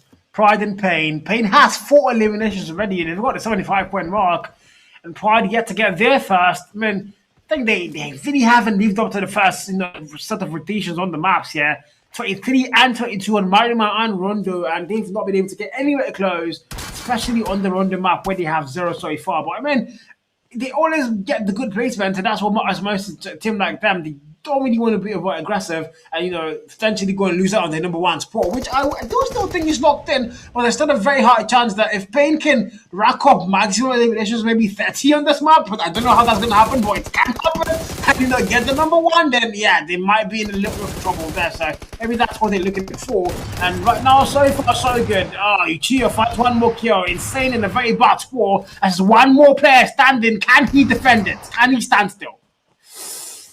Oh, we have to see if he can actually do that or not. But so far, Pain Africa, that's 7 elimination we're talking about, man. 7 elimination is a big number. And within the 6 minutes marker, there's only like a couple of teams, like 1 or 2 teams that have been eliminated. Insane is going to be another one that just got finished off. We're down to 15 teams. We started, I think, with 17, maybe 18 maximum. But now we're down to 15, 7 minutes past. Bo comes around, gets that confirmation, gets that elimination. That's also the 6th elimination that this team is going to have. Oh my God, this is looking very fast paced, and you made no lie, you made no mistakes. Rondo is aggressive, Rondo is beautiful to watch out, and so far so good. If your team in 10, you've been wiped out. A winner chicken dinner got you all the way to number 9, but right now you seem to be stuck there. And you're just hoping that Dark, ZENZ, and IMPERIALX have nothing to say on this map, or you might be risking a mighty drop down. Even Thunder and Rush are also very in good sports to go and bring you down, but so far so good. Yen is going to get put down there. Now they're going to lose 1 player. 3 more still standing though. Pride Woozy to get that retake. Shut down McKay. And 15 more teams and 54 players left still standing.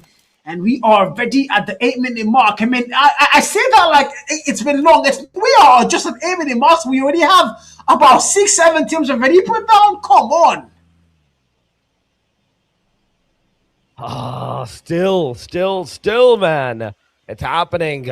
2 All-Stars, Byron with the 6 eliminations for the whole team. The first circle stage is closing down. That is the thing.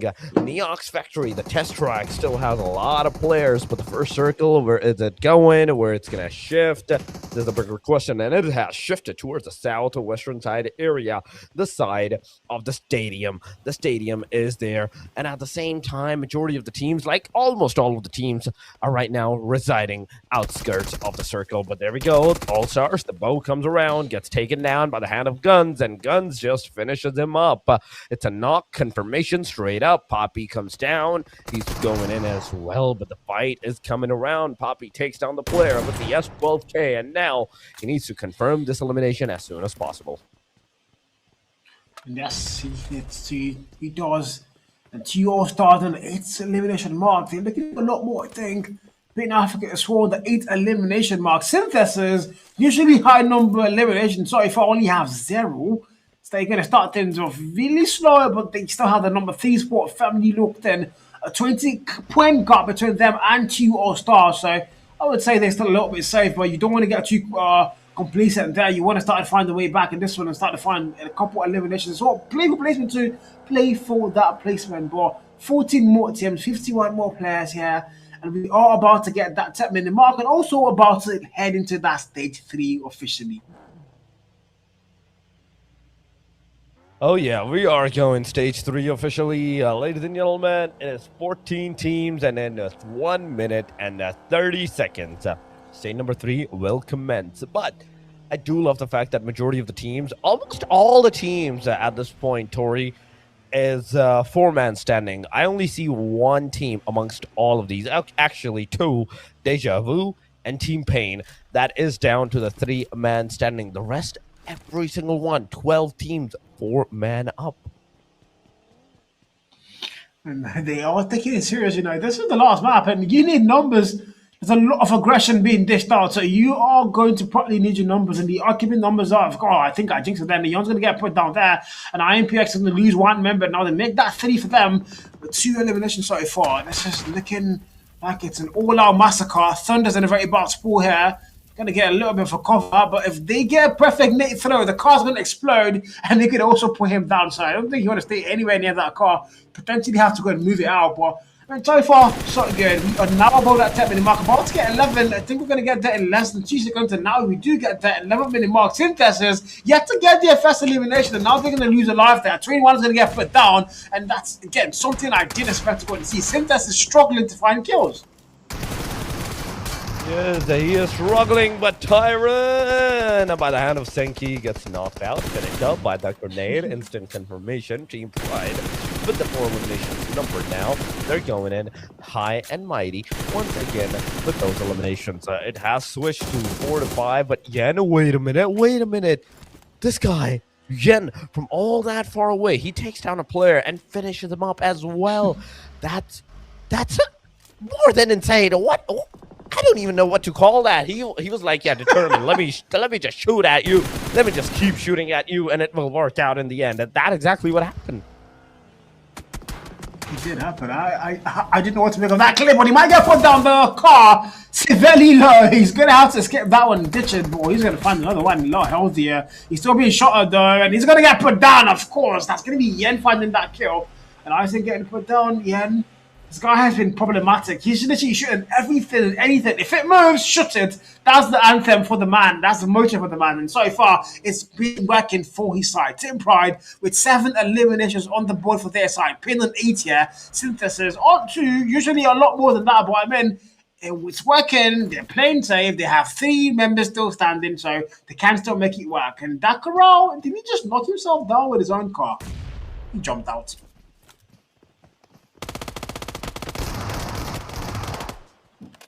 Didn't he? I think I might have lost there. I'm just gonna go on. Is it me production? Confirm, please. Yeah, we're still going. Okay. Well, so far so good. Anyways, Pride. They've got 99 points on the board, mind you. 99 whole points. I'm about to get the 100-point mark, and I think once they get there, they are a little bit too far out of reach. So if you're any of the teams, you want to put them down, you don't need them getting any placement points whatsoever. They already have 7 eliminations. If they get any more placement points adding to that, I promise you, going into day 2, they are going to be nearly untouchable. So that's one thing. I think there has to be a sort of bounty on their head by now, and all these teams should have one focus, putting those guys down of Pride. The Pain Africa so far, 79 points for them, the 8 kill mark. got Rushy Sports. We didn't get to see that two All-Stars against Rushy Sports 1v1. You know, we saw that for the first 5 maps, and then Rondo, they were like, you know what? We are done with this. You know, this whole ego challenge. You can have your side of the map, or we can have our side of the map. And finally, they let it go. But I mean, so far, 14 teams still standing, 14 minutes on that clock, and 45 players on the board for this particular map. So for Rondo, the aggression definitely showing up. No impelling whatsoever. We're looking for more action. Second closing, we're about to quick our way towards that stage 4. And Synthesis lose one more player. They might lose them all. And Tensky's close ball. It's going to go in for the engagement. This is the player in yellow. I think that's smoke. Finally's going to be fun. Weezy finds a kill. And Pain Africa are going to get eliminated. Who would have thought? And Team Pride, I promise you, #1 spot is locked in. And there's nobody, I repeat, nobody taking that away from them on match day 1. You can write my words down. One thing Esports also take the 4. They're going to get put out, and we have 12 more teams. We're almost at placement. My God. This is looking scary now. 12 more teams. The zone closing in. The harder it goes, the harsher it gets. You need to make sure you're closing, you're in that circle. Again, I mean, they're the pro players. I'm the caster. The one that I know for sure, if I'm playing PUBG Mobile, I'm always looking at the circles. And welcome back, Torix. Hello. Thank you, man. Thank you. Appreciate that. I am back. I'm really sorry. But yeah, it is back and forth going around. But I do love the one fact. I came back. I saw one amazing thing.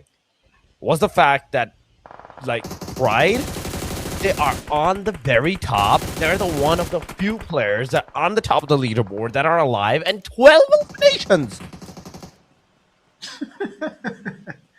Yeah. Crazy. That's all I can say. All I can see all night is crazy, man. They've locked in. I mean, they didn't even need to lock in, but they wanted to lock in, and they did lock in, because you can see that clearly. They're still holding it down. I mean, 10 more teams are left, 33 more players, and at this point in time, Pride also have 2 players standing. ZENZ, they're going to find a kill spot. Let's go in, finds a kill, finds a double, knocks a player down. Mike confirm the kill then. It's not going to get too pretty. Well, he does confirm that kill, and they start to get a little bit of life here. That's going to be ZENZ Esports, and they're going to have 4 eliminations on their side, as they are going to, okay, the one team get eliminated. That's going to be Thunder's getting put out of their misery, as we now have 9 teams, and we are almost at placement points.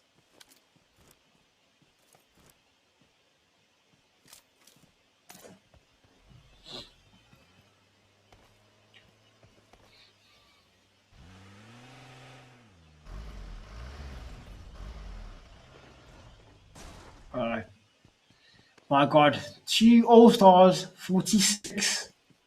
11 eliminations are like, I mean, 12 eliminations, by the way, for Team Pride. This guy, my God, 12 eliminations, man. Torix, 12 eliminations. 12 eliminations. That's true. But I do love the fact that majority of the teams that are still in the game, they're 4-man. Like TUEA, there's the Team Dark, there's the Team Rush, YBLO, and ZENZ as well. All these names, they're 4-man standing. What we're seeing, what we're looking at with those elimination numbers is the fact that, okay, everybody is showing something. Look at Rush. 7 eliminations in this match, and they are definitely going high and mighty at this point in time. But Team Pride, they've just got another elimination numbers for themselves. Senki is low on that HP, and how is this guy surviving every single time? Every time he's low on that HP, he somehow still managed to get out of there with just that bare HP, bare minimum HP whatsoever. But now, Trader, alongside of Senki, it's the only 2 players that are remaining in the area, right? 12 eliminations, maybe the 13th one will come around. No, as DNNT just steals that elimination away from the face of this team. But once again, the circle is going to take a shift towards the stadium side, stadium and the pond, in my opinion. So it's a majority of the area that's completely open, and there's a limited area that has to cover. You're right. But 9 more teams, Dorix, 9 more teams. The final map. A lot to play for here. And again, I mean, if you're Pride, you have already finished day 1 and #1. There's no chance whatsoever. This is it. I mean, they were pretty sure Team Pride are finishing at that number 1 spot. Pain already out. Synthesis also already out. 2 All-Stars are miles behind, so there's no chance whatsoever for an upset from them. So if you're Team Pride, you can rest easy knowing you finished day 1 with maximum points. 100-point mark crossed on just day 1. I mean, that's quite impressive. And the funny thing is, they're still going strong. They still want to finish well. They still want to get maximum placement. They still want to get more eliminations. I mean, these guys, they do not want to stop. And I think that's one hunger that they are holding on very strong. But right now, though, 9 more teams. And we have only, I think, about 4 teams with 4 players left on their side. That we absolutely do. The thing is, the team that has the higher elimination numbers, they're kind of like losing a lot of players. On top of that, I'm taking like Pride example. So far, they're down to the last 2, but look at those elimination numbers from 12 to 13. They just went up to Esports, All-Stars. This is another team this time around that has secured a lot of decent number of eliminations. Like 13 is a huge number, no matter how you look at it. Even the final match is going way too crazy, man. Way too crazy. Come on, Bo. You need to move forward alongside the rest of your team, but you have the circle, so you're just going to wait 1 more minute around the area to know where the next circle shift is going to be. But you already know that you need to be into the center of the stadium, center of the area of the circle, so you can possibly have even the next circle for yourself, and you don't need to move. That's exactly after knowing that, realizing what needs to happen.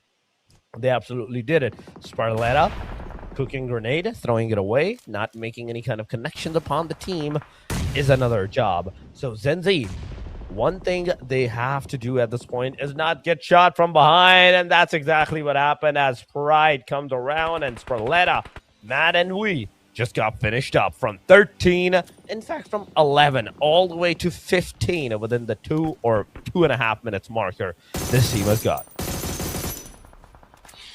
7 more teams, Stoic, 7 more teams, and 23 players left. And Pride are still one of those teams, by the way, with 15 eliminations. They're still looking for a lot more, aren't they? 2 All-Stars on 13, the 48-point mark already locked in. So, man, this is starting to look a little bit too tense, and this might just be another dominant game for them, especially on a map like Rondo, where the last time we saw them on Rondo, it was 22 kills. Can they do that again? They need 7 more to equalize the performance, but I mean, it wouldn't even matter. They've already won match day 1. They're just looking to finish it off strong in the strongest way possible. And now we're going towards that next circle. It's going to be, a little bit of stadium, but in just the jump part, not the whole stadium. But we're looking forward to see that next one close in with our last 7 teams. Well, we have to see. It is the top 7. So we gotta know what's gonna happen, how is it gonna occur, and what's coming next for the team. So far, everybody's chill. I do love the fact that everybody's chilling. They're just chilling out to their maximum point that, okay, yeah, we're chill, we're not moving, we're not making any kind of assumptions or any moves at this point in time. We're just gonna stay safe and wait for the next circle shift to be made. But Rush Esports, you guys need to move forward. The player has spotted another team. The shots come around, but I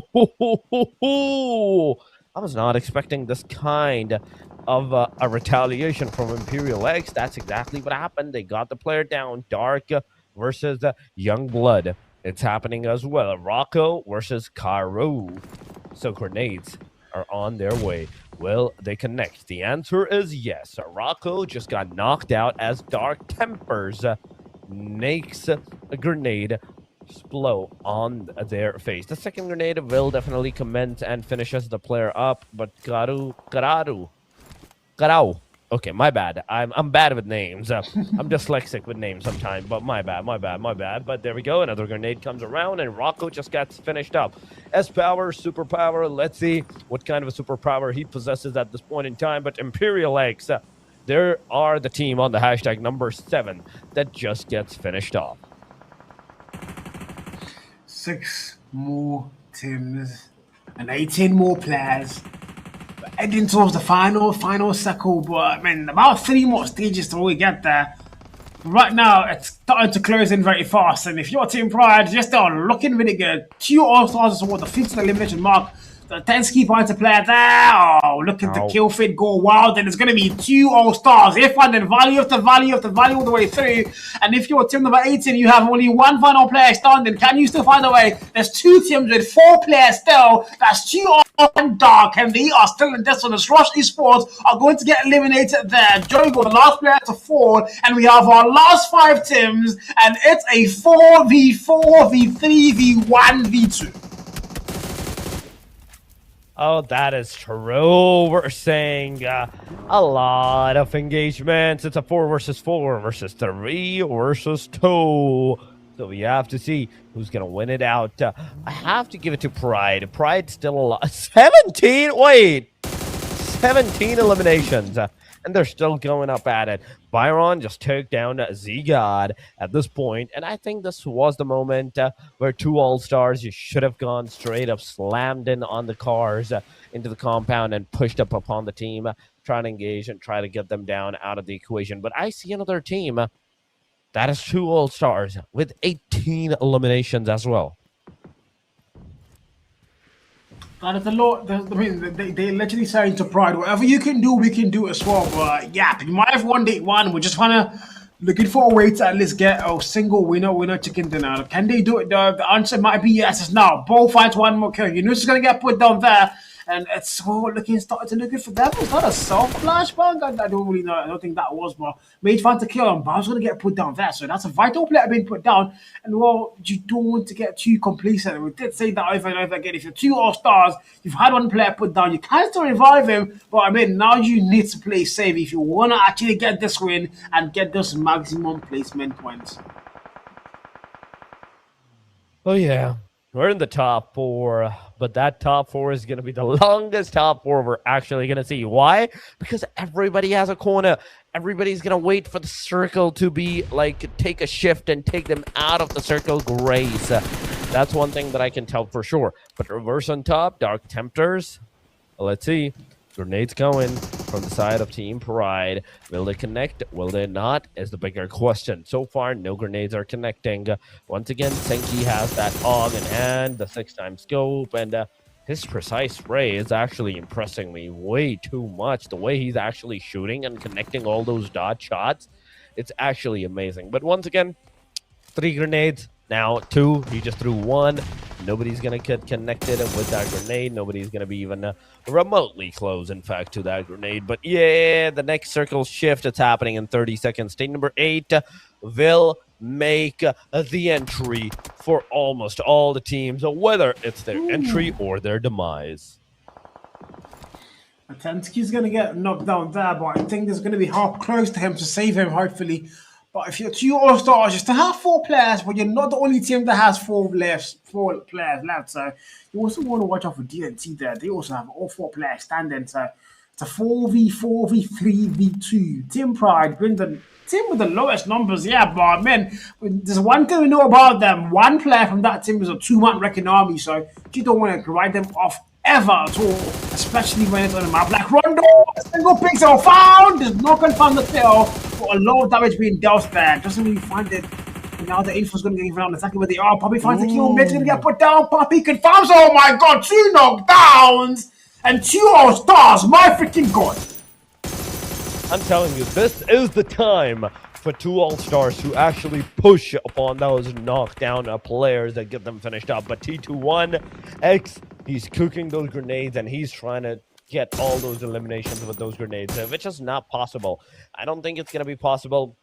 On the other hand, Senki is holding the fort down for the side of the team DMNT at the point in time. Team Pride, DARKTEMPERS, everybody in the surroundings are waiting for the opportunity that will present themselves in a short while. But 50 more seconds, and this stage is actually going to close down as well.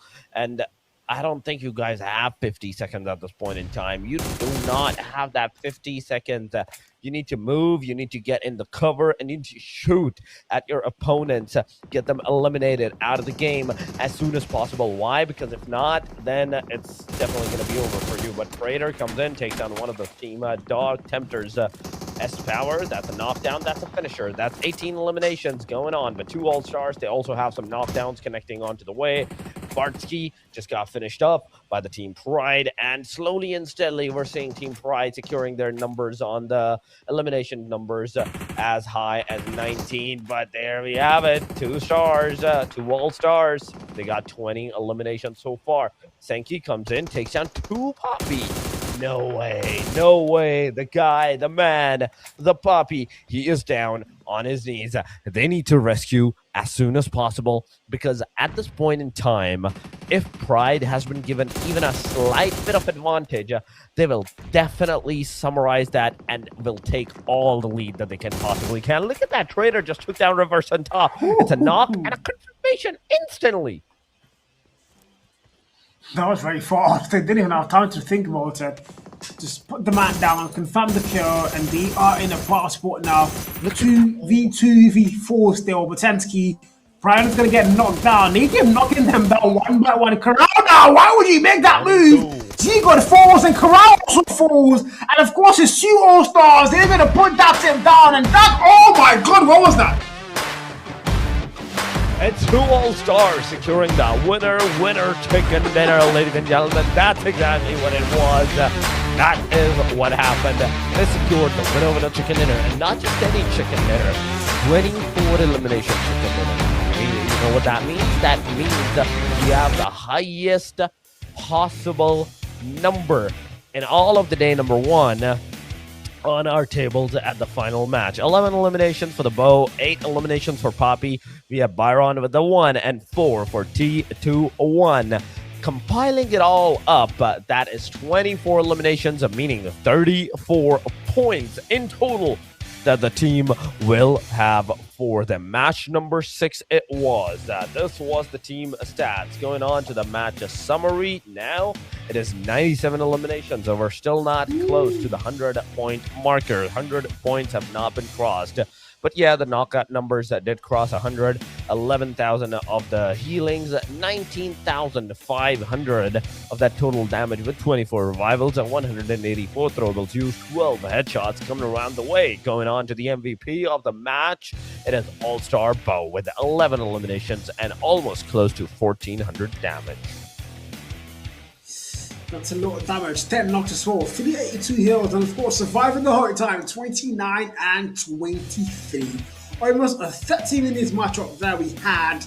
And my god, 2 All-Stars. They finally crowned all the effort. They've been one of the performing teams the whole day, but they just haven't been able to get their hands on anything. But finally, they do get their hands on a winner chicken dinner and a lot of eliminations there as well. 24, mind you, that is now the record for this event. That is the highest. 23 was the highest before by Team Pride, but now we have 24 on our very last match on Rondo, and it's going to be by none other but 2 All-Stars. They now hold that record, but clearly Team Pride hold the number 1 no matter what happens in this last match and map.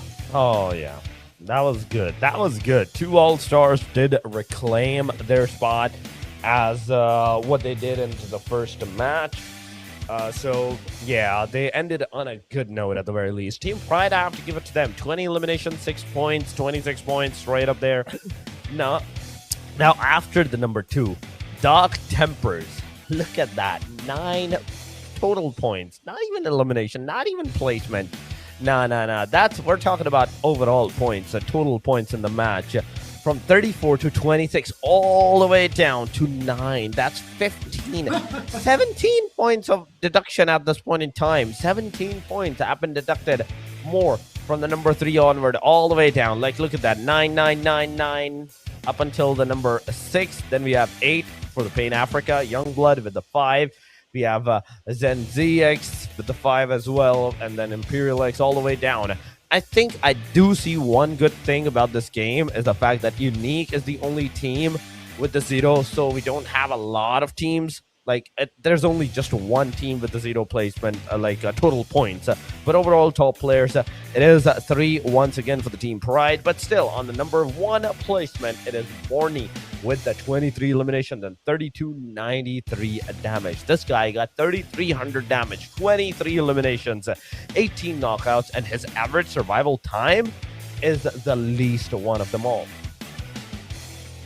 Literally the least one of them all right now. But I mean, for every single player I have, they've shown up, they've carried their teams, you know, and especially the Pride players. We still have 3 Pride players. They found a way to make sure they have at least 3 Pride players. Just to show you how should I say dominant they've been the whole match day today. And of course, when it's match day 2, these players have a lot of bounty on their heads, and they have a lot of morale boost already on them.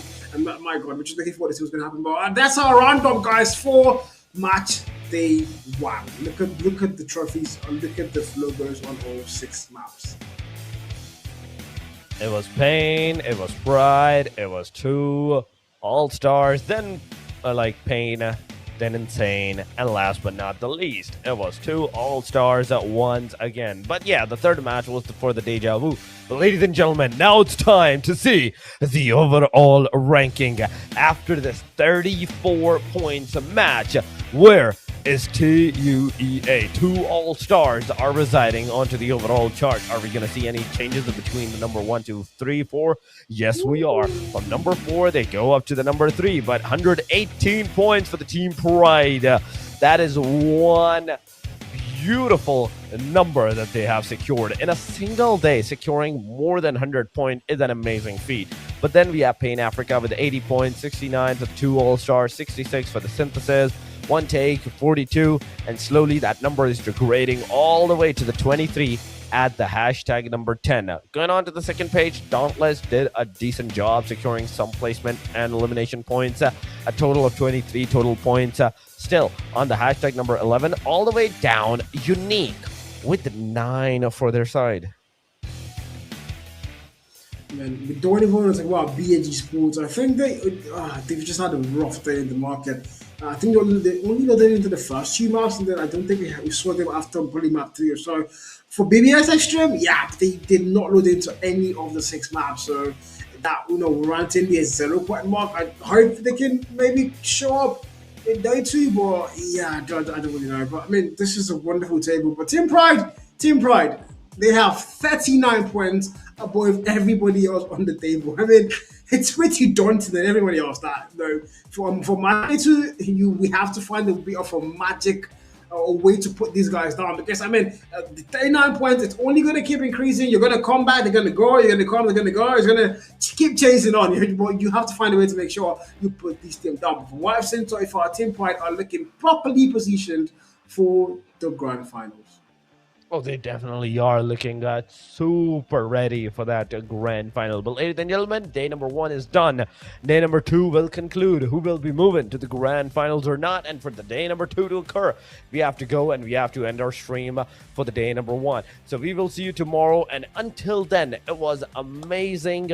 The teams were amazing. Everybody was amazing. Tori, you were amazing throughout the journey too for the day number 1. And I hope to see you on the day number 2 as well. But until then, ladies and gentlemen, have a beautiful night and have a beautiful life. Take care. Peace out.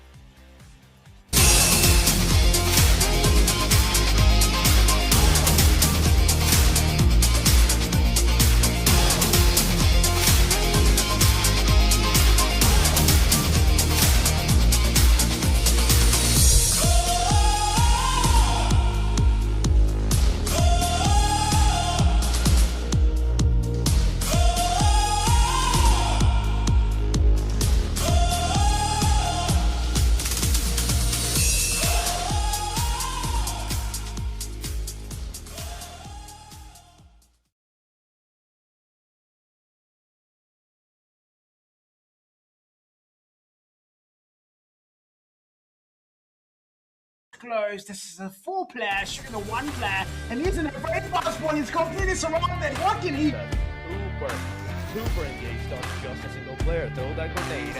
It's definitely disconnect. Maybe 30 on this map, but I don't know how that's gonna happen. But get the number 1, then yeah, it might be that. So maybe that's what they did it before. But now, so far, so good. Kia, fight 1 more kill. It's 17, maybe 18 down. 7 minutes back. Right now, to the side. Go. All stars. Come around. Let's take it. Please fight. Struggling, but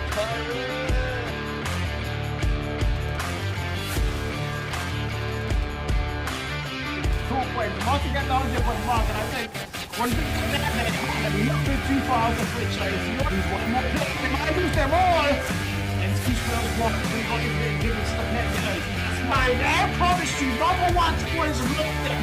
And it's nobody, I repeat, nobody thinks. Right?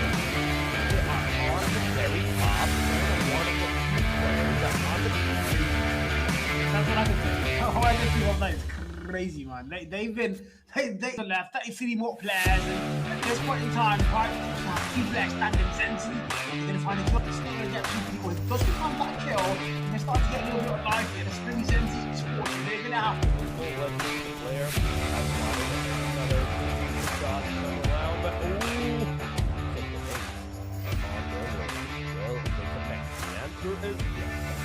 just looking really good. Two all-stars for the super mark. Potensky finds a player there. Forward still. Potensky. Ryan's going to get knocked down. He's been knocking them down one by one. Rondo! Wow!